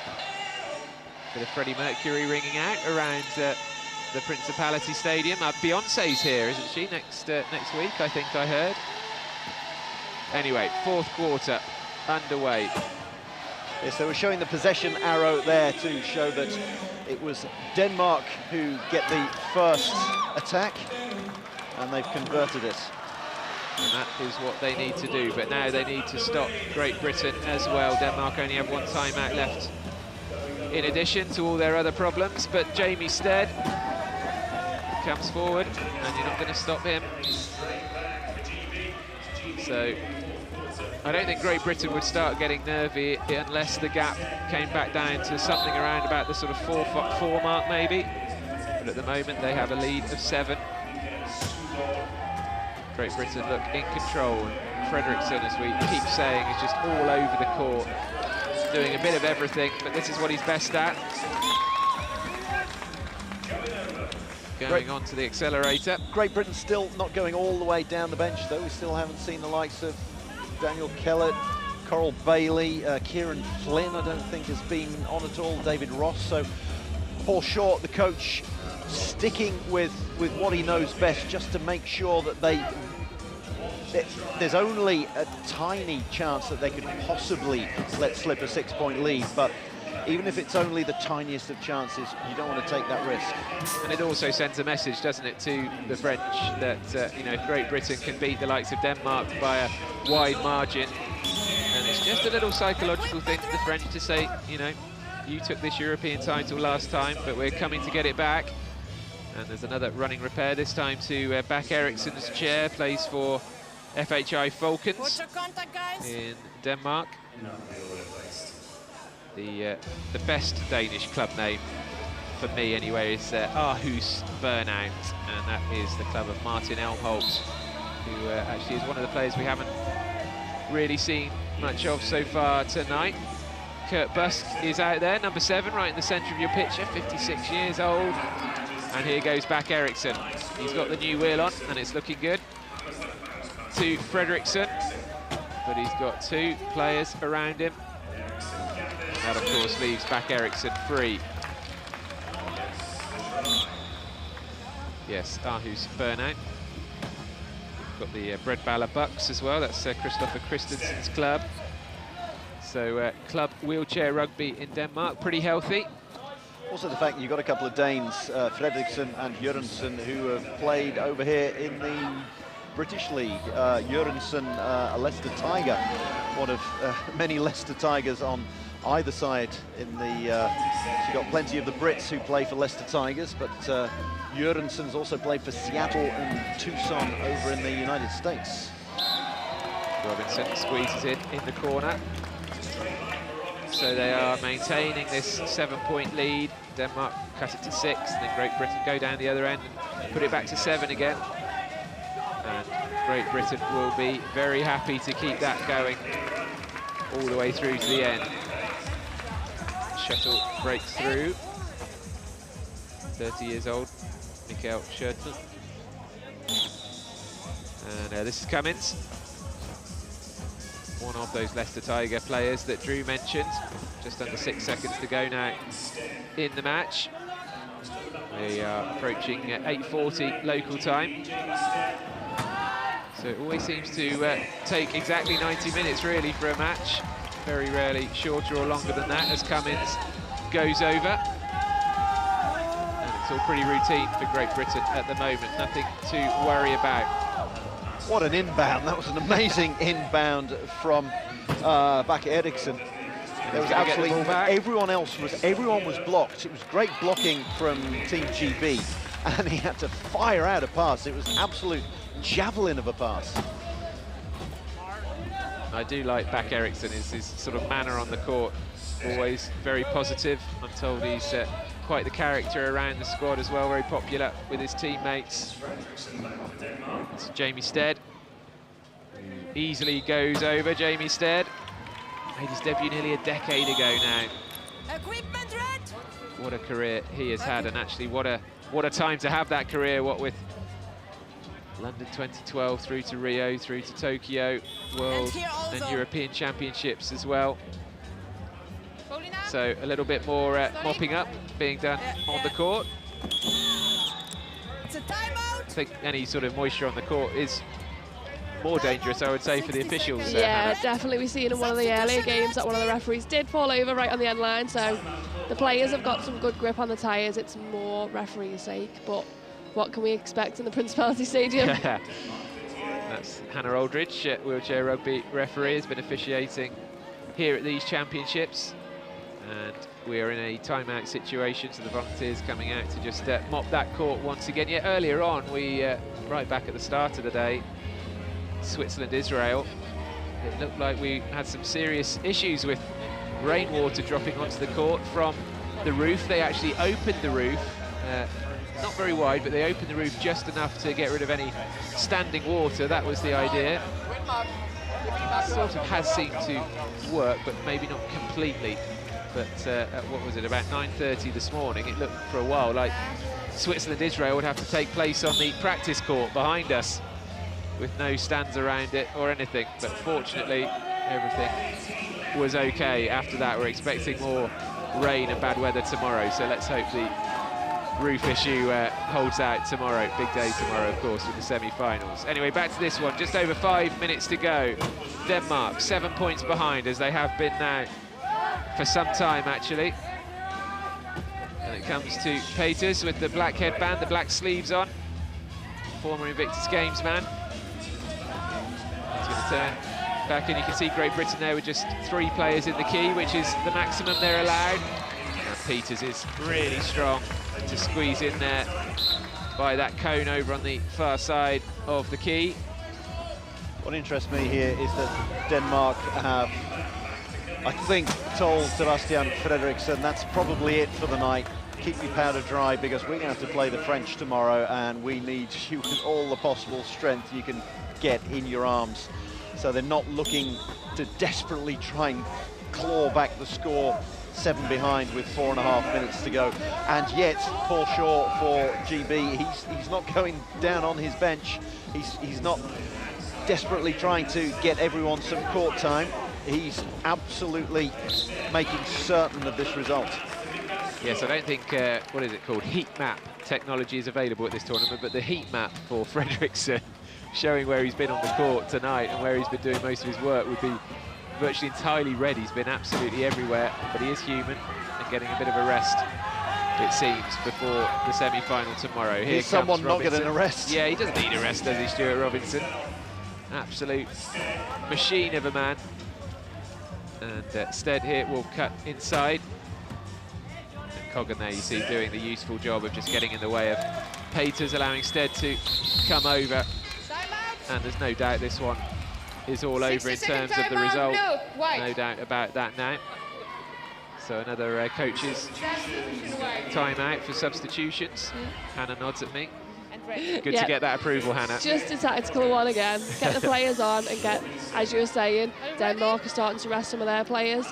Doesn't look like Paul Shaw's resting his players at the moment. I think they're sending out a message to France to say we're coming back for the gold that we kind of deserve to have back with us, but let's see what the lads do. That's a really good point, actually, yeah. Their A-team still out there for Great Britain. Frederiksen didn't fancy staying on the touchline until the end of the match. She's coming out for a final burst. Maybe he isn't human. I said he's human after all and he needs a rest, so clearly Frederiksen with energy supplies above and beyond what we thought. But 1 or 2 other names have come on. Jakob Mortensen on there, number 4. Bak Eriksson is out there, and Sophia Skobu is out there as well, which gives Denmark that extra half point to use. Great Britain, though, Coggan and Smith, Phipps and Robinson.